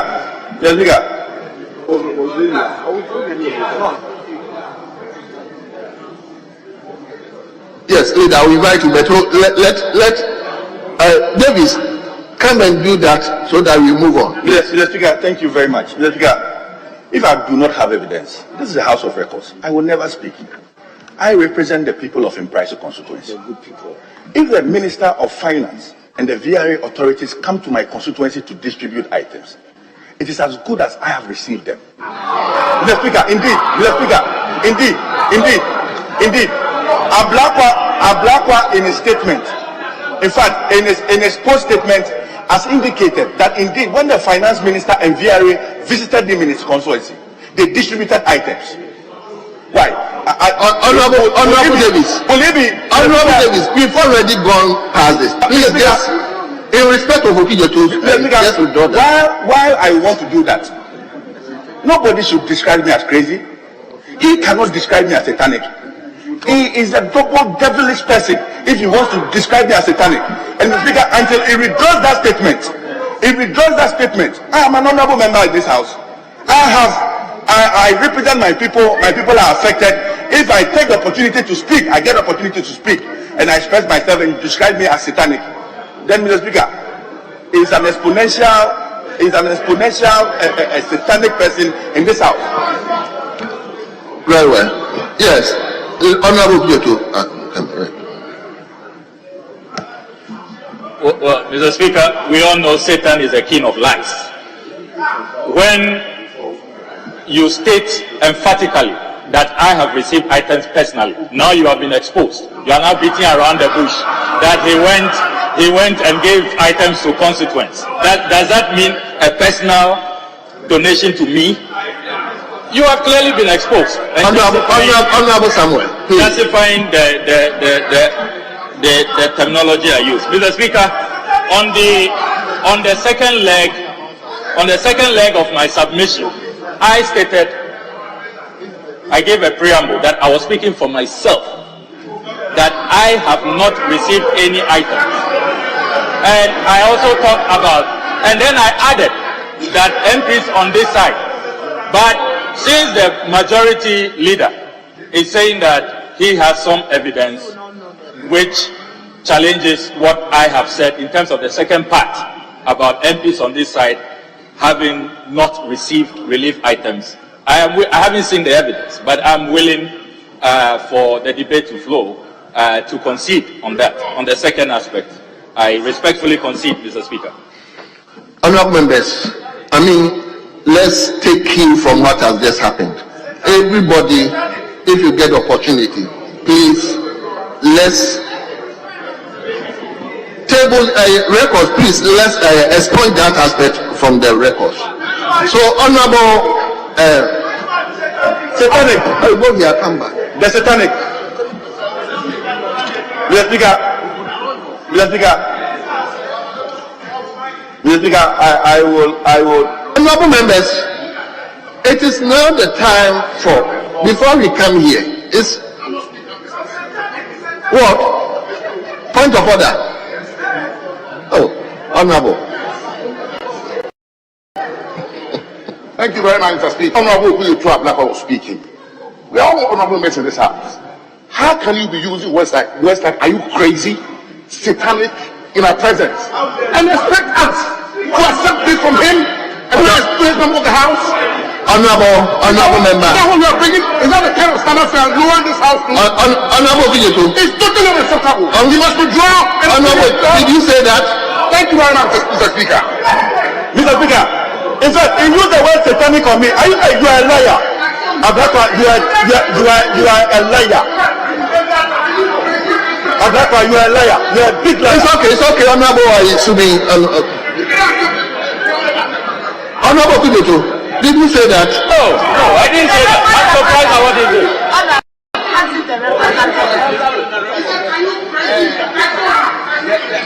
Honorable members. Personally, I didn't hear that, but records, please, if there's...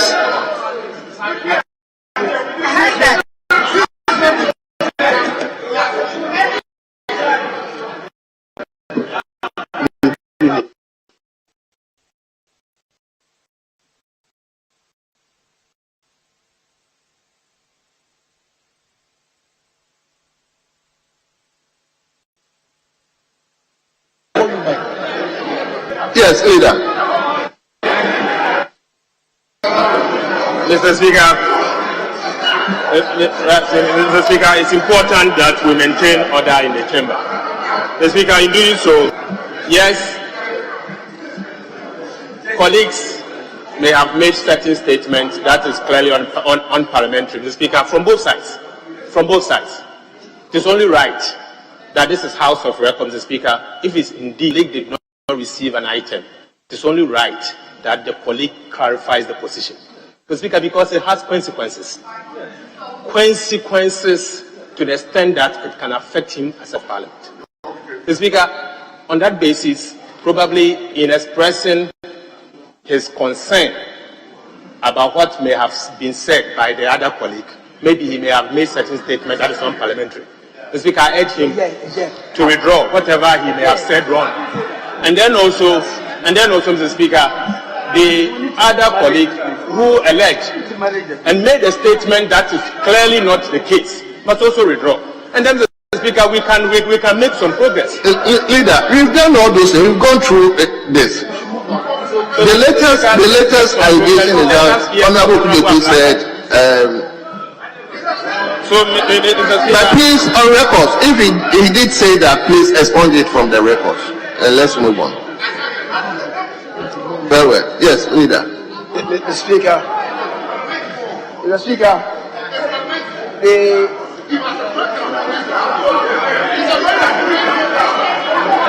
Honorable, I didn't call you. I haven't called you.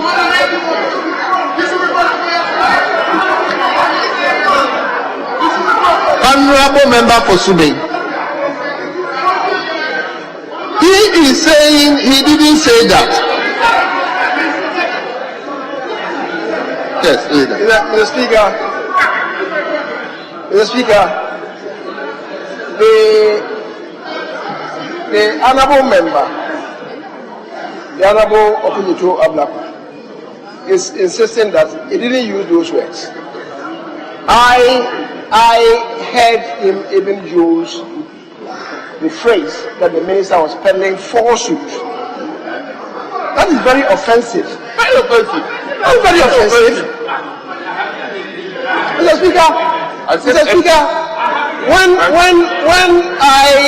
when I was relating to the statement that he made, I said that statement really is an untruth. I will not charge the Honorable Okujeto as peddling lies in this house. I will not charge him for that. I have it here.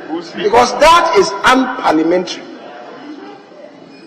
So, if you perceive what the minister has said as an untruth, you can say that. You can relate to that. But to say that the minister is peddling falsehoods, that really is unparliamentary. But Mr. Speaker, we must make progress. We must make progress. We must make progress. He has said that he didn't say so. If he is saying that he didn't say so, one would want to perhaps look at the Hansard. But that's going to take time. And the fact that he said that he never said so, the Speaker, let it be so. In which case, if he said so, and use those offensive language, the Speaker, I'll plead with you to cause those words to be expunged from the Hansard. Thank you. Thank you, leader. I've already done that. That those words, if indeed he did say that, should be expunged from records. So, honorable members who are here to contribute, please take heed. Let's focus on the statement. So, honorable Dafiamapo, you have 3 minutes. Speaker, thank you very much. Speaker, let me anchor on the minister's statement by referring the House to Section 11, subsection 1, B, C, and subsection 2 of Act 46. Mr. Speaker, with your leave, let me read. Flow of water and flooding. That's the head note. Section 11, subsection 1 is to the effect that the authority shall control the dam to prevent, so far as is practicable, the level of the lake from rising to a height greater than 280 feet above mid-sea level. That's the law. And of course, I'm reading the law. And B, Mr. Speaker, the flow of water past the dam as may cause flooding downstream from the dam above the levels which were normal preceding the construction of the dam. Then 11.2 is the effect that the authority shall take reasonable measures to give warning of possible flooding from the lake or from the river water downstream of the dam. Mr. Speaker, let me demonstrate how VRA was negligent in this matter. As of December 31st, 2022, and I'm happy they are here, their own statistics says that the water levels in the dam was 277.12 feet as of last year. So by January this year, VRA had always known that the water level in the dam was at its fullest. Mr. Speaker, as we speak, I am making comments. As we speak, Mr. Speaker, as we speak, as I'm on my feet, the water level as recorded by VRA in the lake is 276.97. After 1.5 months of spillage, the water level is still doing nearly 277 feet. The maximum water level in the dam is 278.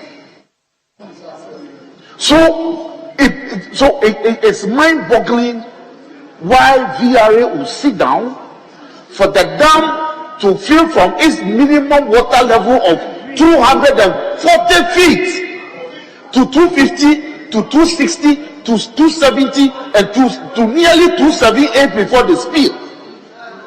And those of us upstream, if Okudjato's Mepe is the epicenter downstream, my South in Germany is the epicenter upstream. Nearly 22 communities under the loss. The famous Germany market is gone. I have over 5,000 people affected. I have roads that have been inundated that people from one community cannot travel to the next because the water has taken over the road. These are extremely serious matters that ought not to be trivialized. Schools have been affected. Health centers, hospitals, clinics have been affected. So we are a people in distress. And I think that it is important that some attention is paid us. Mr. Speaker, as we speak, we want to find out from VRA at what level is water spilled from the dam when water levels are attained. We want to know. I am making comments because the minister has come to say, the minister has come to tell the House that, hold on, the minister has said that spillage is the last resort. Did you listen to him? He said spillage is the last resort. So I want to find out from VRA, those of us who live by the lake, that if you want to spill, at what point do you spill as regards the level of inflow? We want to know. And it is also important that we put on record that about 32 other districts and constituencies that straddle the lake upstream are affected. Apart from the money referred to the energy minister, that VRA as the statutory body in charge of managing the dam and water levels are put in, there's nothing from central government. There's nothing from central government in respect of this matter. And as a person in distress and my people that I speak for, I am asking why. Why is the central government not putting any money towards these matters? So if VRA it hasn't made profit, hasn't got anything in the vote, does it mean central government would have made any allocations? So it is important. And I also didn't hear the energy minister speak about the complex nature of the spillage. The spill didn't come from Akosombo directly. The spill, Akosombo spilled into Pong. They should have told us the capacity of Pong. It is Pong that spilled that affected matters downstream. Mainly. I didn't hear anything about that. And it is very important that these matters are put into perspective. Thank you. Mr. Speaker. Mr. Speaker, let me conclude by saying that the call by the Right Honourable Speaker last week that there should be a full-blown parliamentary inquiry into this matter is founded and clearly demonstrated. There must be inquiry because somebody was negligent. The water levels in the dam for this year has always been around 277 feet. So if the decision was taken late in spilling, we ought to know who delayed the decision, and the appropriate sanction must be applied. I thank you for the opportunity. Thank you. Honourable members, the time has gone beyond 2. It has. So let me indulge you to allow me to extend sitting beyond the normal hours. So let me invite the Deputy Minister for Energy. Thank you, Right Honourable Speaker, for the opportunity to contribute to the statement that was ably made by my boss, the Energy Minister. The Speaker, it's unfortunate that this calamity that befell our brothers in the the Volta region and parts of Greater Accra region and Eastern region, of course, those upstream, has been treated the way that it has been this afternoon. Sitting here, I'm really saddened that this statement that is comprehensive, that captures the entirety of the issues from what it is that transpired, the history, and the rationale for what VRA did, has been turned into a banter between colleague members of Parliament. Indeed, I had the privilege of accompanying His Excellency the President when he visited the site and flying over the affected communities. I was really touched that a necessary activity that the VRA had to undertake has caused such harm to our compatriots. Mr. Speaker, I hear words like negligence. I hear words like this is not a natural disaster. And I wonder as to whether we want to speak to the facts or we only want to be sensational about the issues for something other than what the reality is. Because, Mr. Speaker, if the rains hadn't come, which is not man-made, the water level in the dam would not have risen to the point where VRA had to spill in the first place. Logical. So that in itself tells all of us that this is an act of nature. Obviously, VRA, like my good friend from North Dai said, South Dai, they monitor the inflows into the dam on a daily basis. And they have a projection as to what level that the water gets to that then triggers any spilling activity. Speaker, if you heard the Honourable Minister's statement, he was quite clear that historically spilling has taken place after August. Why?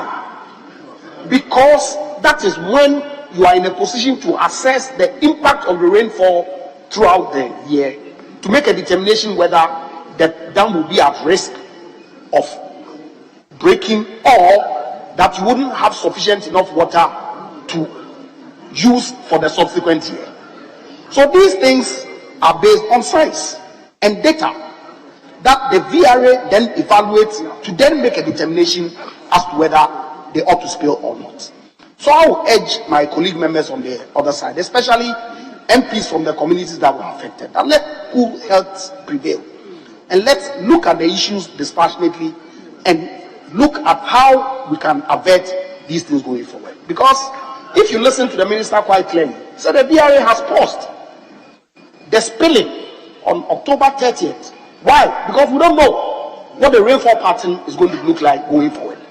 All the projections that were given by local and foreign agencies responsible for predicting the rainfall pattern was not consistent with regular pattern. We all know that we are in an era where global climate change is happening all over the world.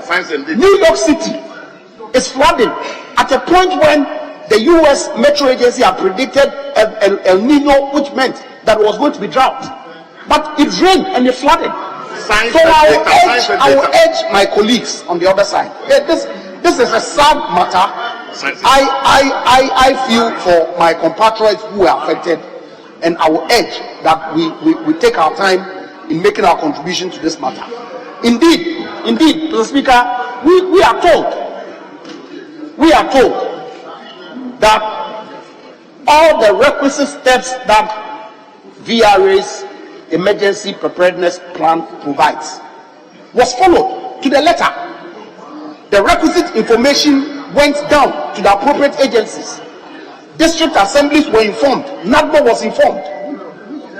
Thank you, Honorable Minister. Member of the Speaker, as I conclude, we should take our time and think through whether the unfortunate spillage that has affected some compatriots of ours, and the alternative of allowing the dam to break and allowing 150 billion cubic meters of water to spill.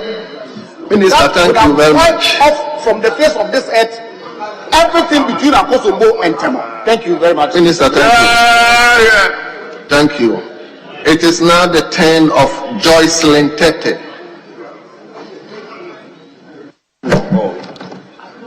Thank you, Right Honorable Speaker. This incident is very new to some of us. This is the first time that an incident like this has happened in my constituency. I want to firstly acknowledge the former President, His Excellency John Dramani Mahama, for his efforts in making sure that when everybody gave up on us. Hold on.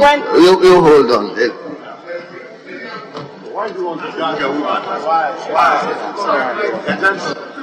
Mr. Speaker, I need your guidance on this matter. There is a statement that came under Order 72, and we are required as members of Parliament to make comments. I'm wondering why, in a situation like this, a list will be given you, which list will limit your call. And then, Mr. Speaker, there are a lot of women on their side. So far, they've called 4, only one. Joycelyn, only one woman. Mr. Speaker, they have 3 ladies here. So far, only one. Honorable Leader. And then why did the minority leader, the deputy minority leader, give you a list of 4 men, only 1 woman?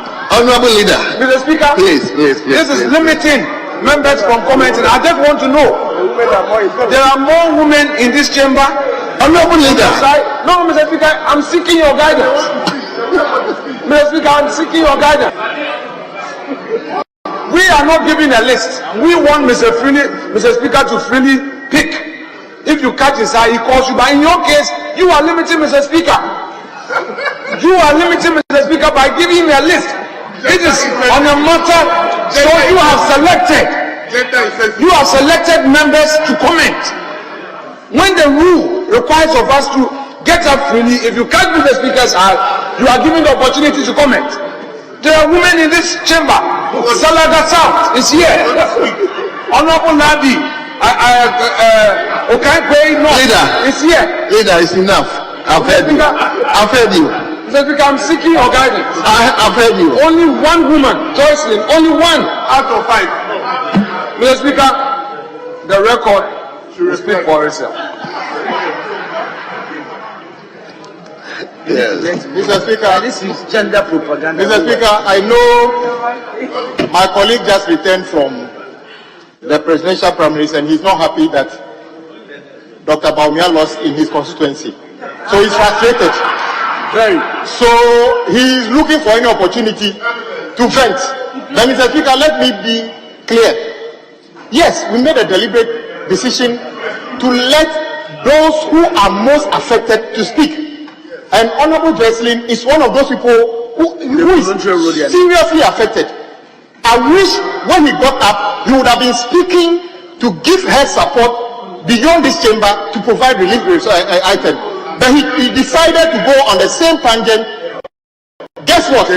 If you look around, you have only one lady. You call yourself majority. You have only one lady sitting behind you.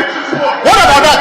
What have you been doing to the women? You are in a majority. We have more people here. You should be more worried as to why members of the majority don't come to Parliament. Be worried about that one. We are more than you. As minority, we are always more than you. Why? Be worried about that as a leader. So, Mr. Speaker, yes, we made a decision. And Honorable Jocelyn will speak. I will speak for the people who are affected. Indeed, you are not affected, so you don't know the essence of what we are doing. So, Mr. Speaker, yes, we took a decision. And Honorable Jocelyn will make her point without interjection from the Deputy Leader. Well noted. Honorable Jocelyn Tete, you have the floor now. Let's hear you. Thank you, Right Honorable Speaker. It's unfortunate that my colleagues from the other side would want to make mockery of something that has really hit the Volta region to this level. My constituency is one of the 32 constituencies. My constituency is one of the 32 constituencies that have been affected. Mr. Speaker, the Minister for Sanitation recently had an interview and said money has been released to some people to educate those of us around those areas. And then she doesn't know why we have refused to move from the sites before the spillage or whatever. It's unfortunate that a mother that we all look up to, Honorable Frida Pempe, could make such a comment in a situation where the people that have been involved do not even have food to eat. Do not have water to drink. This same contaminated water is what they are drinking from. Mr. Speaker, we have also heard the Deputy Minister for Information saying that they have sent people to the site to go and check if the places are still habitable for them to live in. It's surprising that somebody It's surprising that somebody we can call a mother, this particular minister is also a woman, would say that this man-made disaster has happened. This Honorable Paul, please resume your seat. They have now looked for money and sent people to go and check if the places are still habitable. I want to stand here in this house and tell the whole house that I think this agenda is agenda clear the people that don't vote for us. You are not catching that. That is what we are asking. If it is not, I don't see the reason why the president of Ghana could go with his entourage to the Volta region and go and make such a comment that I wouldn't have been here if it wasn't Ghanaians saying go and see the people. And then you come to the Parliament of Ghana and we hear ministers and other members of Parliament saying that this is not as if we are exaggerating. Honorable, you hold on. Yes, Honorable Saitete, let me hear you. Thank you, Mr. Speaker. Mr. Speaker, we should be guided by the rules of this House. To the extent that the Honorable Minister for Energy has made a statement and we are to make comments on that statement. What she said, attacking and impugning the integrity of the Honorable Minister for Sanitation, who is not in this House. This is most unfortunate, and she should be called to withdraw that. So please, this is the most unfortunate statement coming from her. Please.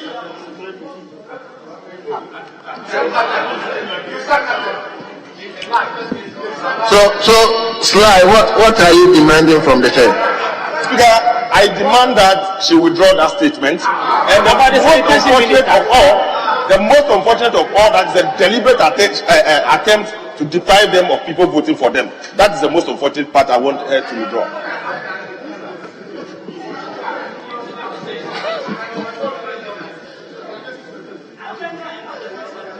I haven't called you. Leader, I haven't called you.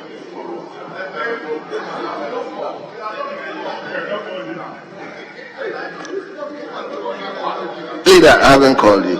Honorable Leader, Honorable Joyce, I was trying to protect you, but if you hit below the belt, please, just quickly, 3 times.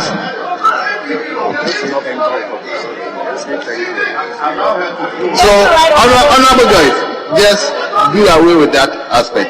Which one? Thank you, Right Honorable Speaker. Leader, let's allow her to. No,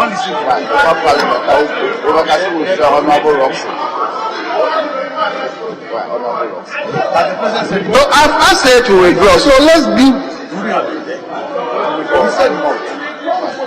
Mr. Speaker, I'm totally lost. I don't know what I'm supposed to withdraw this stuff to.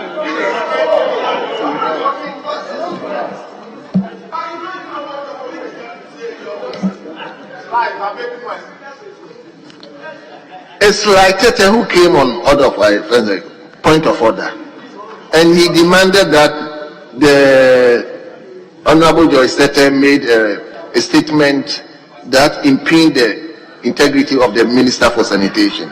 So I am asking the Honorable Member to just withdraw. So I don't see the.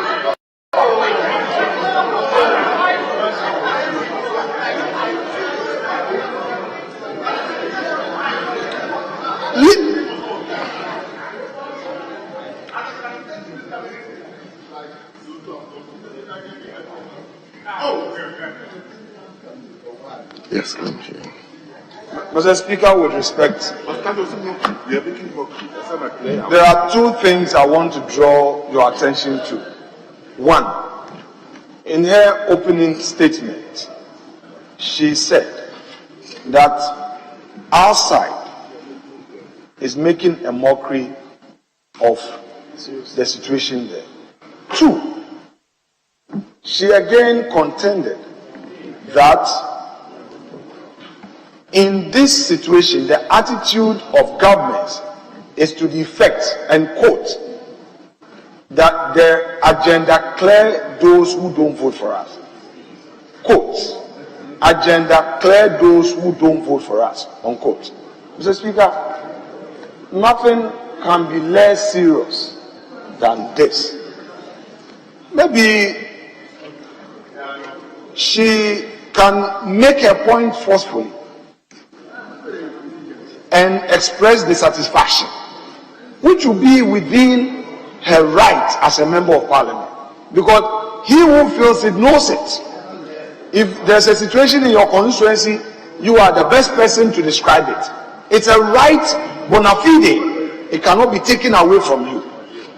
But to the extent that you say, Mr. Speaker, that the government has an agenda, clear those who don't vote for us. Mr. Speaker, with respect, it demands a withdrawal and an apology. Mr. Speaker, that this side of the house making mockery of a disaster, Mr. Speaker, the majority leader is on record as saying that we outside our caucus mobilizations, we are donating 150,000 to this matter. Mr. Speaker, yesterday on my own feet here, I made a pledge to get something for our honorable colleague Doyo, who, Mr. Speaker, we had to vary order of business. We had to vary order of business to allow her to make the statement, and we all contributed. Again, I sought the leave of the majority leader to pledge a further 50,000 for her from our caucus funds. Mr. Speaker, what is happening is not limited to a constituency. From Honorable, from Pru East, Bay area, Salaga North, Honorable Zuera is here, yes? Your constituency. Banda, Mr. Speaker, it's all the way from the Savannah regions, northeast, down to Bono, Oti. Mr. Speaker, down. So, Mr. Speaker, for somebody to create a colleague, a respected colleague for that matter, to say that the government has an agenda, eliminate those who vote against us. Mr. Speaker, it's far from the truth. This must be withdrawn, unqualified apology rendered, because, Mr. Speaker, officials have trooped the affected areas. Government, through NAGMO, has demonstrated commitment. Are you making a statement, Mr. Speaker? You see? Oh, what is this? Mr. Speaker, with respect, a member may disagree with me, but this issue of the minority side all the time coming in to speak, undermining your authority, is becoming one too many. Mr. Speaker, I will never get up on my mic when a colleague is on his feet. So, Mr. Speaker, please, this is the invitation to you. The ball is in your court. I'm inviting you to hold that the submission made by me, drawing your attention to the unacceptable language our respected colleague, being withdrawn with a consequential order directed at her to apologize to us as the majority caucus and to the government. And never should any record in this house reflect a statement of this in the history of our democracy. It should never happen. Never should this happen. Well, I will give the seat to the first deputy speaker. But I think the reference he's making is in respect of our standing orders 93-2. So I think the first deputy speaker will continue from here. Because the first deputy speaker wouldn't know that you intended giving the opportunity to the two leaders. He just spoke. So if you don't direct before you don't give it, yes. You will speak.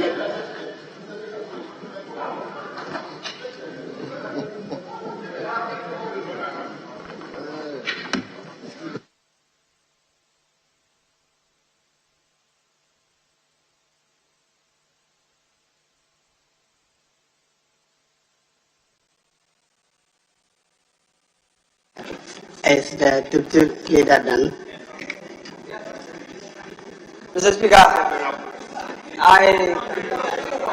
Mr. Speaker, I was asking if you are done. The burden contained therein has been sufficiently submitted. So, Mr. Speaker, nothing more to add. Yes, Honorable. Right, Mr. Speaker, welcome to the chair. Mr. Speaker, my colleague, the honorable member for North Dai, did no wrong at all. Mr. Speaker, on the 23rd of October, 3 news reports, Sanitation Minister says, listen, those affected should have left the areas that were flooded. 24th of October, My Joy reported the same thing. It is on record that the Minister for Sanitation said, who is a member of this house, because the colleague who made a statement that the allegation against the person is not a member of this house. Mr. Speaker, it is not the responsibility of my colleague to bring members of parliament to the house. It is the responsibility of the member who is the sanitation minister to be here. So we don't have responsibility for that. So, Mr. Speaker, the point I make is that it is on record that at least the sanitation minister said if those whose places were flooded moved or took advice and moved, they will not have been infected. Mr. Speaker, it is also on record that when the President of the Republic visited the site, I'm told he made it in a jest. Listen, I will say it, that if I were to consider those who vote for me, I wouldn't have been here. thought that members of his party were saying that he said it joking, Mr. Speaker.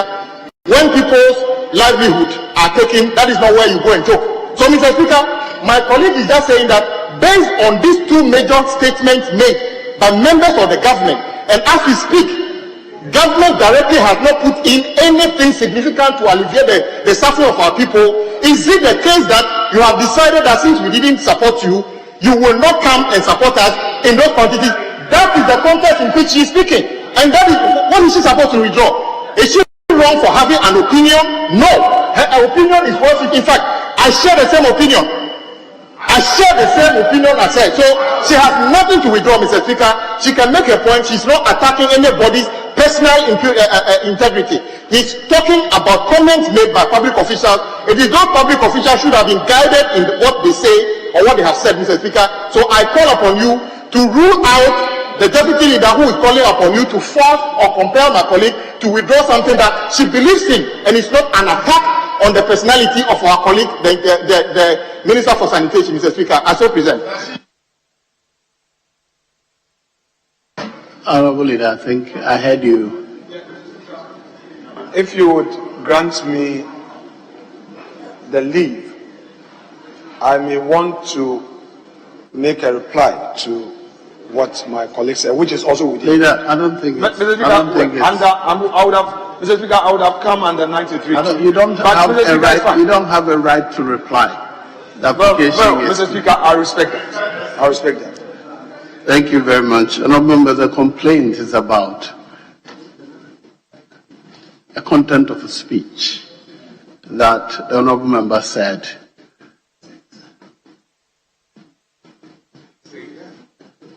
the government, is it a case of those who don't support us should be cleared away? Is that right? All right.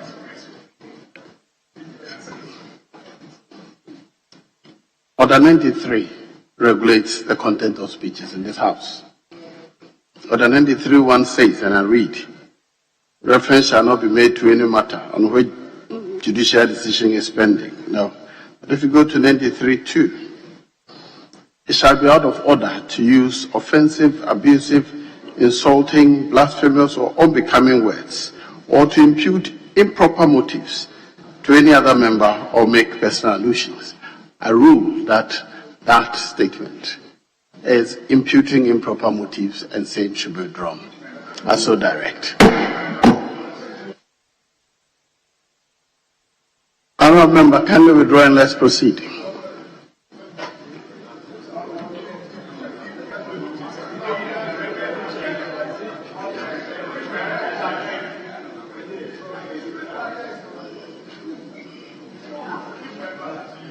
Are you on your feet in respect of this ruling?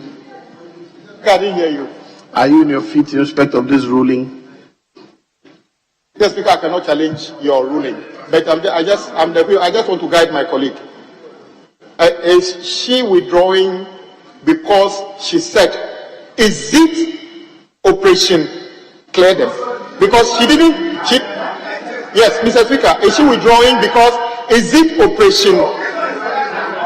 Mr. Speaker, I just want to clarify to guide her. Is she withdrawing because she holds the view that Mr. Speaker is capable of ruling? Mr. Speaker, address me. I'm listening to you. Mr. Speaker, thank you very much. We are here because of what he brought to the House today anyway. Mr. Speaker, I'm just seeking your guidance, so she's guided. Is it the case that when she says, is it the case of clear them, because she did not say it is.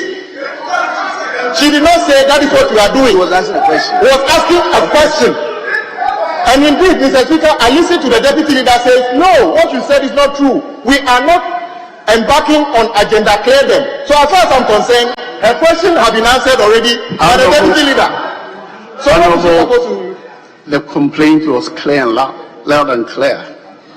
I'm asking that she withdraws those words so that we can proceed, please.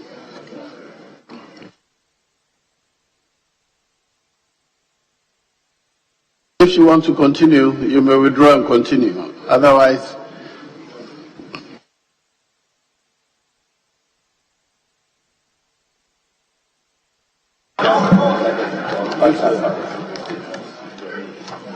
Thank you, Right Honorable Speaker. It's unfortunate that I've been misunderstood by what I said. Maybe I have been misconstrued by my colleagues. What I said was that my constituency is one of the affected constituencies, heavily affected. Sometimes when I go to these communities, I'm not even able to drink water. Of course. Don't listen. The president of Ghana came to the Volta region and made a comment that he wouldn't have been here if it wasn't Ghanaians saying that he should come. We read online, 24th October, the sanitation minister saying... Honorable, if you are not going to withdraw, you can conclude your discussion. I'll direct that. Mr. Speaker, like I'm being forced to withdraw what I said. I direct that those offensive words be expunged from the record. Now, is there any other person who wants to continue? She refused to take the opportunity to continue. That brings the end. Yes. Thank you, Mr. Speaker. May I seize this opportunity to thank the Minister of Energy for giving us a report of the unfortunate situation to the House. I also express my appreciation for the Minister to bring the agency that is involved, all the technical men, including the board chair, to address the situation this afternoon.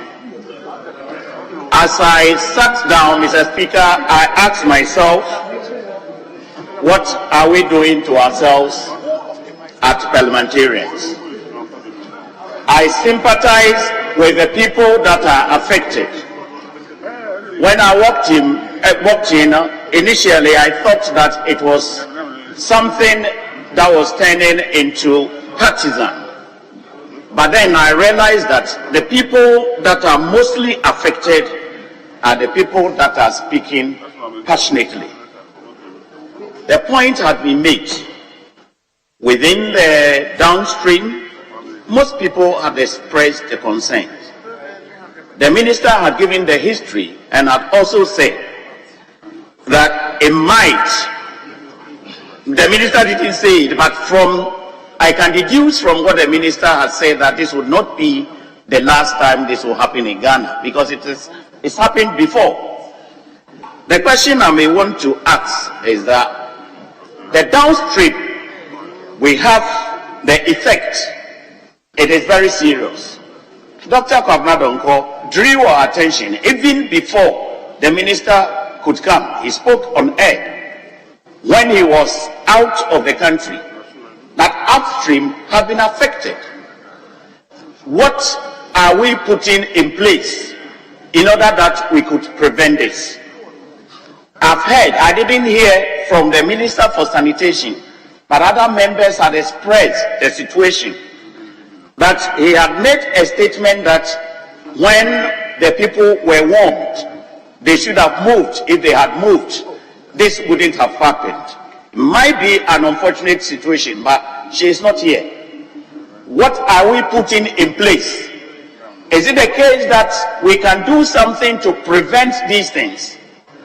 What VRA had done, we cannot say that VRA was negligent. VRA would have been negligent if they had stayed for the dam to collapse. Now we have a situation where Honorable Appiah spoke.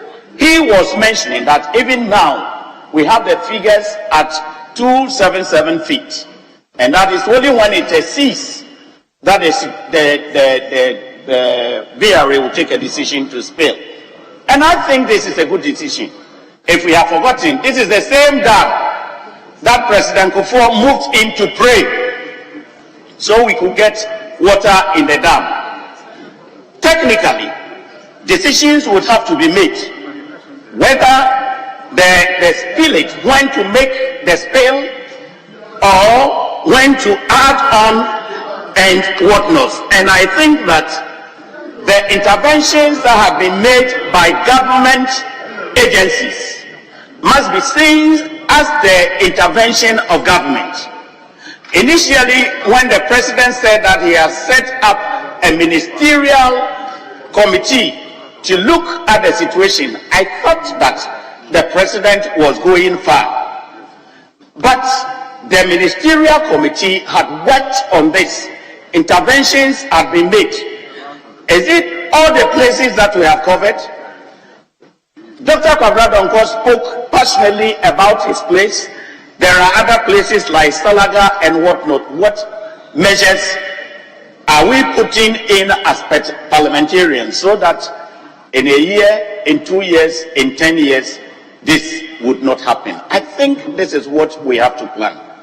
It is unavoidable. When it gets to a level that the spill had to be done, warnings would have to be given. Notices would have to be given. Was this enough? The agency, a minister has said that all these notices were made, but were they enough? If they weren't, what are we doing so that we don't repeat this?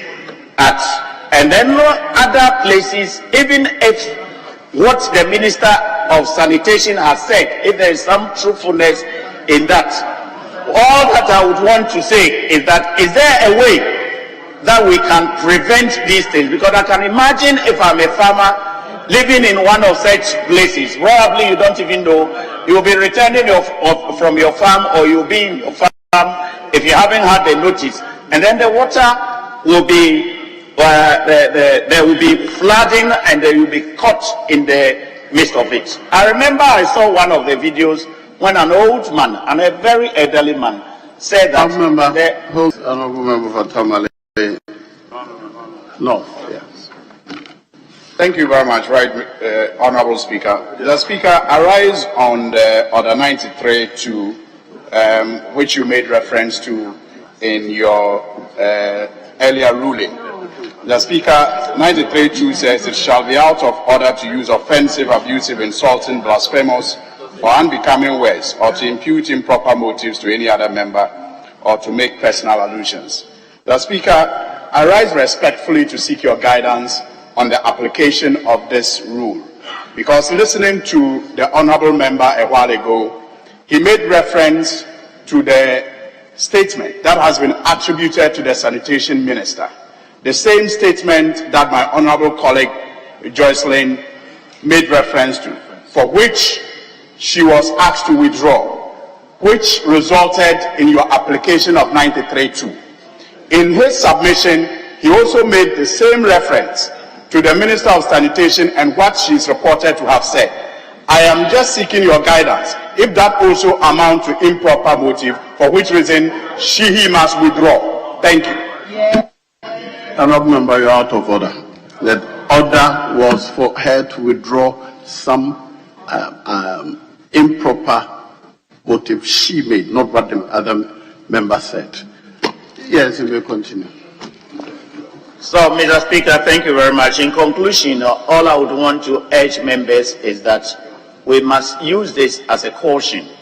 Then all the members that are affected, the interventions that have been made, if they are not enough, and that's why the minister is here, we can even write to the minister or ask questions for him to respond to that and rectify the situation. All other areas that were also affected, and an attention had not been drawn, and the assemblies had not been invited, or nobody had visited the assemblies.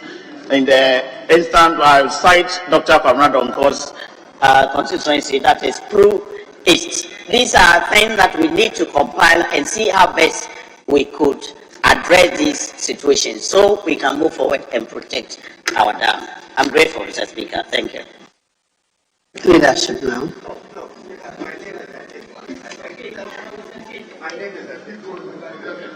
Thank you, Mr. Speaker.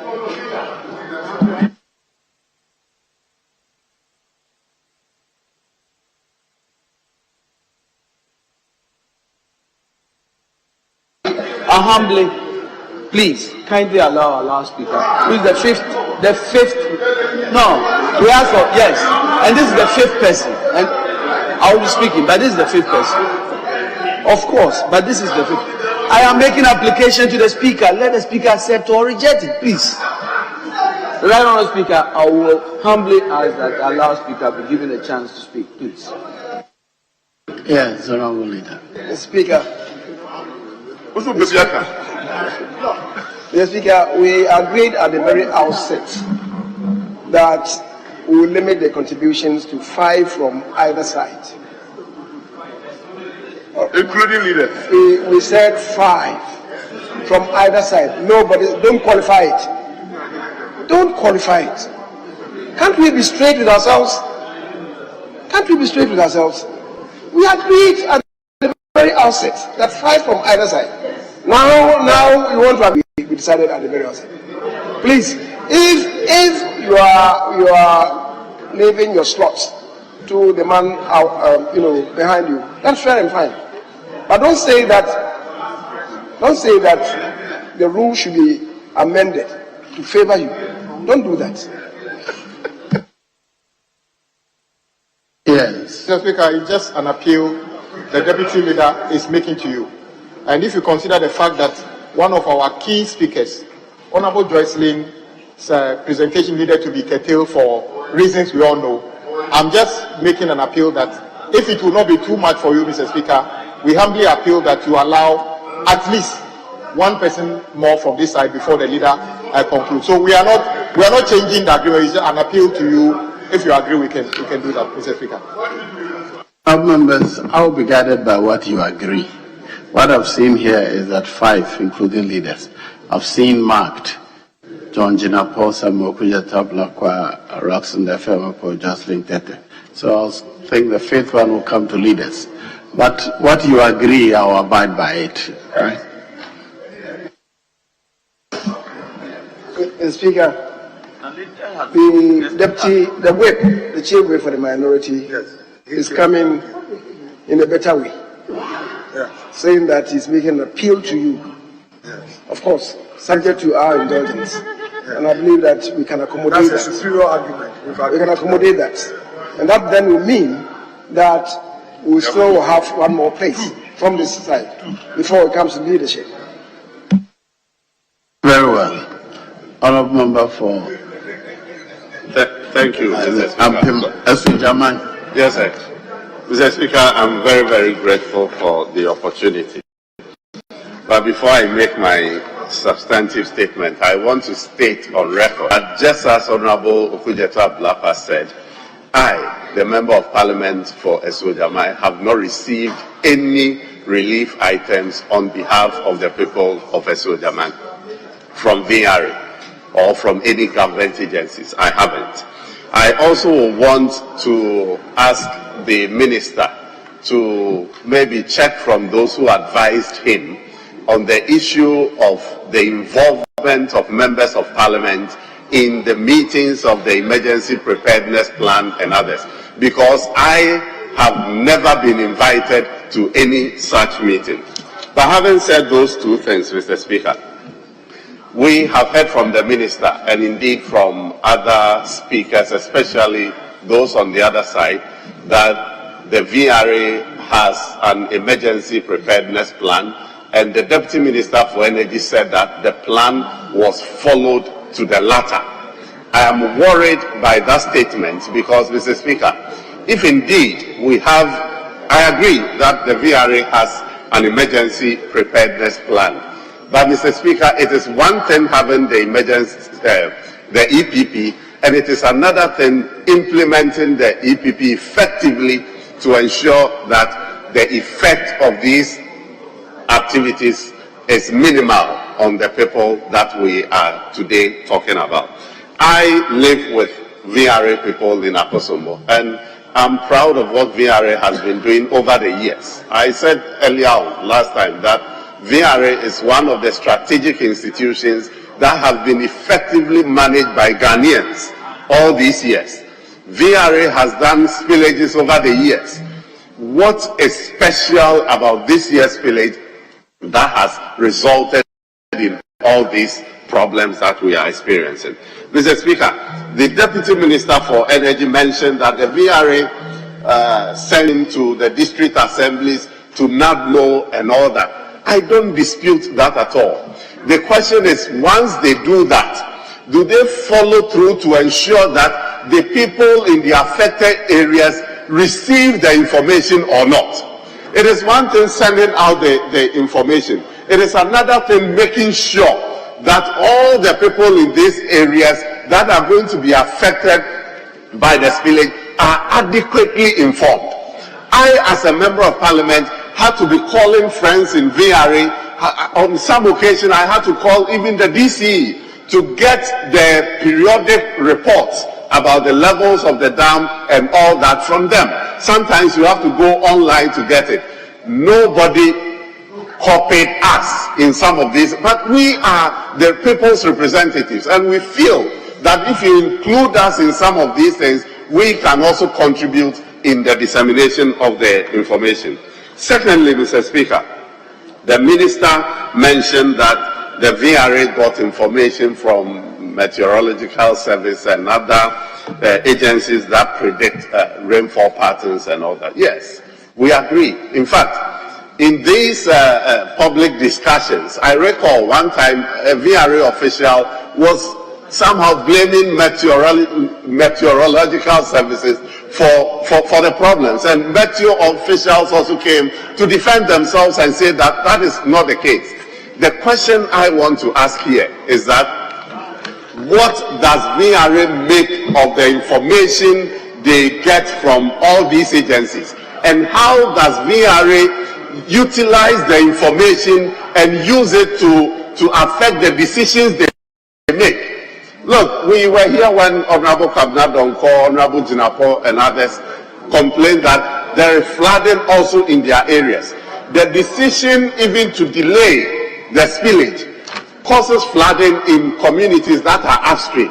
In my constituency, for instance, there are communities like Kurikope that started flooding even before VRA started spilling. And as soon as VRA started spilling, the water started receding in those areas. So the decision to even delay the spillage has consequences for communities upstream.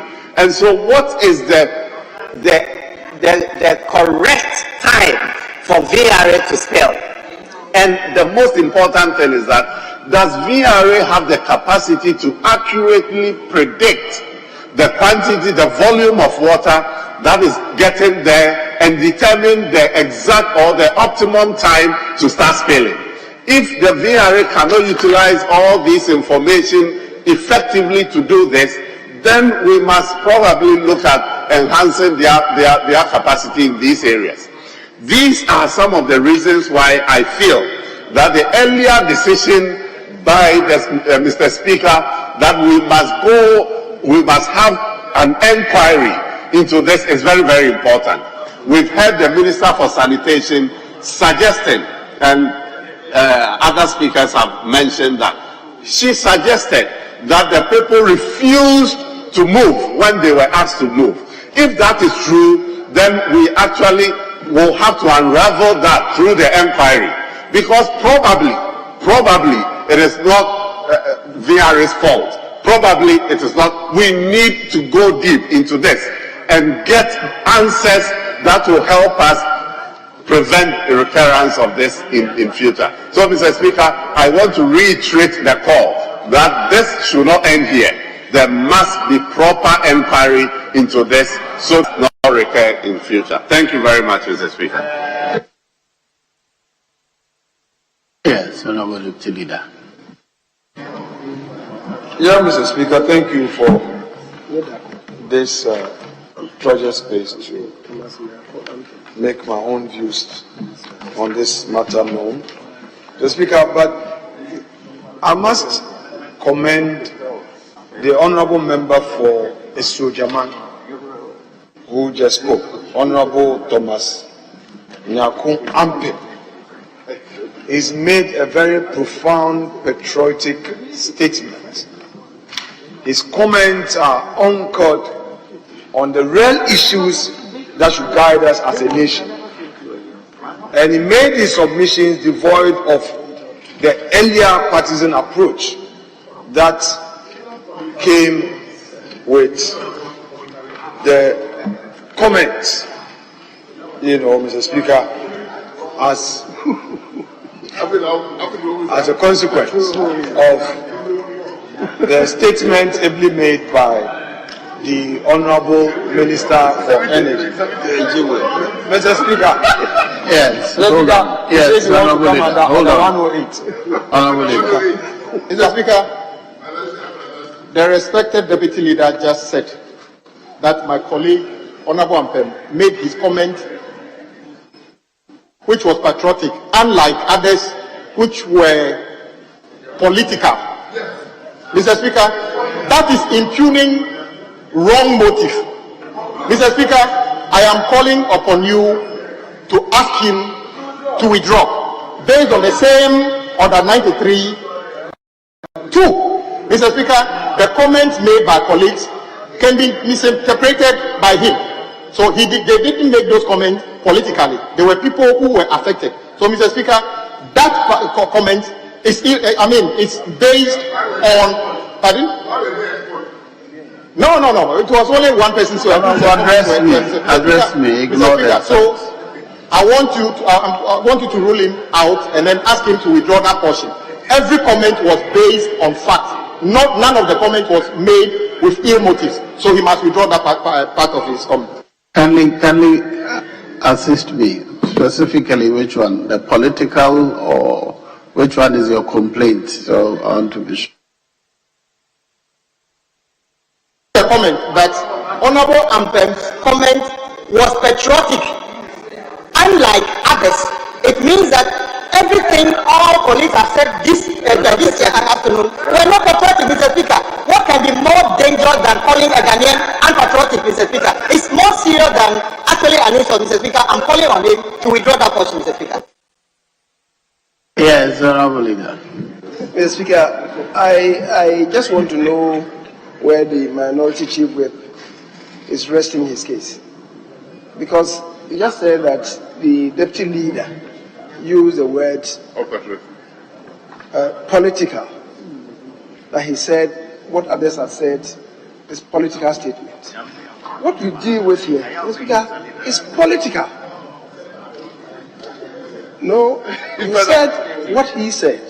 The member for Asujaman has been patriotic. His own comments, unlike the others whose statements or comments were political. What would you hear? What would you hear? So, Mr. Speaker, if really he heard right, what he said, that the interventions were political interventions, I don't see anything wrong with that. Albert is political. That's what he said.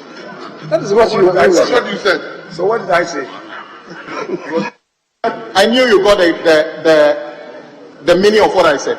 Mr. Speaker, he made a comment and said, Honorable Ampem's presentation was patriotic, unlike others whose presentation were only political. Mr. Speaker, the qualification is patriotic, and I'm saying that every single member of this House is patriotic to the state. And the comments made by the colleagues were based on issues here. I'm saying that, Mr. Speaker, no member of this House is unpatriotic. We took an oath to work as a true Ghanaian. So I'm saying that there cannot be a bigger imputation of the integrity of a member of parliament than to say he or she is not patriotic. Based on that, Mr. Speaker, the respected deputy leader must necessarily withdraw that part of his presentation and make progress. Honorable Deputy Leader, we would like to reframe your presentation. Mr. Speaker, it is obvious that he misunderstood the metaphoric effect of my statement. You didn't hear what he said? Yes. But it's fine. Since it's been misconstrued and it's become an issue, I would state it properly so that we can all make progress. Mr. Speaker, the effect of that metaphor in that submission was to draw the House's attention to the fact that the statement made by Honorable Thomas Nyako Ampim was most profound in my view. Most profound. The patriotism in his statement was most profound. And clearly he demonstrated same by commending the works of VRA. He said, it is not the first time VRA has done this spillage. VRA has been so successful in its work, and that VRA, we should rather look at enhancing the capacity of VRA. To me, that is where we find the meat, enhancing the capacity of VRA. He is coming from a constituency where VRA is situated. He knows the work of VRA. He is a witness to the work of VRA. Mr. Speaker, this is the first time. But the man is sitting here. Are you his advocate? What you are praising? I'm praising on criminals. Are you jealous of the basis? Mr. Speaker? Are you jealous of praising Ampim? Mr. Speaker?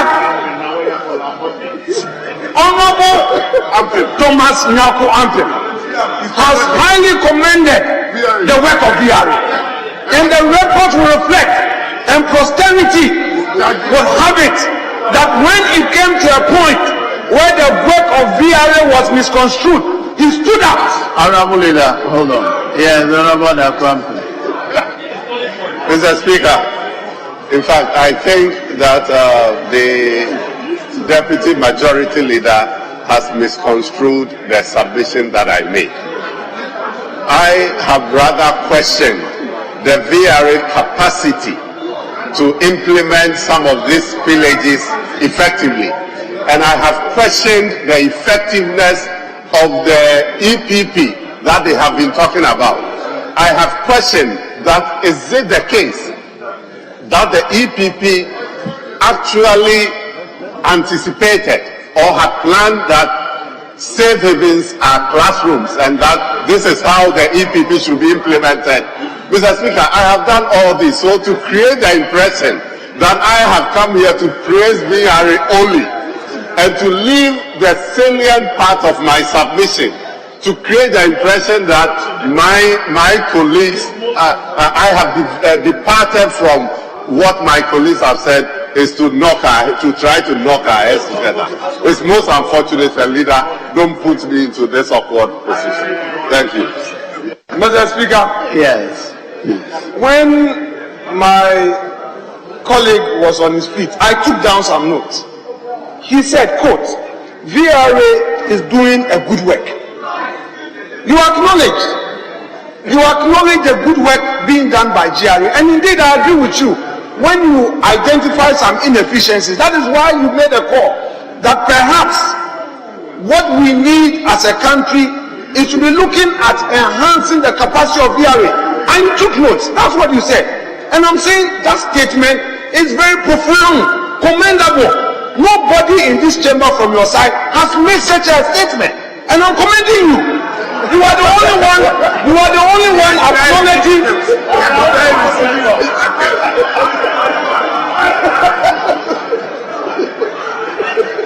Mr. Speaker, such a profound patriotic statement coming from the honorable member from Esojaman must be acknowledged, and I associate myself with that statement. I am inclined to accept that. This is a national call. This is what we need in this chamber. We don't need partisanship in all matters. This member has stood out. Today, posterity will record your good works. Honorable Ampim Dako, you have not been partisan. History will remember you. That you are acknowledging the good works of a state institution. You are calling for an inquiry that would enable VRA enhance its capacity. These are your words, and I commend you. agree that there must be. It's a democratic imperative. If we don't institute inquiries into such matters, Mr. Speaker, we will not make any headway in our democracy. So I agree. By agreeing, we will be able to commend their hard work, such as he's doing. Mr. Speaker, again, an impression is being created as though the situation is limited to a particular constituency. Mr. Speaker, so far I must acknowledge that North constituency has been very visible for the optics. Mr. Speaker, if you see what is happening there, I think the industry of the Member of Parliament in bringing that to the fore has also contributed to that, and I agree. It is obvious that those affected there have also received a considerable amount of relief items. I think earlier on the submission created an impression that the Member of Parliament had personally, I think that was his contention. But I think that the language was misused. The language should have been that his constituents have benefited immensely, and they are still benefiting. The Minister of Finance is there, NADMO is there, the Energy Minister has been there. So, Mr. Speaker, anybody who will say, I have donated rice, I have donated cash, I am acknowledging the fact that I have personally not been there, but I have given money, I have given rice, I am still contributing, because you know part of me is from there. From some parts of the areas affected. Mr. Speaker, I won't mind you. Mr. Speaker, so nobody for partisan reason should say that the government has done nothing. The government has done something. We should say that it is not sufficient, and I would agree. It cannot be sufficient, because looking at the state of affairs, Anyako area alone, the people who have been affected in Anyako, yes, Mr. Speaker, Anyako people deserve some more. The people from Salaga South deserve some more. The people of Bupe area, some Winneba people are there in Bupe, they have been calling on me. Mr. Speaker, they are all been calling. I have a Futu people, they are doing fishing. Mr. Speaker, I know how they are suffering, but they have not been left naked. They have not. So nobody in this chamber should say that government has abandoned the people there. Nobody should read partisan political meaning into the conduct of government. It is never the case. The president himself was there. We are aware that others have been there. Is this the president? Mr. Speaker, is this the president? Is this the president? Mr. Speaker, I said the president was there. The President Mahama was there. He didn't mention that one. You still have the floor. I haven't recognized you. Especially the president. Mr. Speaker, so I just want us to get the record straight that in such a situation, not only the government but the media, CTFM did so well and drew attention to the situation. Is it for me to talk about what your party has done?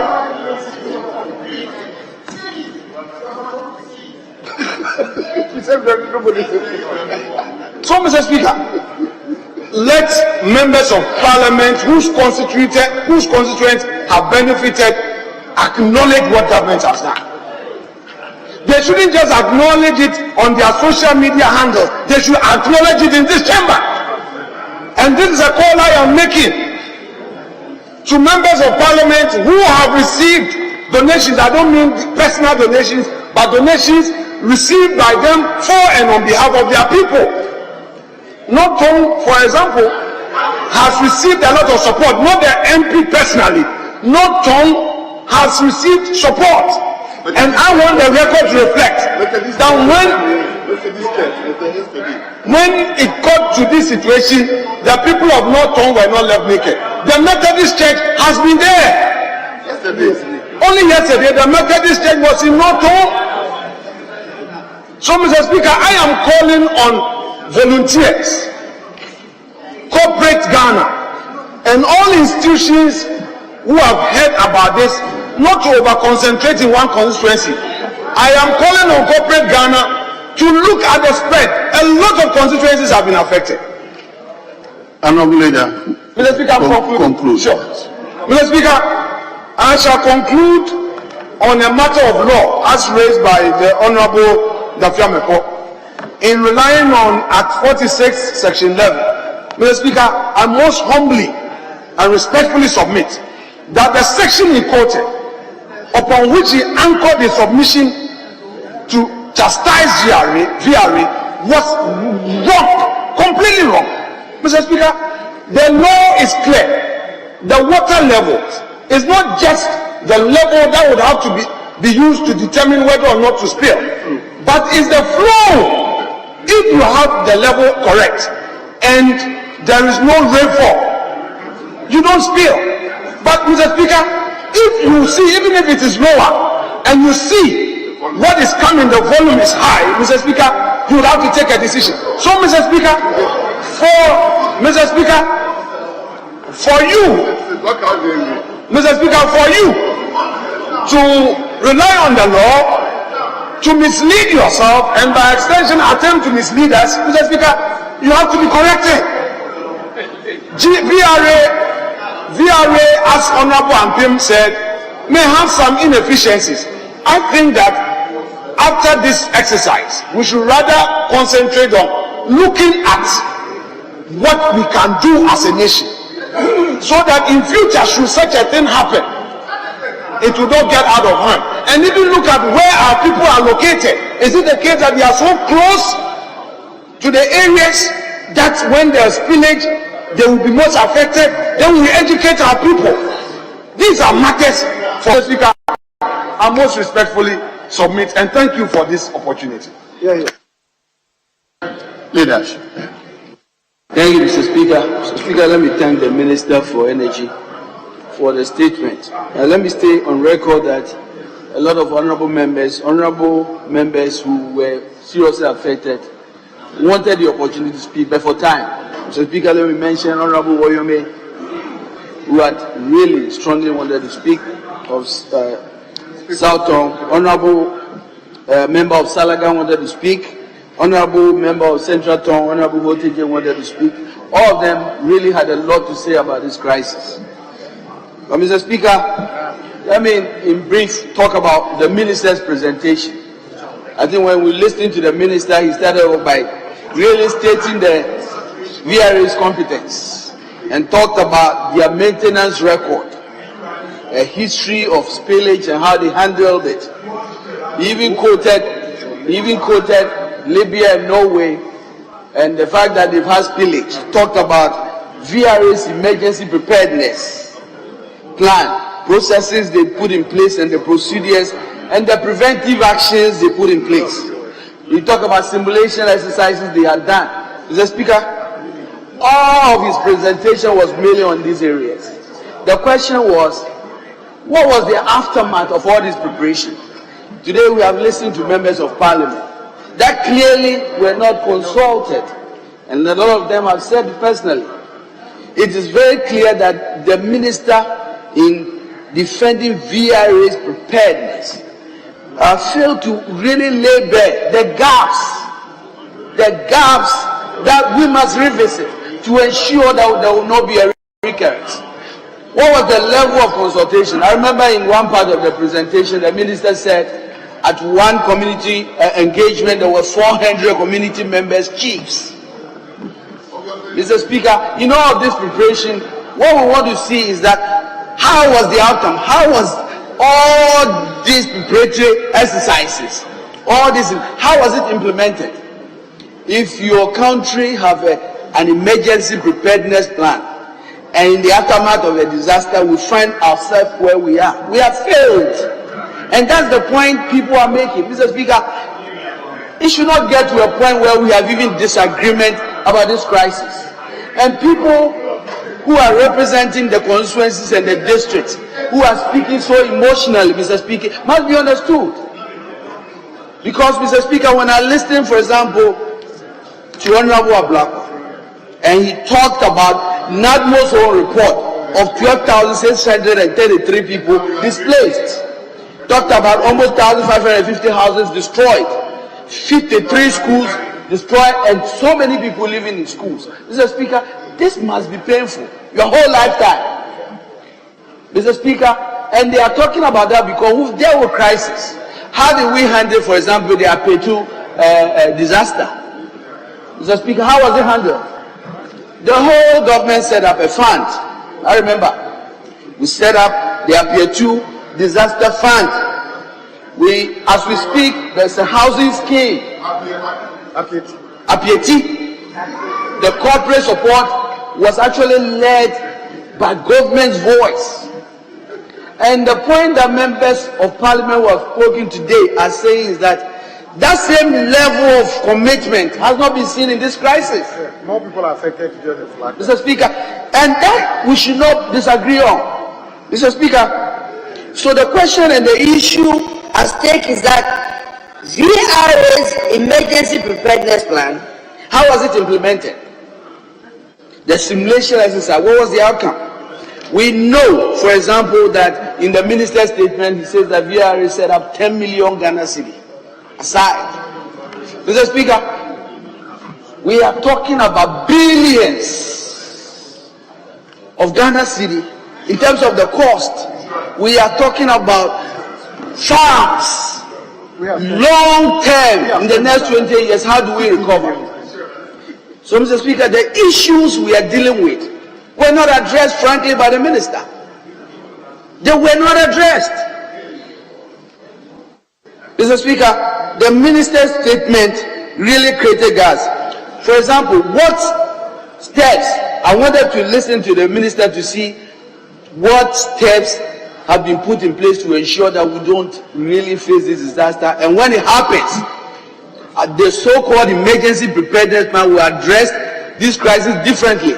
That we will not see thousands of people living in classrooms as they are right now.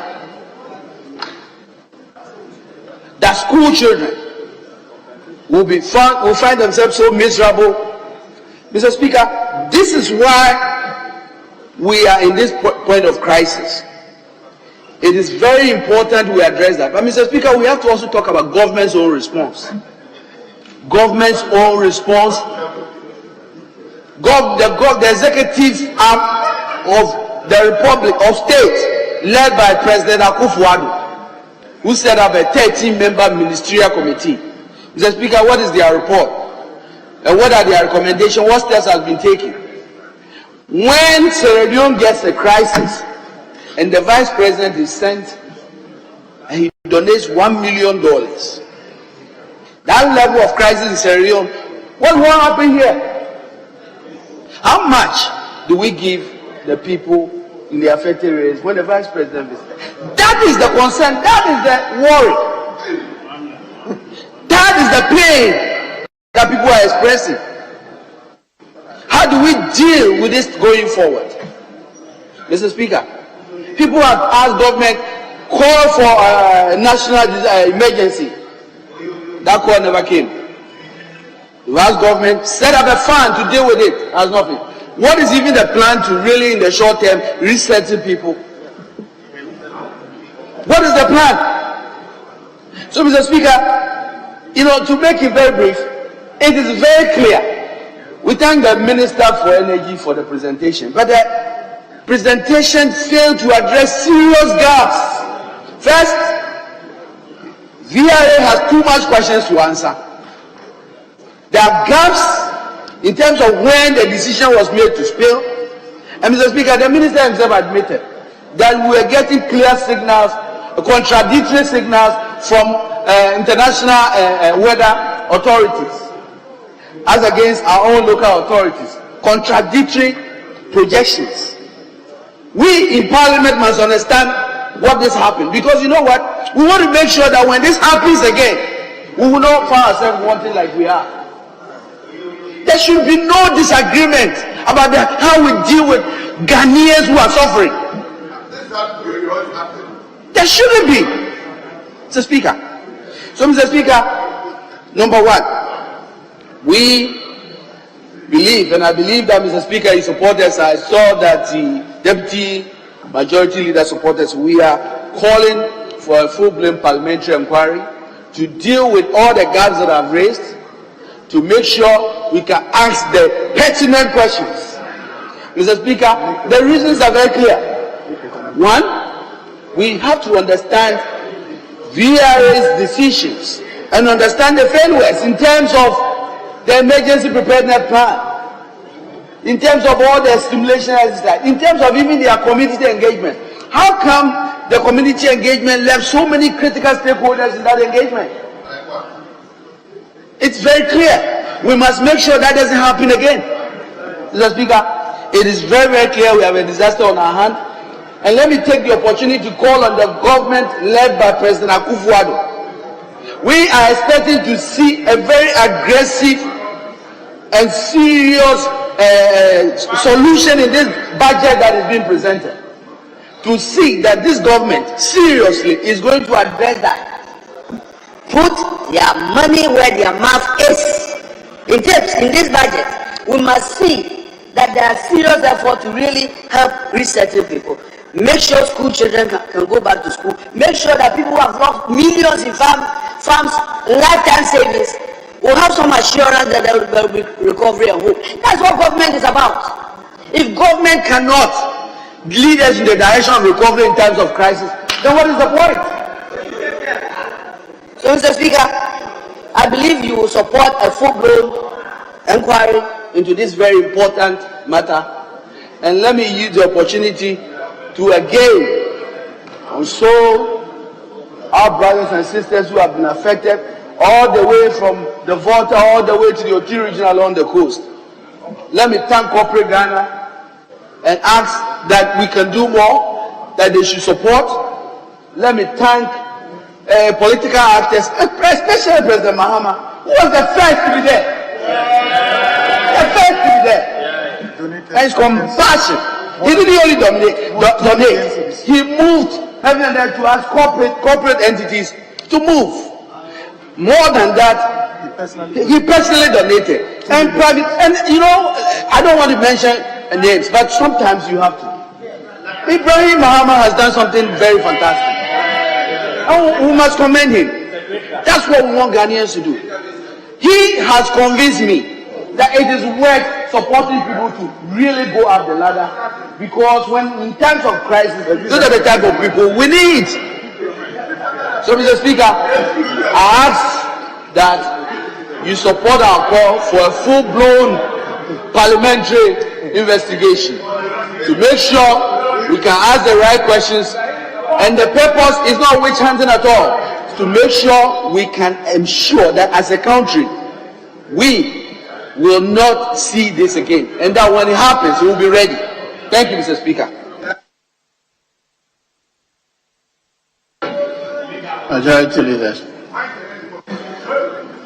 Mr. Speaker, I thank you for the opportunity to speak to a statement.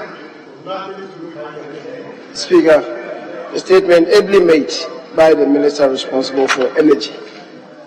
The Speaker, dealing with the circumstances that led to the spillage of impounded water, I believe the time has come for all of us to look at the management of the entire river basin, the entire Bhutan basin.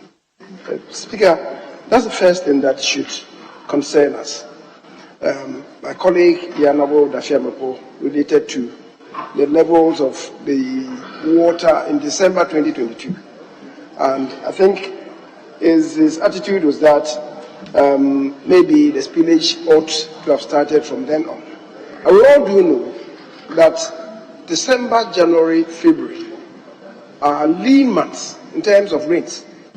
If you do spill, the consequences could be bizarre. Mr. Speaker, it is the reason why you have to basically rely on information from the Metro department. Even that is not sacrosanct. Remember what happened in 2010 when, upon predictions from the meteorological department, spillage was affected. People don't even connect the ensuing doomsday late 2011, 2012, 2013, 2014 to the spillage that occurred. We failed to connect it. That indeed was the principal source of the doomsday that afflicted this country. And that's why you need to watch the radar to see whether or not to spill off or not to spill off. But the point is, did we all perhaps go to sleep a bit? Because as the Dr. Kwabena alluded to, we have had continuously over the past 2.5 years above average rainfall in this country. Since 2021, we have had above average rainfall, which is why even after the rainy season, the waters in the streams don't recede to the earlier points. Did we go to sleep a bit? Because we are talking as members of parliament, we are aware of all these things. We didn't make any reports. Did the assemblies make any reports? All this while, when we saw things that were not familiar scenes. So let's not be quick in apportioning blame.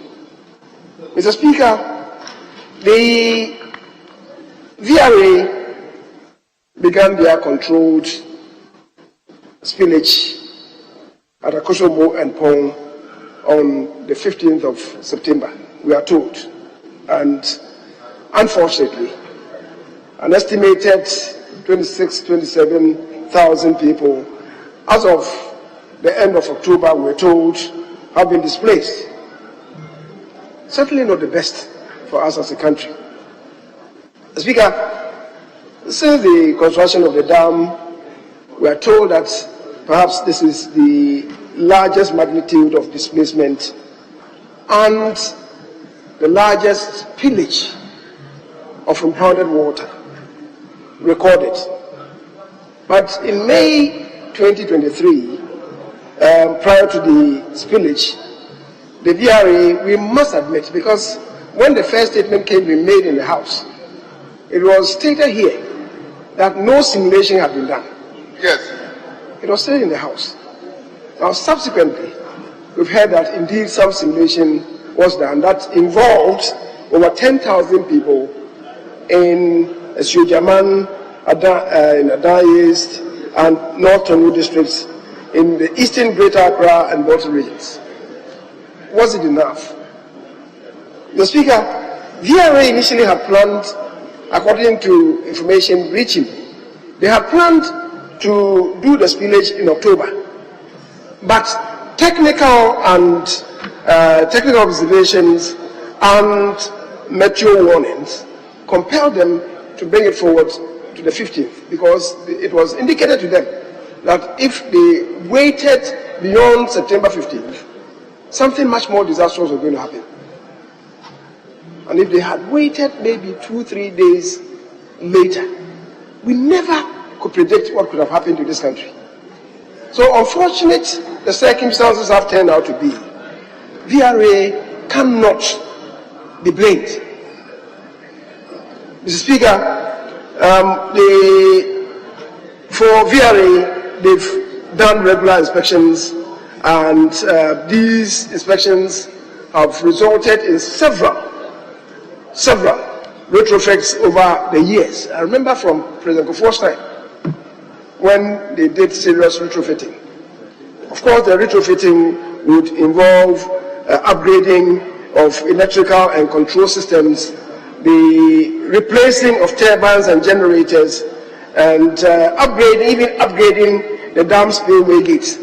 If those things have not been done, Mr. Speaker, and these things were happening today, perhaps the gates themselves would have given in. And that's why we should commend VRA for what they've been doing all this while. Mr. Speaker, they have also strengthened the dam's concrete structures. And I'm informed that the retrofitting that they've done the past few years have resulted in a situation where the life of the dam has now been extended for about 40 years. So we must be commending them. But after all, they are also a human institution. They could get it wrong sometimes. Mr. Speaker, the outcome of the spillage has been inconvenient and indeed very unpleasant. But as I said, it could have been worse. We allude to houses that have been lost. Imagine somebody having saved his entire life, his entire working life, built a house, and overnight it's washed away. Nothing would hit heart and soul than this. Monies have been lost. Farms have been stripped off. Harvests, farm produces have been lost. Livestock. The good thing for us is that lives have not been lost. And if VRA had not done their work, if the spillage had not been controlled, can anybody envisage what would have happened? Mr. Speaker, once we are this, we should also question ourselves what we've been doing all these years.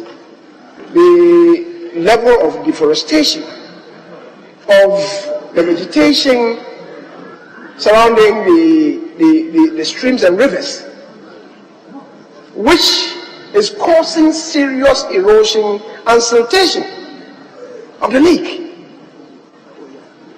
So we must be blaming ourselves as well as Ghanaians. Mr. Speaker, so with the siltation, the massive siltation, any less downpour, of course, will cause serious flooding. And it's one of the things that we are seeing. As I said, perhaps all of us went to sleep. There should be an inquiry, we do agree. Mr. Speaker, maybe the time has come for us. And I was across the divide. I was having a private discussion with the minority chief rep.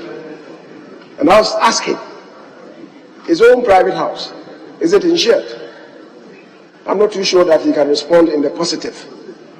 In New York, when they had this serious flooding, the aftermath may not be as punishing as what we're having in Ghana. Our houses are not insured. I'm not too sure whether the house of the Honorable Minister responsible for energy himself is insured. No comment. He says no comment. Mr. Speaker, perhaps these things should remind us, painfully as it may be, to begin to do serious insurance. Insurance schemes for our houses, insurance schemes for our farms, for even our livestock. This should trigger it, unfortunate as the situation is. Mr. Speaker, the health implications cannot be lost on us. The water that we are drinking, now that they have inundated cemeteries and public toilets, upon some attempts will be made to clean up. But how wholesome is the water that is running through our pipes now? We must be prepared for some health emergencies. And those are serious. They could affect greater sections of the population than even what has happened. Mr. Speaker, so this should lead us into some serious considerations. Apart from the health implications, inflation in this country is fueled primarily by food inflation. And we're preparing ourselves for good harvest. Now this happens.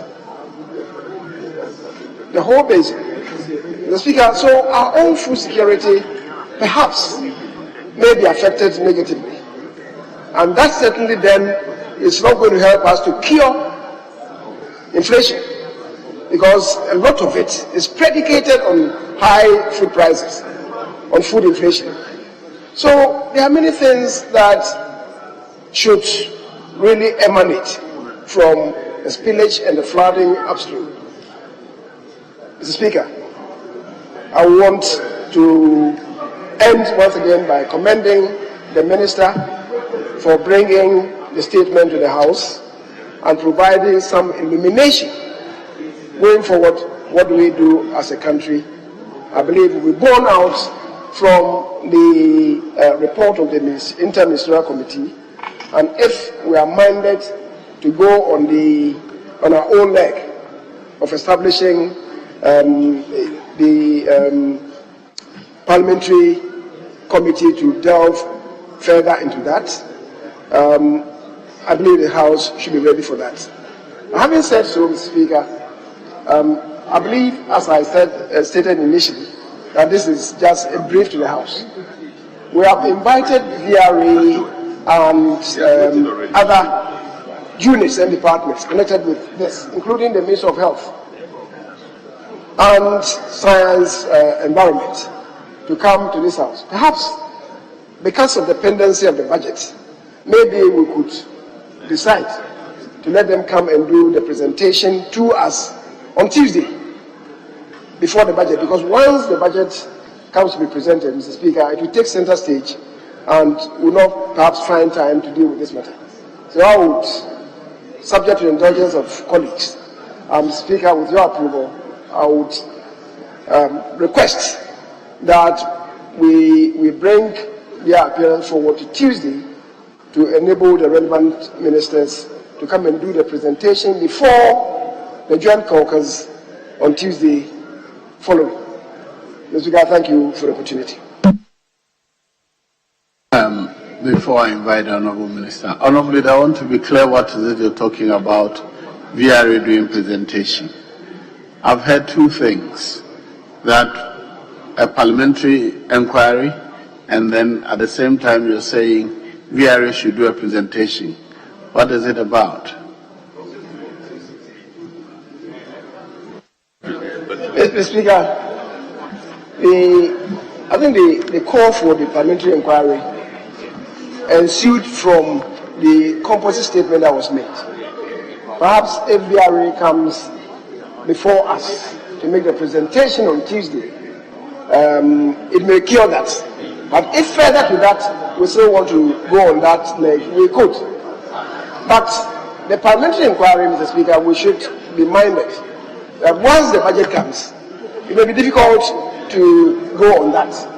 So let them come and do the presentation to us on Tuesday, and if you are still purpose and minded to go on that, we can set up the committee, except that the committee could only work seriously once Parliament adjourns. That is post December 22nd, 2023. Yes. Mr. Speaker, I agree with Leader. I think we all have come to a point where we agree that indeed, even the government set up a committee looking into it. On our own terms, we can also look into it. So, Mr. Speaker, instead of waiting for VR, indeed, the Minister's presentation suggested that other agencies not under his purview, Meteorological Service are not under him. So, when we set up the Parliamentary Committee, then we can call upon others. The idea is to prevent this happening to us again in this form. The flooding will have to take place another year, but the effect. So it is not a witch hunt committee, it's just to make sure we plan for the future. So we can set up the committee. They don't need to report before we go on recess in December. We can set up the committee and take time to work. In any case, the process, in fact, the waters are now receding. It is posing new threats, health threats and other things. So the committee can be given a considerable amount of time to work and come up with something that we can use, Mr. Speaker. So we can go ahead and set up the committee. In fact, we don't need to even name the members today. We can take time to constitute that. I'm looking at the committees of the House. I've looked at select committees. If it's not a select committee, then it should be a special or ad hoc committee under Order 191. So let the leaders confer. If it's under 191, then I think the procedure is a bit different, and I want to be guided. Yes, Honorable Minister. Thank you, Mr. Speaker. One of our onerous duties is to come to the House and give the House as much information as possible to enable members to also, in their own ways, either disseminate or get informed about issues. Mr. Speaker, I would like to put on record that it is never true that there is a point mark for VRA to spill. What is true is that there's a point mark for the dam integrity, which VRA works towards, not breaking that point mark. You can be below that point mark and still spill, like the Honorable Appiah Sakyi said, because of the volumes of water that are coming. I can just say this example with one example. In 2010, there was a spillage situation when there's a disaster or there's abundance. So that is what I meant. And Mr. Speaker, I have the records. People who have gone to VRA and collected things on behalf of their constituents. Nobody should push me to mention names. If you have not gone because of your own situation to represent your members, don't say that the government has been either partisan or something. Mr. Speaker, NADLO, let's check the records. NADLO, it is not your name, that's why I want me to mention it. How come it? It is never late. NADLO, in the district that takes charge of emergency situations in the district, is chaired by the district chief executive. All the assembly members are part of that process. And I don't know if members of parliament are still becoming assemblymen or ex-official members of assemblies. All the political agencies, decentralized departments, heads are part. Mr. Speaker, we have even record of rural radio stations that were used to announce.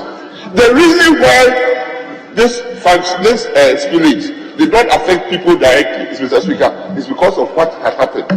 The simulation exercise, the live simulation exercise, happened, unfortunately, Mr. Speaker, where the epicenter in the downstream was Mepe. When they did the live simulation, it happened in Mepe. So, Mr. Speaker, the people were informed, but all over the world, even when the fires are burning people's houses, there are some who refuse to move. It's human nature. Some people are burying their children there, or their ancestors are lying there, and other things. And they might not decide to leave. So that is why emergency situations, sometimes we force people to evacuate. So we all sit down and plan, but immediately, Mr. Speaker, it is still an ongoing situation. It is still an ongoing situation. Down south, the dam, it is receding, it's true. But because of the work of companies like ENP, Planners and Construction, they are trying to dredge and also create channels for the water to flow, because it's seriously a challenged area. But upstream the dam, the Ministerial Committee has started visiting some of the constituencies, districts that are affected.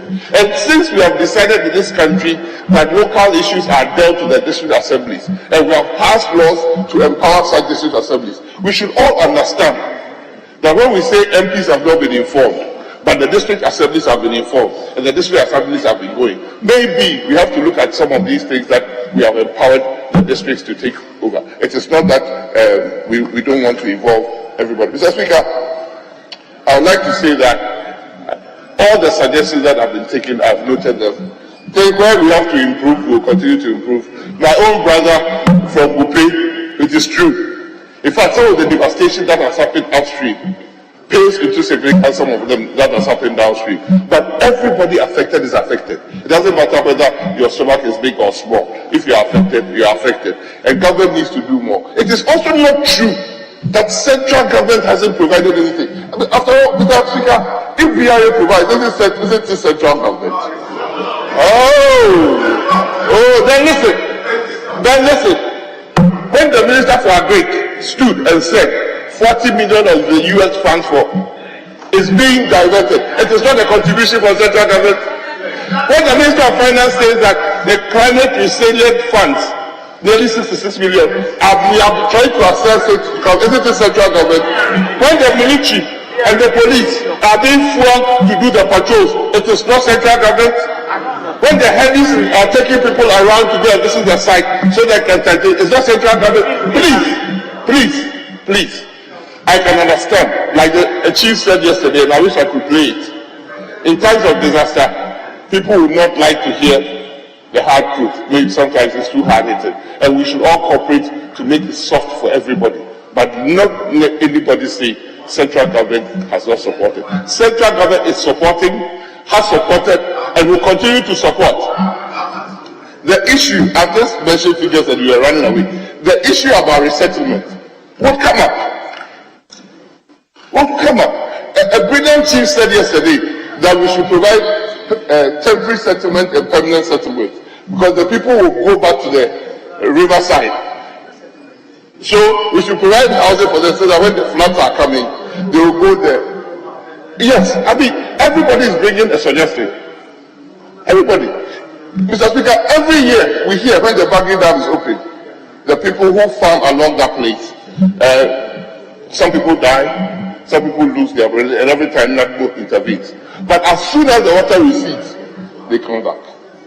So even if you go and buy resettlement places for them, we have to make sure that they can construct a better livelihood in the areas you are taking them. Or else, because of the fertility of the land, they will come back to where they are. And it's a difficult thing that we all have to address. But Mr. Speaker, I would like to thank this House for inviting us and with the VRA support coming to inform members. And we'll continue to do so as our duty. I am not supported because my constituency is not flooded yet. But thank you. Very well, honourable members.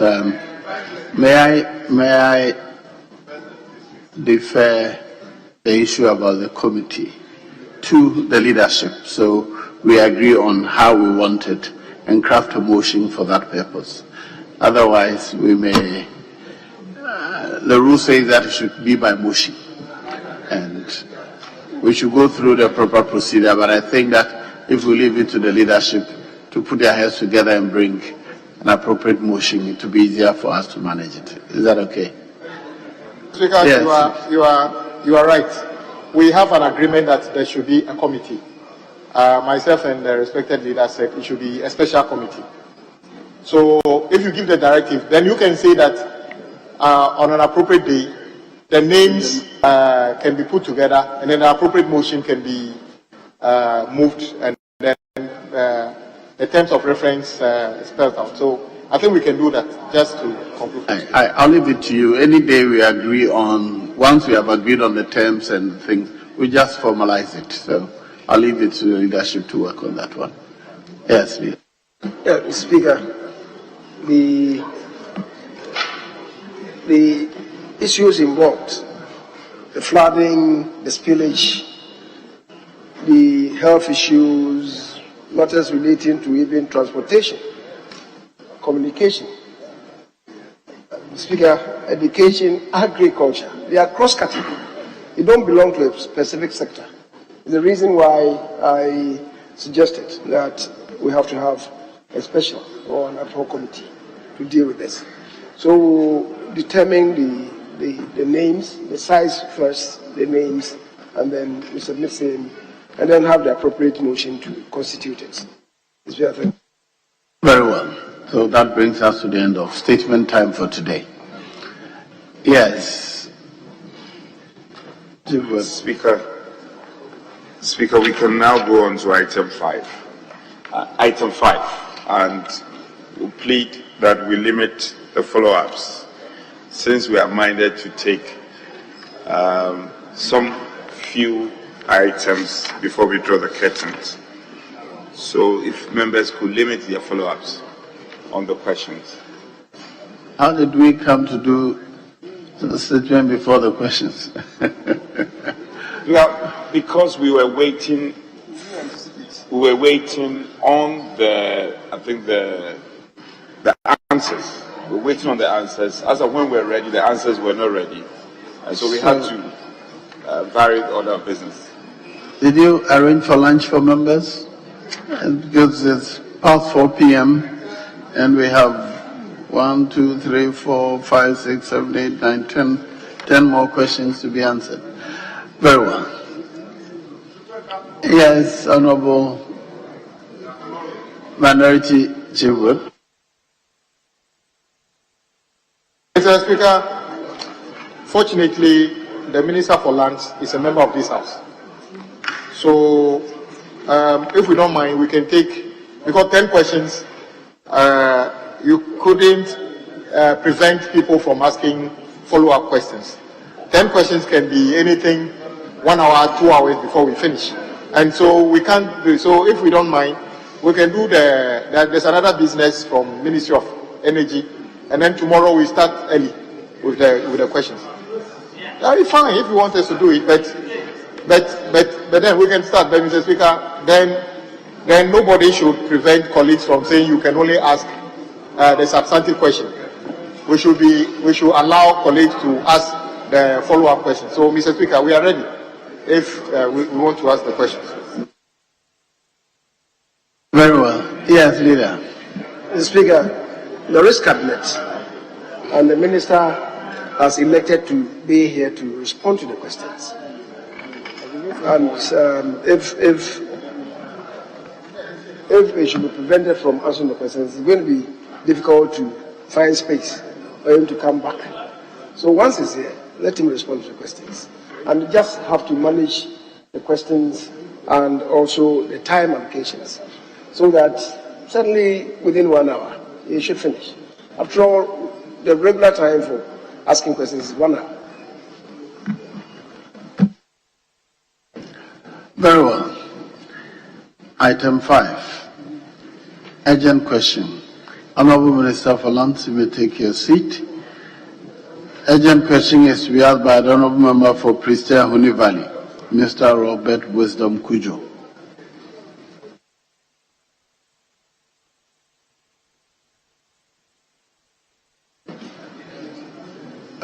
Yes, Chairman. Mr. Speaker, once our colleague, the Minister, is here, we would ask the question, and so that at least that is dealt with. So, with your leave, I may ask the question on behalf of the colleague. Please proceed. Mr. Speaker, I rise to ask the Minister for Lands and Natural Resources what emergency measures the Ministry has put in place to ensure that Sankofa Gold Mines Limited, Prestea, pays the over 27 months unpaid salaries to all workers who are owed from 2017 to 2020. Yes, Honorable Minister. Thank you, Mr. Speaker. Mr. Speaker, Prestea Sankofa Gold Limited was established in 1994 as a state-owned gold mining company. The company, however, ran into difficulties and was eventually shut down in 1999. Following the state's intervention, the company was revived in 2004, but again collapsed in the year 2016, and operations came to a halt. Mr. Speaker, under the agreement between government and the mine workers union of the company, salary arrears have been agreed to be paid within a certain period. Mr. Speaker, needless for me to point out that the salary arrears are being paid according to the agreement. Let me assure the Honourable Member for Prestea Huni Valley and this August House that government will continue to work with the management of the company to boost its operations so that all outstanding liabilities will be paid for. Thank you. Any follow-up questions? Speaker, I do not have any. Very well, I'll move on to question number 1576. The name of the Honourable Member for Sisela West, Muhammad Adam Suparu. Yes. Thank you, Mr. Speaker. Mr. Speaker, I rise to ask the Minister for Lands and Natural Resources what plans the Ministry has put in place to ensure that encroachment on biodiversity hotspots in the country becomes a thing of the past. Thank you. Yes, Honorable Minister. Thank you, Mr. Speaker. Mr. Speaker, the Forestry Commission under the Ministry of Lands and Natural Resources is implementing several measures aimed at preventing encroachment on Ghana's biodiversity hotspots, as well as preserving and protecting these areas. The Commission undertakes community engagement, education, and sensitization to educate the public about the essence of these hotspots and the need to protect them. The Commission has established committees to ensure community involvement in the management and protection of these areas. This system gives communities more rights and access to these areas to promote sustainable use of natural resources.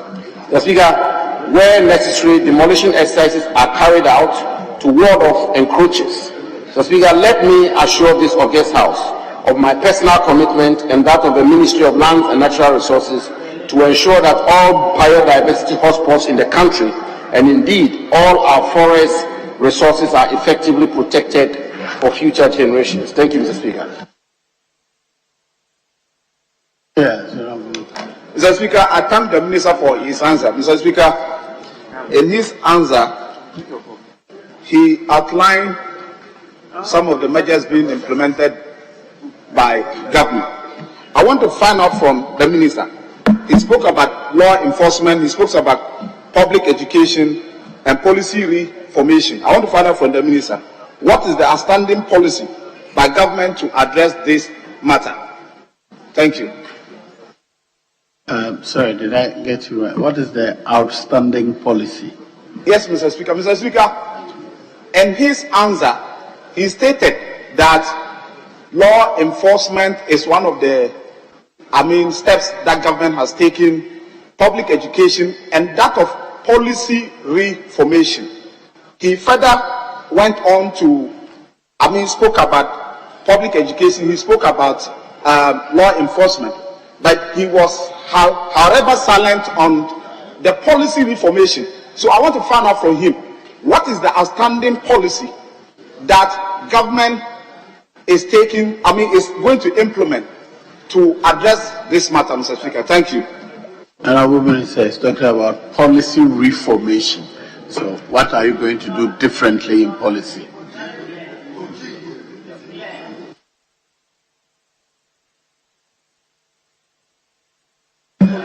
Thank you, Mr. Speaker. Mr. Speaker, the point I made in the answer I gave to the question posed by the Honourable Member is that in addition to law enforcement interventions which the Ministry is pursuing, the Ministry is also focusing on policy reformations. Mr. Speaker, policy reformation being that the whole policy architecture in terms of protecting these areas are being reformed. Ghana is a party to several international policy platforms which are aimed at protecting hotspots such as the one that he asked a question about. And Mr. Speaker, we are working to ensure that our local policies are reformed in a manner that they will be in alignment with the current trend of international policy framework for the protection of such areas. And so when I say policy reformation, Mr. Speaker, what I mean is that the Forestry Commission is reforming the whole policy framework in respect of such areas and enclaves to ensure that they are aligned with international policy frameworks for the protection of these areas. Thank you, Mr. Speaker. Any further questions? No. Yes. Mr. Speaker, thank you very much for the opportunity. Mr. Speaker, I wish to find out from the Minister what resulted in the suspension of demolition that was announced by the Greater Accra Regional Minister 1 year today with regard to the encroachment on the Ramsaya site. Because, Mr. Speaker, in the Minister's answer, in the last but one paragraph, he makes the point that in the Sakumono Ramsaya site, for instance, which has come under severe attacks in recent years, we have intensified community engagements, undertaking some demolition exercise to protect the core area of the site, and more structures within the core zone of the site are earmarked for demolition, unquote, quote and unquote. The Speaker, clearly the Minister, the Greater Accra Regional Minister, indicated that community engagement had taken place and announced a date that the demolition was supposed to take place. And the date for the demolition that was announced was 19th October 2022. It's been 2 years. It's been 1 whole year since that announcement.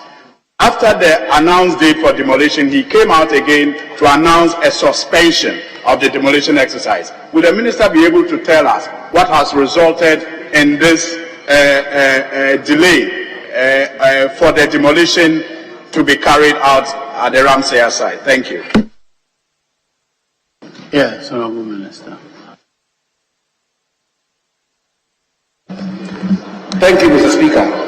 Mr. Speaker, first of all, I think it's important for me to state for the record that the Greater Accra Regional Minister, as the chair of the Regional Security Council for the Accra Enclave, and also somebody who worked closely with my ministry, did embark on some demolition exercises in this particular area.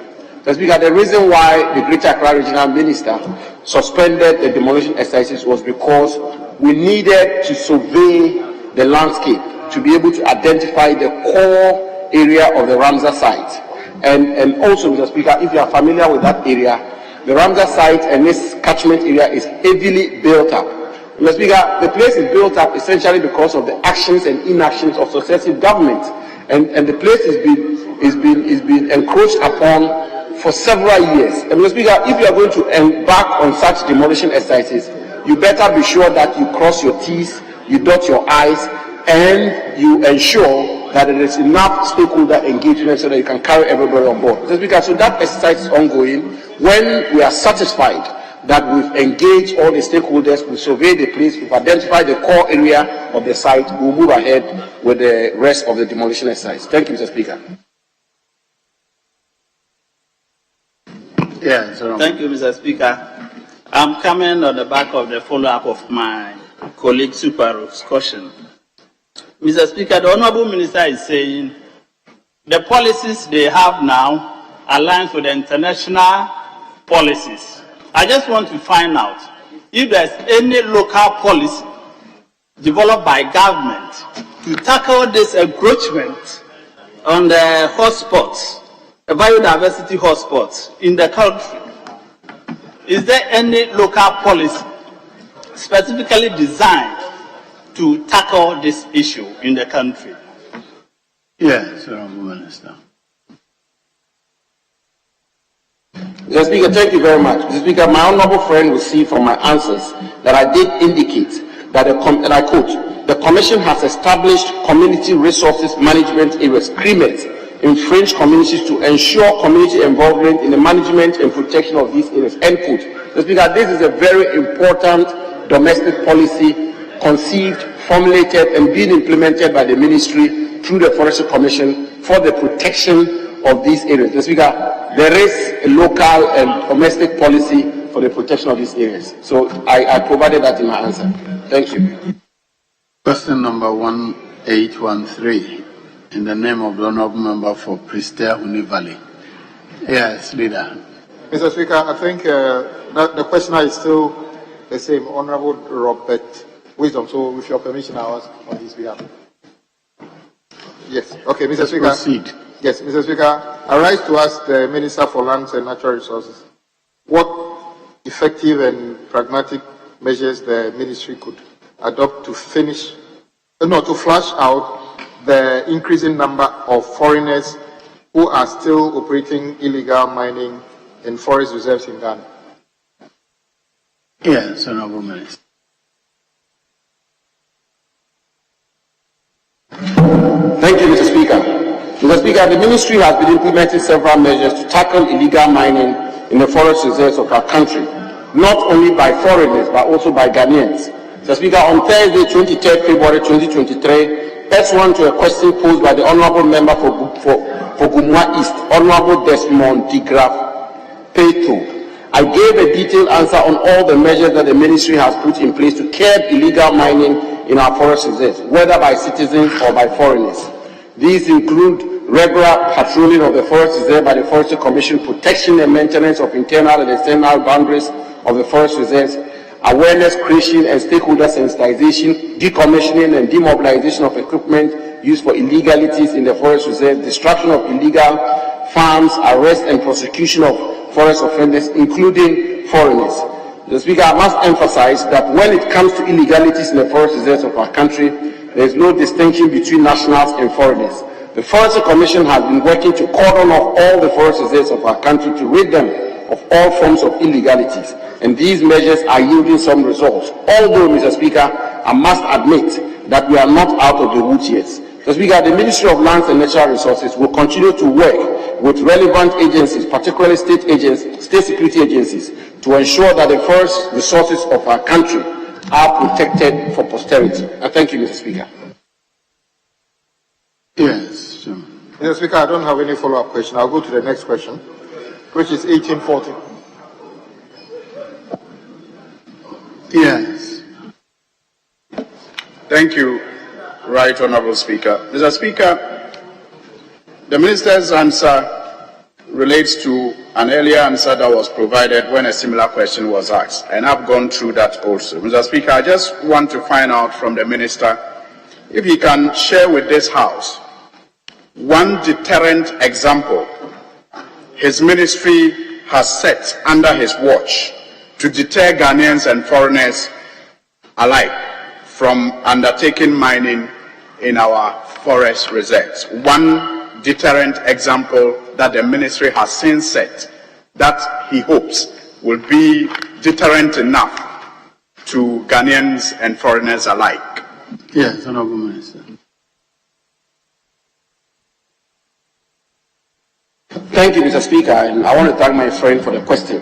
Mr. Speaker, the measures we've put in place, which are to deter people from engaging in illegal mining activities in our forests, there are several, not one, several, and I'll list a few of them. Mr. Speaker, the first one is the decommissioning and demobilization of equipment used for illegal mining activities in our forests, and several of them have been decommissioned, running into hundreds of them.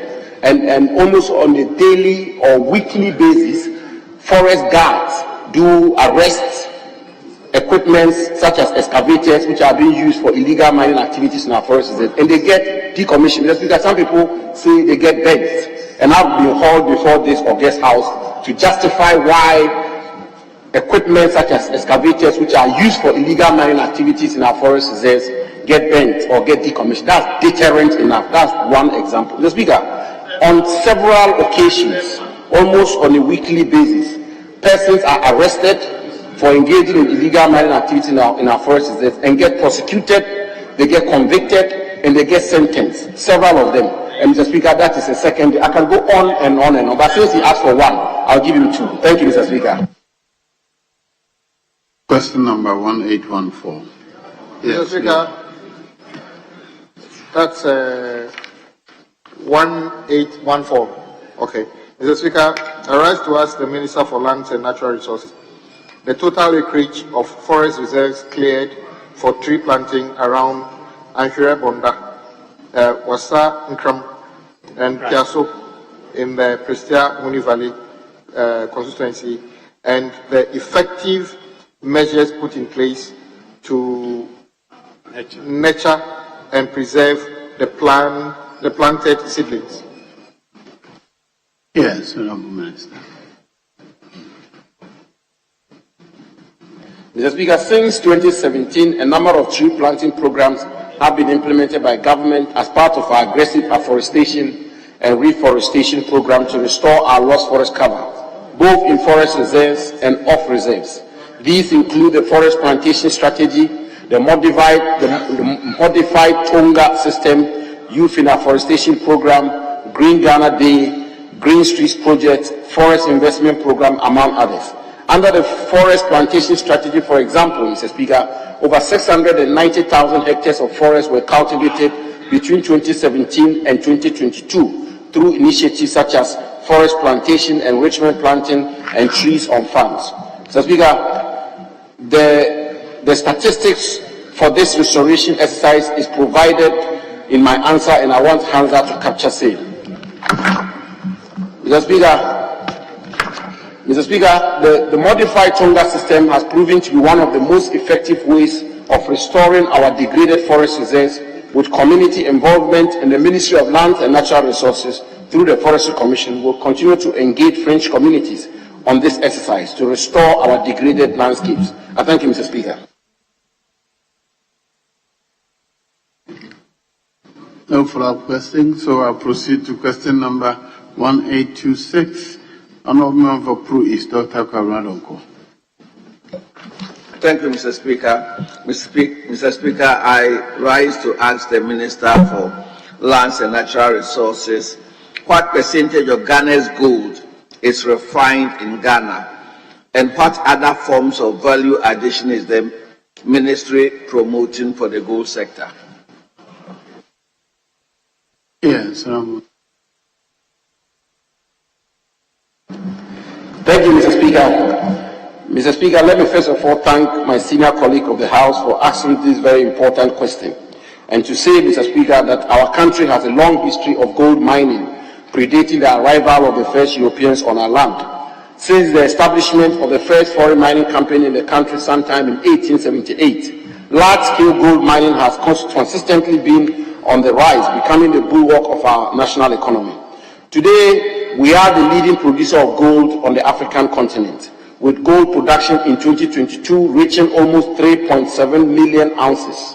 Mr. Speaker, despite our huge endowment in this natural resource, over the years, we have admittedly not been able to establish an internationally recognized gold refinery in the country to refine the volumes of gold we produce. Mr. Speaker, gold goes through a number of processes before being sold on the international markets. Mr. Speaker, currently, all our gold is exported in the form of dory or bullion due to the absence of a certified refinery in the country. It is at this refinery stage that the dory is refined into what is described as fine gold. Mr. Speaker, Ghana does not have a certified LBMA, London Bullion Market Association refinery, and this has prevented us from being able to enjoy the value chain of this natural resource. There were attempts sometime in the 1960s to establish a refinery in Tapa, then the hub of gold in the country, but these attempts were not successful. Since then, successive governments showed very little or no interest in the gold refinery industry until 2005, when President Kufuor, through the Precious Metals Refinery, was licensed to establish a gold refinery in the country. Mr. Speaker, since assuming office in 2017, the government of President Akufo-Addo has been working to establish an LBMA certified gold refinery as well as promote the downstream industry. We have already commenced the processes of securing a London Bullion Marketing Association certification to enable us easily export and trade our refined gold on the international market. Mr. Speaker, just last week, on the sidelines of the China Mining Conference and Exhibition, I paid a working visit to Shanghai Gold Exchange, the biggest physical trading exchange in the world and one of the largest exchanges globally. Mr. Speaker, I'm happy to report that a team from the Ministry of Lands and Natural Resources and the Minerals Commission have commenced work with a team from the Shanghai Gold Exchange to explore areas of possible cooperation. Mr. Speaker, the government of President Akufo-Addo recognizes the importance of adding value to the mineral resources of our country. And I want to assure this august House and the respected senior member of this House that we will take all measures necessary to ensure that we add value to our mineral resources. I thank you, Mr. Speaker. Yes, Mr. Speaker, will the Honourable Minister at the appropriate time come to this House to brief us on the progress of the initiative he's just mentioned? Yes, Honourable. Mr. Speaker, I will very happily do that. Thank you. This question is question number 1827. The same member for Pro West. Thank you, Mr. Speaker.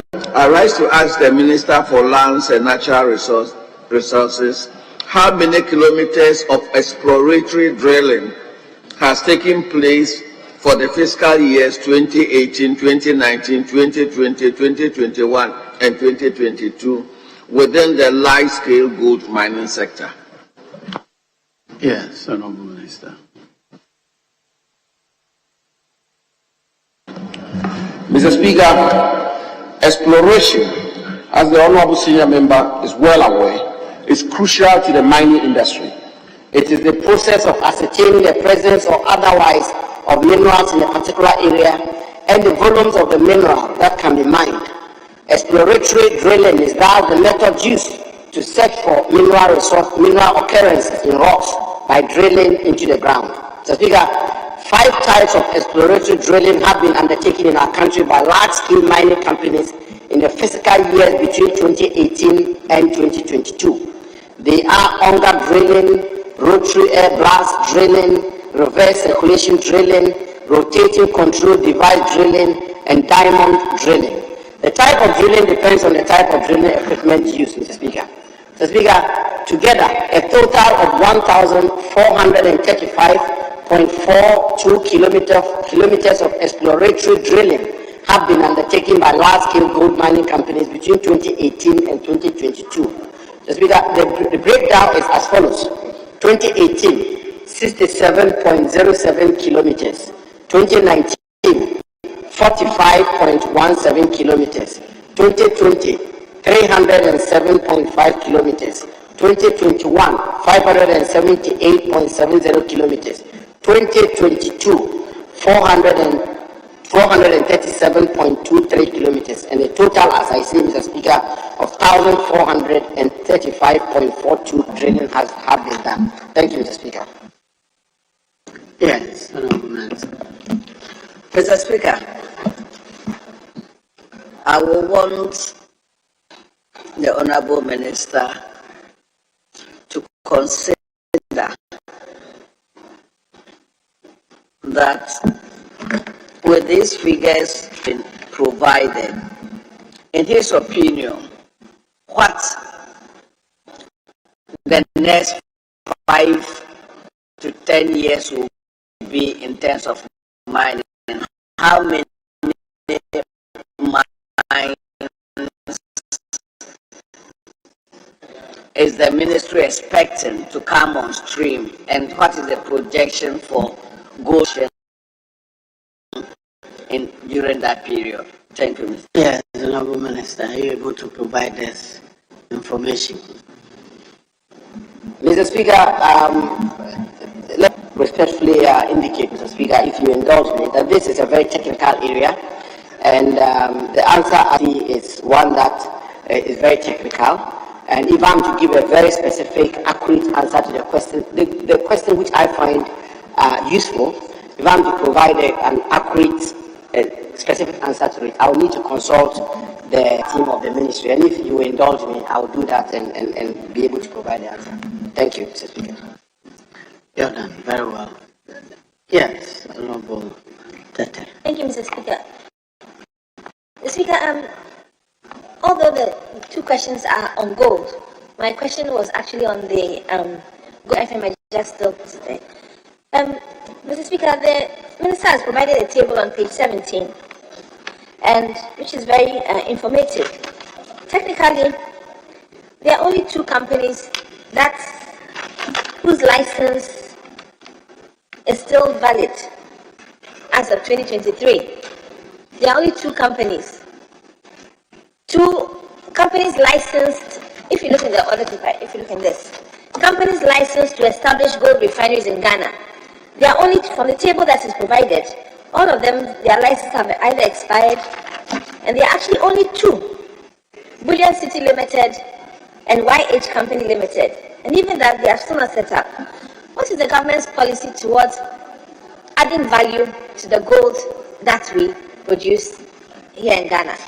And then relating it to the question that Honorable just asked, the kilometerage between 2019, which was 45.17 kilometers, and 2020, 307.25, it literally had an 8-fold, almost 7-fold increase in the kilometerage. So with that increase, and with us not having enough gold refineries, what's the government's policy for gold?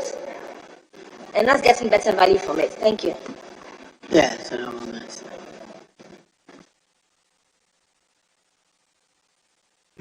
Thank you, Mr. Speaker. Mr. Speaker, first of all, an increase in exploratory activities should normally lead to more discovery of minerals. Normally, not all the time. You can sink lots of money into exploratory activities and not find anything. But the probabilities are that the more you explore, the more you are a mineral. And if you find a mineral, it means that your production will go up. So the answer to the second question is that the increase in the kilometerage of exploration or exploratory activities should, on the face value, be comforting that a lot of exploration is taking place in our country, which is good, Mr. Speaker. But for exploratory activities, we will not have the age-old conventional wisdom that gold was found only in the southern part of Ghana.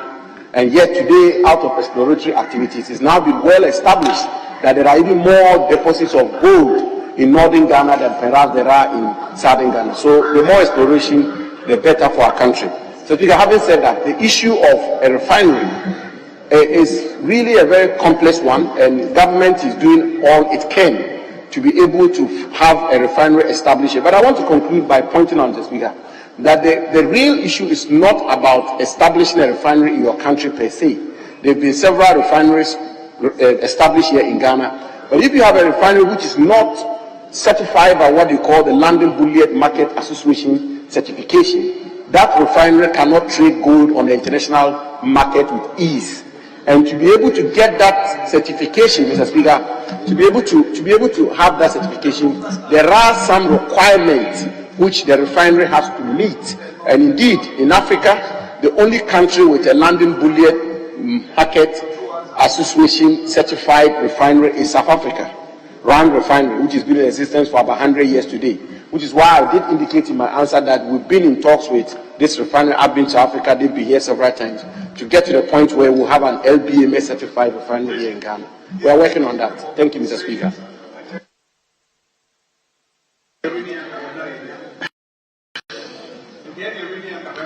Question number 1829. In the name of the Honourable Member for North Home, Dr. Blackwell.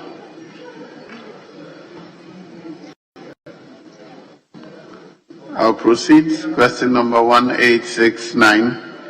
Honourable Member for Amasaman, the question is free for answer.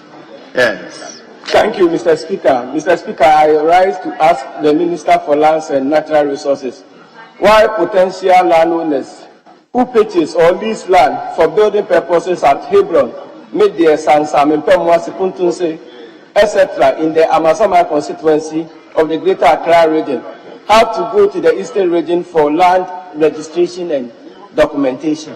Thank you. Yes, Honourable Minister. Mr. Speaker, the issue of regional boundaries, particularly between the Eastern region and the Greater Accra region, which was originally part of the Eastern region, continues to pose some challenges, not only for land administration, but even for political administration of the country. Mr. Speaker, the numerous cases that the Supreme Court had to resolve on such boundary issues, including Matekole versus Azagu, Kwesiji the First versus Electoral Commission and Attorney General, Number 2, 2012, 1 Supreme Court of Ghana Law Report 244, Obroni and versus Attorney General, and Akusi Amedeka Citizens Association versus Attorney General Electoral Commission are clear manifestation of such challenges. Mr. Speaker, for example, Atuguba JSC explained in the Matekele case, and I quote, it is true that the second schedule to the Greater Accra Regional Act 1982, PNDC Law 26, contains, quote, statutory description of the Accra region, quote, and some towns or villages are depicted on the map. However, as Africans and Ghanaians in particular, we know that this map often depicts the major towns or villages, and therefore to apply the maxim, and it goes on and end of quote. Mr. Speaker, the development of these communities along the boundaries have resulted in some of the communities struggling between the two regions. Again, like the Supreme Court observed, the boundaries of these communities, while they may be clear on the map, are not clear on the ground. So, Speaker, the issue is not peculiar to the Amasaman constituency, but affects other towns between the eastern, central, and greater Accra regions of our country. The Lands Commission has therefore constituted a committee to examine all of these issues and make recommendations to government. I thank you, Mr. Speaker. Yes, do you have any follow-up? Very well. Question number 1872, the member for K2 South, Ms. Abba Jifago-Mashi. Okay. Yes. Honorable Speaker, with your indulgence, I will ask the question on behalf of my colleague. I rise to ask the Minister for Lands and Natural Resources measures being taken to protect the wetlands and lagoons in the K2 South municipality. Yes, Honorable Minister. 1869. 1872.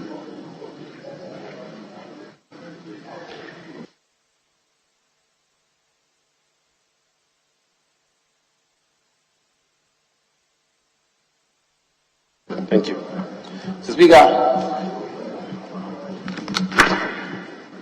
Mr. Speaker, on 26 July 2023, pursuant to a question posed by the Honourable Member for Sisala West, Honourable Mohammed Adams Subaru, on measures being taken to protect the Ramsar sites in our country, I gave a comprehensive answer on several measures being undertaken to protect all the sites in the country, including law enforcement mechanisms, the use of traditional and community sanctions, stakeholder engagement, education and awareness creation, research and monitoring, ecosystem restoration, tourism protection, and the use of community resources management areas, CREMA, were feasible.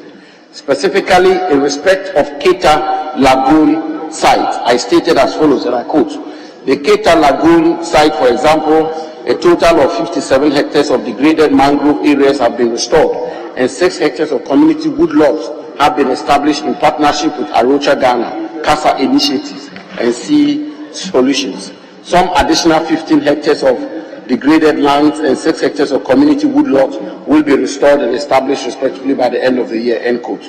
Mr. Speaker, I wish to reiterate that these areas are crucial to environmental protection and constitute a resource of great economic, cultural, scientific, and recreational importance. The Ministry of Lands and Natural Resources will therefore continue to adopt measures that ensure the protection, preservation, and effective management of all these sites across the country. I thank you, Mr. Speaker. Any follow-up question? I do not have any. Very well. Then, question 1873. Yes, Mr. Speaker. I rise to ask the Minister for Lands and Natural Resources what corporate social responsibility was captured in the contract of 7 Seas Company in the K2 South constituency, and if same has been executed. Yes, Honourable. Mr. Speaker, 7 Seas Salt Limited, formerly Kensington Industries Limited, was granted a 15-year restricted mining lease on 29 December 2011. Of the lagoon measuring approximately 6,004.48 acres to expire on 28 December 2026. Mr. Speaker, this mining lease does not contain any corporate social responsibility clauses. Mr. Speaker, typically, mining leases do not contain any corporate social responsibility clauses. Corporate social responsibility agreements are usually the subject matter of separate agreements entered between the mining companies and host communities. For example, Mr. Speaker, on 19 January 2021, 7 Seas Salt Limited entered into separate community compensation agreements with the Some Traditional Authority, Adafianu Community, Zrananwu Community, and the Tetekope Community. These agreements include provisions for the payment of adequate compensation and the provision of corporate social responsibility projects for these communities, such as the provision of employment for members of the communities, the provision of humanitarian assistance in times of natural disasters, and provision of health, sporting, educational, and security facilities for the communities.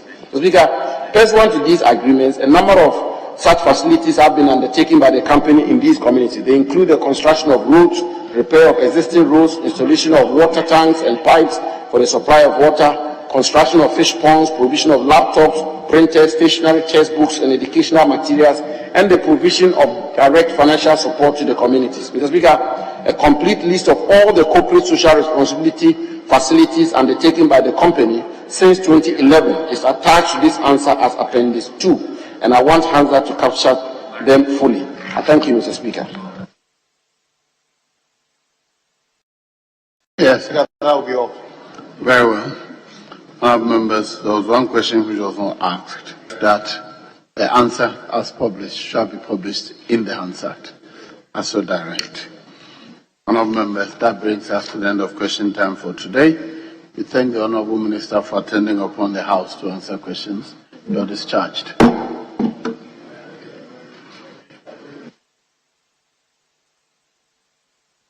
Yes, Leader.